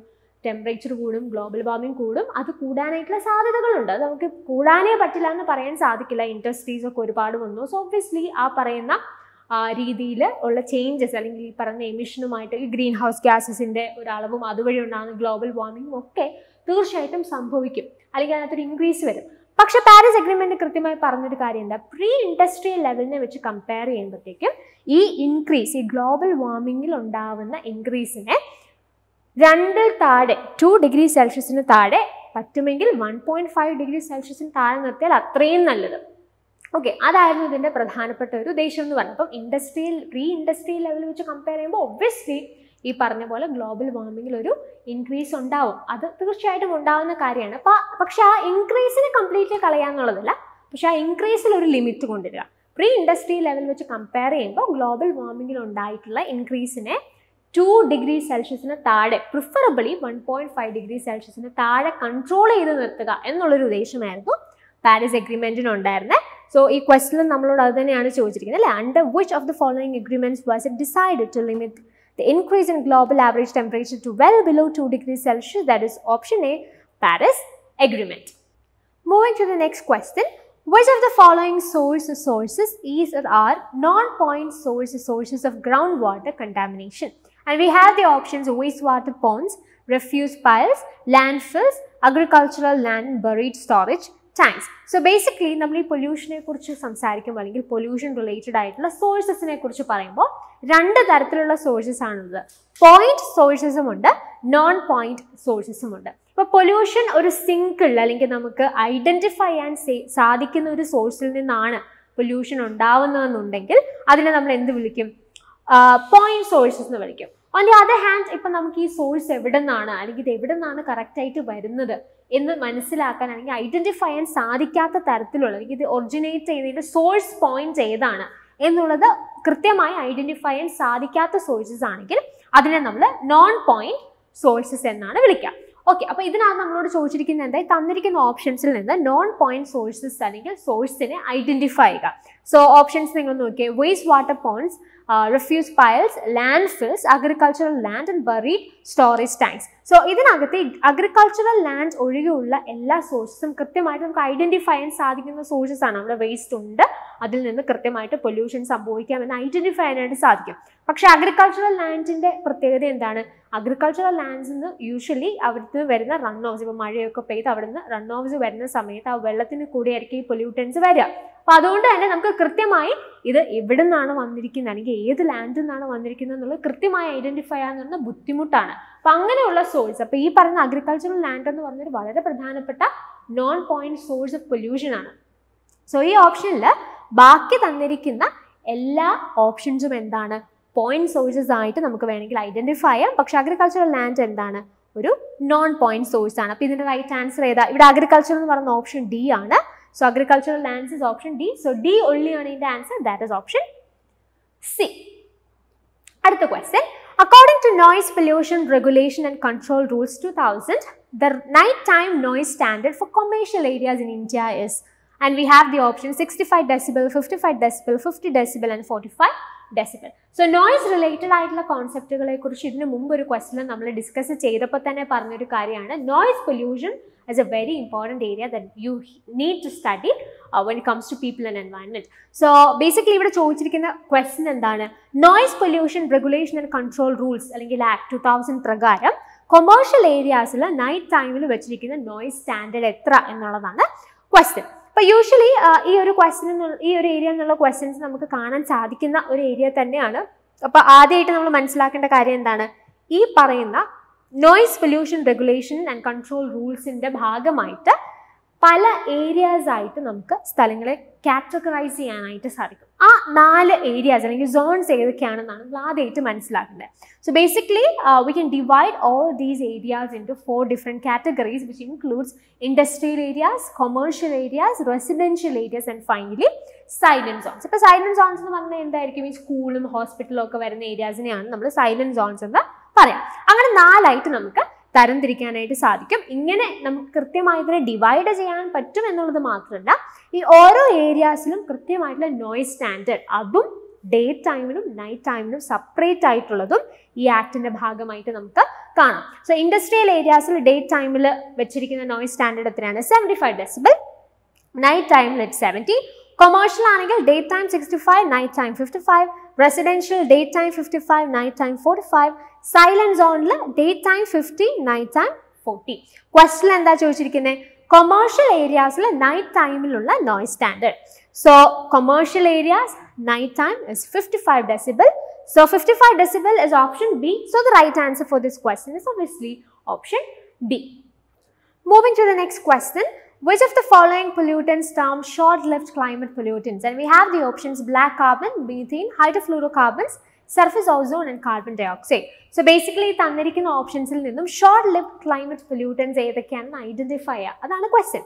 സോ അത് ഐഡന്റിഫൈ ചെയ്യണം എന്നുണ്ടെങ്കിൽ ആദ്യം തന്നെ ഈ ഷോർട്ട് ലിവ്ഡ് ക്ലൈമറ്റ് പൊല്യൂട്ടൻസ് എന്താണ് എന്നുള്ളത് നമ്മൾ മനസ്സിലാക്കേണ്ടതായിട്ടുണ്ട്. So short lived climate pollutants അല്ലെങ്കിൽ SLCPs എന്ന് പറഞ്ഞാൽ എന്താ, this is also referred to as near-term climate forces. Near-term climate forces എന്ന് കൂടി ഒരു ടേമിൽ ഇത് അറിയപ്പെടുന്നുണ്ട്. And it is referred by the Intergovernmental Panel on Climate Change as greenhouse gases and other climate pollutants that have relatively short atmospheric lifetimes compared to carbon dioxide. So short-lived climate pollutants എന്ന് പറഞ്ഞാൽ basically എന്താണ്, carbon dye ഓക്സൈഡിനെ വെച്ച് compare ചെയ്യുന്ന സമയത്ത് relatively വളരെ short atmospheric life time ഉള്ള എന്ന് പറഞ്ഞാൽ എന്താ, അറ്റ്മോസ്ഫിയറിൽ ഇതിന് എത്ര നാൾ നിലനിൽക്കാനായിട്ട് സാധിക്കും, അതാണ് ഈ അറ്റ്മോസ്ഫിയറിക് ലൈഫ് ടൈം എന്ന് പറയുന്നത്. വൺസ് എമിറ്റഡ് ഇത് എത്ര നാൾ ഈ ക്ലൈമറ്റ് ഈ പറയുന്ന അറ്റ്മോസ്ഫിയറിൽ ഉണ്ടാവും, അതാണ് അറ്റ്മോസ്ഫിയറിക് ലൈഫ് ടൈം എന്ന് പറയുന്നത്. സോ കാർബൺ ഡൈ ഓക്സൈഡിനെ വെച്ച് കമ്പയർ ചെയ്യുമ്പം റിലേറ്റീവ്ലി വളരെ കുറവ് മാത്രം അറ്റ്മോസ്ഫിയറിക് ലൈഫ് ടൈം ഉള്ള ഗ്രീൻ ഹൗസ് ഗ്യാസസിനെയും അതുപോലെ തന്നെ ചില ക്ലൈമറ്റ് പൊല്യൂട്ടൻസിനെയുമാണ് നമ്മൾ ഷോർട്ട് ലിവ്ഡ് ക്ലൈമറ്റ് പൊല്യൂട്ടൻസ് എന്ന ലിസ്റ്റിൽ ഉൾപ്പെടുത്താം. സോ മേജർ ആയിട്ടുള്ള SLCPs അഥവാ ഷോർട്ട് ലിവ്ഡ് ക്ലൈമറ്റ് പൊല്യൂട്ടൻസ് ഏതൊക്കെയാണ്? Black carbon, methane, tropospheric ozone, hydrofluorocarbons. Tropospheric ozone is also known as surface ozone. ഇപ്പോൾ ഓസോൺ റിലേറ്റഡ് ആയിട്ട് നമ്മൾ സംസാരിക്കുമ്പോൾ രണ്ട് തരത്തിലുള്ള ഓസോൺ ഉണ്ട് അല്ലേ? സ്ട്രാറ്റോസ്ഫിയറിക് ഓസോൺ ഉണ്ട്, ട്രോപ്പോസ്ഫിയറിക് ഓസോൺ ഉണ്ട്. ഈ പറയുന്ന സ്ട്രാറ്റോസ്ഫിയറിക് ഓസോൺ എന്ന് പറഞ്ഞാൽ എന്താണ്? ഈ ഓസോൺ ലെയർ എന്നൊക്കെ പറയുന്നത് ബേസിക്കലി സ്ട്രാറ്റോസ്ഫിയറിക് ഓസോൺ ആണ്. Tropospheric ozone is also known as surface ozone. So ഈ പറയുന്ന പ്രധാനപ്പെട്ട SLCPs ഈ ഓപ്ഷൻസിൽ ഉണ്ടോ എന്ന് ഐഡന്റിഫൈ ചെയ്യുക, അത് മാത്രമേ നമുക്ക് ചെയ്യേണ്ടതായിട്ടുള്ളൂ. അപ്പോൾ black carbon, methane, tropospheric ozone അഥവാ സർഫസ് ഓസോൺ, ഹൈഡ്രോഫ്ലൂറോ കാർബൺസ്, ഇതാണ് പ്രധാനപ്പെട്ട ഷോർട്ട് ലിവ്ഡ് ക്ലൈമറ്റ് പൊല്യൂട്ടൻസ് എന്ന് പറയുന്നത്.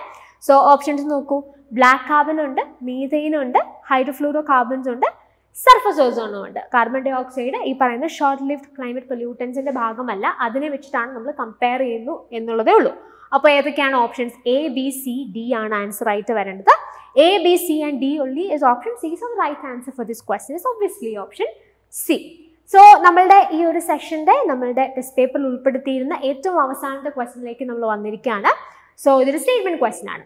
Given below are two statements. Statement 1 says noise pollution has an adverse impact on hearing ability as well as psychological well-being of a person. Statement 2 says human perception of noise levels is linear. So ഒന്നാമത്തെ statement എന്താ പറഞ്ഞിരിക്കുന്നത്? Noise pollution hearing എബിലിറ്റിനെ ബാധിക്കുന്നത് പോലെ തന്നെ psychological വെൽബീയിങ്ങിനെയും adverse ആയിട്ട് impact ചെയ്യാനായിട്ടുള്ള capacity ഉണ്ടെന്നാണ് പറഞ്ഞിരിക്കുന്നത്. That is A true statement അല്ലേ? അതായത് ഈ പറഞ്ഞ ഒബ്വിയസ്ലി നോയ്സ് പൊല്യൂഷൻ, നമ്മൾ ഒരുപാട് നോയ്സ് പൊല്യൂഷനോട് എക്സ്പോസ്ഡ് ആണെങ്കിൽ നമ്മുടെ ഹിയറിംഗ് എബിലിറ്റിനെ അത് ബാധിക്കും. അതോടൊപ്പം തന്നെ നമ്മൾ ഒരുപാട് സൗണ്ട് ഒത്തിരി സമയം നമ്മൾ ഈ നോയ്സ് പൊല്യൂഷനോട് എക്സ്പോസ്ഡ് ആണെന്നുണ്ടെങ്കിൽ അത് നമ്മുടെ മെന്റൽ ഹെൽത്തിനെയും ബാധിക്കും, അല്ലെങ്കിൽ നമ്മുടെ സൈക്കോളജിക്കൽ ആയിട്ടുള്ള വെൽബീയിങ്ങിനെയും ഈ നോയ്സ് പൊല്യൂഷൻ ബാധിക്കും. തീർച്ചയായിട്ടും അത് ഉണ്ടാകാനായിട്ടുള്ള സാധ്യതകളുണ്ട്. അപ്പോൾ അതുകൊണ്ട് തന്നെ സ്റ്റേറ്റ്മെന്റ് 1 ശരിയാണ്. സ്റ്റേറ്റ്മെന്റ് 2 എന്താ പറയുന്നത്? Human perception of noise levels is linear.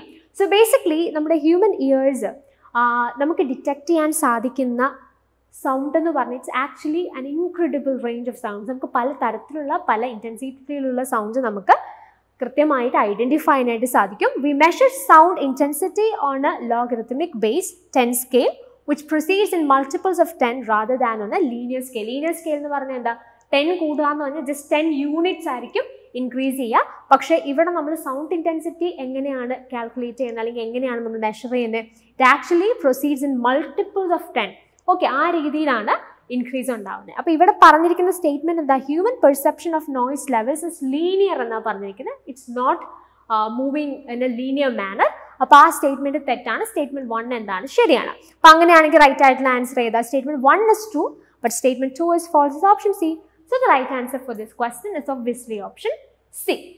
Last and final session of this video, practice questions. ഇവിടെ നമ്മൾ ഫോക്കസ് ചെയ്യാനായിട്ട് പോകുന്നത് ജസ്റ്റ് കുറച്ച് ക്വസ്റ്റ്യൻസ് നിങ്ങൾക്ക് തരാണ്, ഡിസ്പ്ലേ ചെയ്യും അത് സ്ക്രീനിൽ.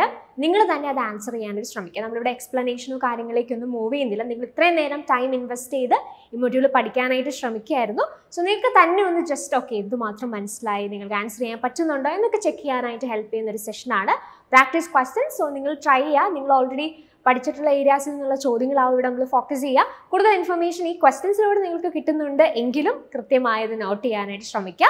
സോ പ്രാക്ടീസ് ക്വസ്റ്റ്യനിലേക്ക് നമുക്ക് മൂവ് ചെയ്യാം. What is the main aim of UNFCCC? What is the main aim of UNFCCC? Options നോക്കുക. Stabilisation of green house gas, increase of green house gas, increase of temperature, stabilisation of oxygen. So UNFCCC ഒക്കെ നമ്മൾ പ്രധാനമായിട്ട് mention ചെയ്ത് പഠിച്ചതാണ്. So നിങ്ങൾ കൃത്യമായിട്ട് answer നിങ്ങൾക്ക് identify ചെയ്യാൻ പറ്റുന്നുണ്ടോ നോക്കുക. പറ്റുന്നുണ്ടെങ്കിൽ പെട്ടെന്ന് തന്നെ മാർക്ക് ചെയ്യുക. വളരെ സ്ട്രെയിറ്റ് ആയിട്ടുള്ള ഒരു ക്വസ്റ്റ്യൻ ആണിത്. സോ പെട്ടെന്ന് തന്നെ ആൻസർ മാർക്ക് ചെയ്യാനായിട്ട് ശ്രമിക്കുക. What is the main aim of UNFCCC? Stabilisation of green house gas, increase of green house gas, increase of temperature, stabilisation of oxygen. So നിങ്ങൾ മാർക്ക് ചെയ്തിരിക്കുന്ന ആൻസർ ശരിയാണോ തെറ്റാണോ നമുക്ക് ചെക്ക് ചെയ്യാം. Anyway, the right answer for this question is option 1. Option 1 ആണ് ഇതിന്റെ ശരിയായിട്ടുള്ള ഉത്തരം. Stabilization of greenhouse gas. Moving to the next question. Given below are two statements. One is labeled as assertion and the other is labeled as reason. Assertion reason question ആണ്. Assertion പറയുന്നത് എന്താ? Global warming potential of a molecule of a greenhouse gas cover different time spans of decades to 100 years may vary significantly. Reason says some greenhouse gases have shorter lifetimes compared to carbon dioxide. ഇത് നമുക്ക് global warming potential അതുപോലെ ഈ life span ഈ ഓരോ green house ഗ്യാസിന്റെ life span related ആയിട്ടുള്ളൊരു അല്ലെങ്കിൽ അതിന്റെ ഈ ഒരു അറ്റ്മോസ്ഫിയറിൽ നിൽക്കാനുള്ള ടൈം സ്പാൻ എത്രയാണ് എന്നുള്ളതുമായിട്ട് റിലേറ്റ് ചെയ്യുന്ന ക്വസ്റ്റൻ ആണ്. അതും ഇമ്പോർട്ടൻറ്റ് ഏരിയ ആയിട്ട് നമ്മൾ ഐഡന്റിഫൈ ചെയ്തതാണ്. അസേർഷൻ റീസൺ ആകുമ്പം ഓപ്ഷൻസിന്റെ ഒരു പാറ്റേൺ നിങ്ങൾക്കറിയാം. ഇങ്ങനെയായിരിക്കും യൂഷ്വലി വരിക. So both A and R are correct. അതിന്റെ കറക്റ്റ് എക്സ്പ്ലനേഷൻ ആണ്. രണ്ടും ശരിയാണ്, പക്ഷെ കറക്റ്റ് എക്സ്പ്ലനേഷൻ അല്ല. അങ്ങനെ പല കോമ്പിനേഷൻസ് ആണ് യൂഷ്വൽ കേസിൽ നമുക്ക് അസേർഷൻ റീസണിന്റെ ഓപ്ഷൻസ് ആയിട്ട് വരാറ്. അപ്പൊ അസേർഷൻ റീസൺ ക്വസ്റ്റ്യൻസ് വരുമ്പോൾ നമ്മൾ ആദ്യം ചെയ്യേണ്ടത് എന്താ, ഈ സ്റ്റേറ്റ്മെന്റുകൾ ശരിയാണോ എന്ന് ആദ്യം ചെക്ക് ചെയ്യുക. അസേർഷൻ എന്നുള്ള ഒരു സ്റ്റേറ്റ്മെന്റ് ആണ്, റീസൺ ഒരു സ്റ്റേറ്റ്മെന്റ്. അപ്പൊ ആ രണ്ട് സ്റ്റേറ്റ്മെന്റ് ശരിയാണോ സെപ്പറേറ്റ്ലി ചെക്ക് ചെയ്യുക. ശരിയാണെങ്കിൽ മാത്രമേ നമ്മൾ അത് ഒന്നൊന്നിന്റെ റീസൺ ആണോ എന്ന് ചെക്ക് ചെയ്യേണ്ട ആവശ്യമുള്ളൂ. അല്ലെങ്കിൽ പിന്നെ അങ്ങനെ ഒരു സ്റ്റെപ്പിന്റെ ആവശ്യമില്ലല്ലോ. എനിവേ കൃത്യമായിട്ട് ആ സ്റ്റേറ്റ്മെന്റ്സ് ശരിയാണോ എന്ന് നോക്കാം. അതിനുശേഷം അത് റീസൺ ആണോ എന്ന് ഐഡന്റിഫൈ ചെയ്യാനായിട്ട് ശ്രമിക്കാം. So assertion global warming potential of A molecule of A green house gas over different time spans of decades to 100 years may vary significantly.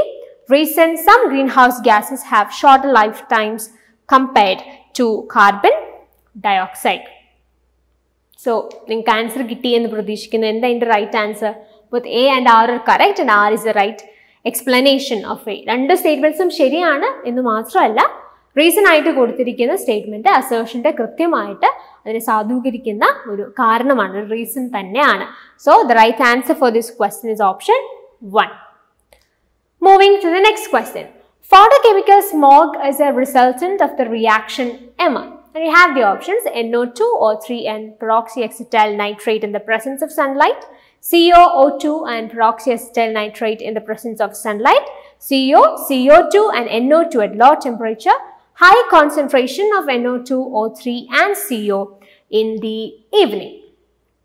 So, right answer ഏതാണ്? Photochemical smog is a resultant of the reaction among. അപ്പോൾ കൃത്യമായിട്ട് നിങ്ങൾ options ഒന്നും കൂടെ വായിക്കുക, എന്നിട്ട് answer mark ചെയ്യുക. Then we can check the right answer. NO2, O3 and peroxyacetyl nitrate in the presence of sunlight, CO, O2 and peroxyacetyl nitrate in the presence of sunlight, CO, CO2 and NO2 at low temperature, high concentration of NO2, O3 and CO in the evening. So answer mark ചെയ്തോ? Mark ചെയ്തെങ്കിൽ നമുക്കിപ്പോൾ check ചെയ്യാം. What is the right answer for this question? That is option 1. NO2, O3 and peroxyacetyl nitrate in the presence of sunlight. So അതിന്റെ reaction ആണ് basically photochemical സ്മോഗിന്റെ result ചെയ്യുന്നത്. So the right answer here is option 1. Next question.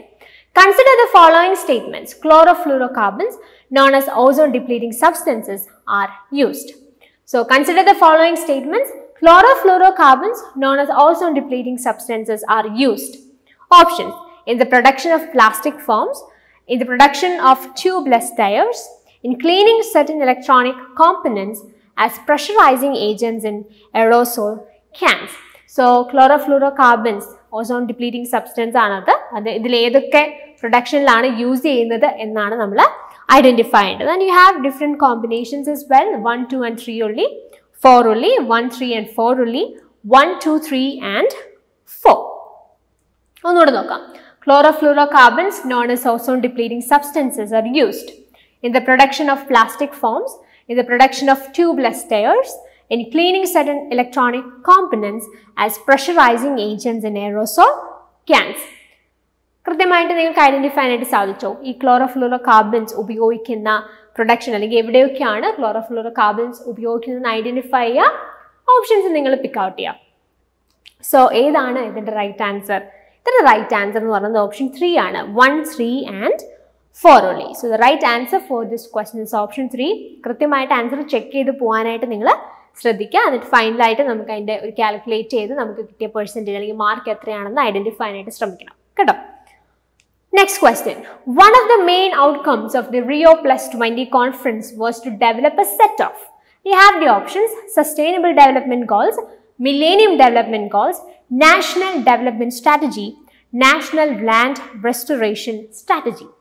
One of the main outcomes of the Rio Plus 20 conference was to develop a set of, options എന്തൊക്കെയാണ്? Sustainable Development Goals, Millennium Development Goals, National Development Strategy, national land restoration strategy. പെട്ടെന്ന് answer identify ചെയ്തോളാം. One of the main outcomes of the Rio Plus 20 conference was to develop a set of. അപ്പോൾ Rio Plus 20 conference ഇതിലെ ഓപ്ഷൻസിൽ ഏതുമായിട്ട് relate ചെയ്തിരിക്കുന്നു എന്ന് identify ചെയ്താൽ മതി. Okay, answer mark ചെയ്തോ? Mark ചെയ്തെങ്കിൽ നമുക്ക് റൈറ്റ് ആൻസർ ചെക്ക് ചെയ്യാം. The right answer four this question is option 1, that is sustainable development goals. So ഈ മാരത്തൺ വീഡിയോയിൽ നമ്മൾ ഫോക്കസ് ചെയ്തത് പീപ്പിൾ ഡെവലപ്മെന്റ് ആൻഡ് എൻവയൺമെന്റ് എന്ന മൊഡ്യൂളാണ്. വളരെ കോംപ്രഹെൻസീവ് ആയിട്ടുള്ള ഒരു സ്റ്റഡിയാണ് നമ്മളിവിടെ നടത്താനായിട്ട് ശ്രമിച്ചത്. സോ അതിൻ്റെ അനാലിസിസ് നമ്മൾ ഫോക്കസ് ചെയ്തു. അതോടൊപ്പം തന്നെ അതിനകത്ത് വളരെ പ്രധാനപ്പെട്ട ഒരു ഏരിയ നമ്മൾ ഡീൽ ചെയ്യാനായിട്ട് ശ്രമിച്ചു. പിന്നീട് ഉണ്ടായിരുന്ന 2 sessions practice questions with explanation ആണ് നമ്മൾ ഫോക്കസ് ചെയ്തത്. സോ ക്വസ്റ്റ്യൻസ് ചെയ്യുക എന്നുള്ളത് മാത്രമല്ല, കൃത്യമായി ഓരോ ചോദ്യത്തിനും ആ ഉത്തരം വരാനായിട്ടുള്ള കാരണങ്ങൾ കൂടി ഐഡന്റിഫൈ ചെയ്യാനായിട്ട് ഹെൽപ്പ് ചെയ്യുന്ന സെഷൻസ് ആയിരുന്നു practice questions with explanation set 1 and set 2. And finally practice ക്വസ്റ്റ്യൻസിലൂടെ നിങ്ങൾക്ക് ഇത്രയും നേരം നിങ്ങൾ ഇൻവെസ്റ്റ് ചെയ്തതിൽ നിങ്ങൾക്ക് എന്തുമാത്രം ബെനിഫിറ്റ് ഉണ്ടായിട്ടുണ്ട് എന്നുള്ളത് അനലൈസ് ചെയ്യാനായിട്ടുള്ള ഒരു സെഷനായിട്ട് നമ്മളൊരു പ്രാക്ടീസ് ക്വസ്റ്റ്യൻ്റെ ഒരു സെഷൻ കൂടി ചെയ്താണ് ഈ ഒരു മാരത്തൺ വീഡിയോ വൈൻഡപ്പ് ചെയ്യാനായിട്ട് ശ്രമിച്ചത്. സോ ഐ ഹോപ്പ് ഈ ഒരു വീഡിയോ തീർച്ചയായിട്ടും നിങ്ങളുടെ പ്രിപ്പറേഷനിൽ ഹെൽപ്ഫുൾ ആയി എന്ന് പ്രതീക്ഷിക്കുന്നു. സോ പീപ്പിൾ ആൻഡ് എൻവയൺമെൻറ്റ് എന്ന മൊഡ്യൂൾ പലർക്കും കൺസേൺ ഉള്ളൊരു മൊഡ്യൂളാണ്.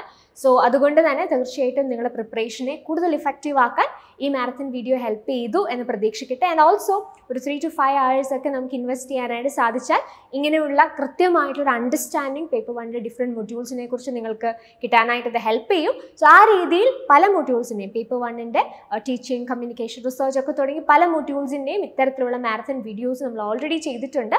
അതിൻ്റെ ഒക്കെ വീഡിയോ ലിങ്ക്സ് നിങ്ങൾക്ക് ഡിസ്ക്രിപ്ഷൻ ബോക്സിൽ അവൈലബിൾ ആണ്. സോ നിങ്ങളത് കണ്ടിട്ടില്ല, നിങ്ങൾക്കത് ഹെൽപ്ഫുൾ ആകും എന്നുണ്ടെങ്കിൽ തീർച്ചയായിട്ടും ഡിസ്ക്രിപ്ഷൻ ബോക്സിൽ നിന്ന് ആ ലിങ്ക്സ് ഉപയോഗിച്ച് ആ വീഡിയോസ് നിങ്ങൾക്ക് കാണാവുന്നതാണ്. So thanks for watching and happy learning.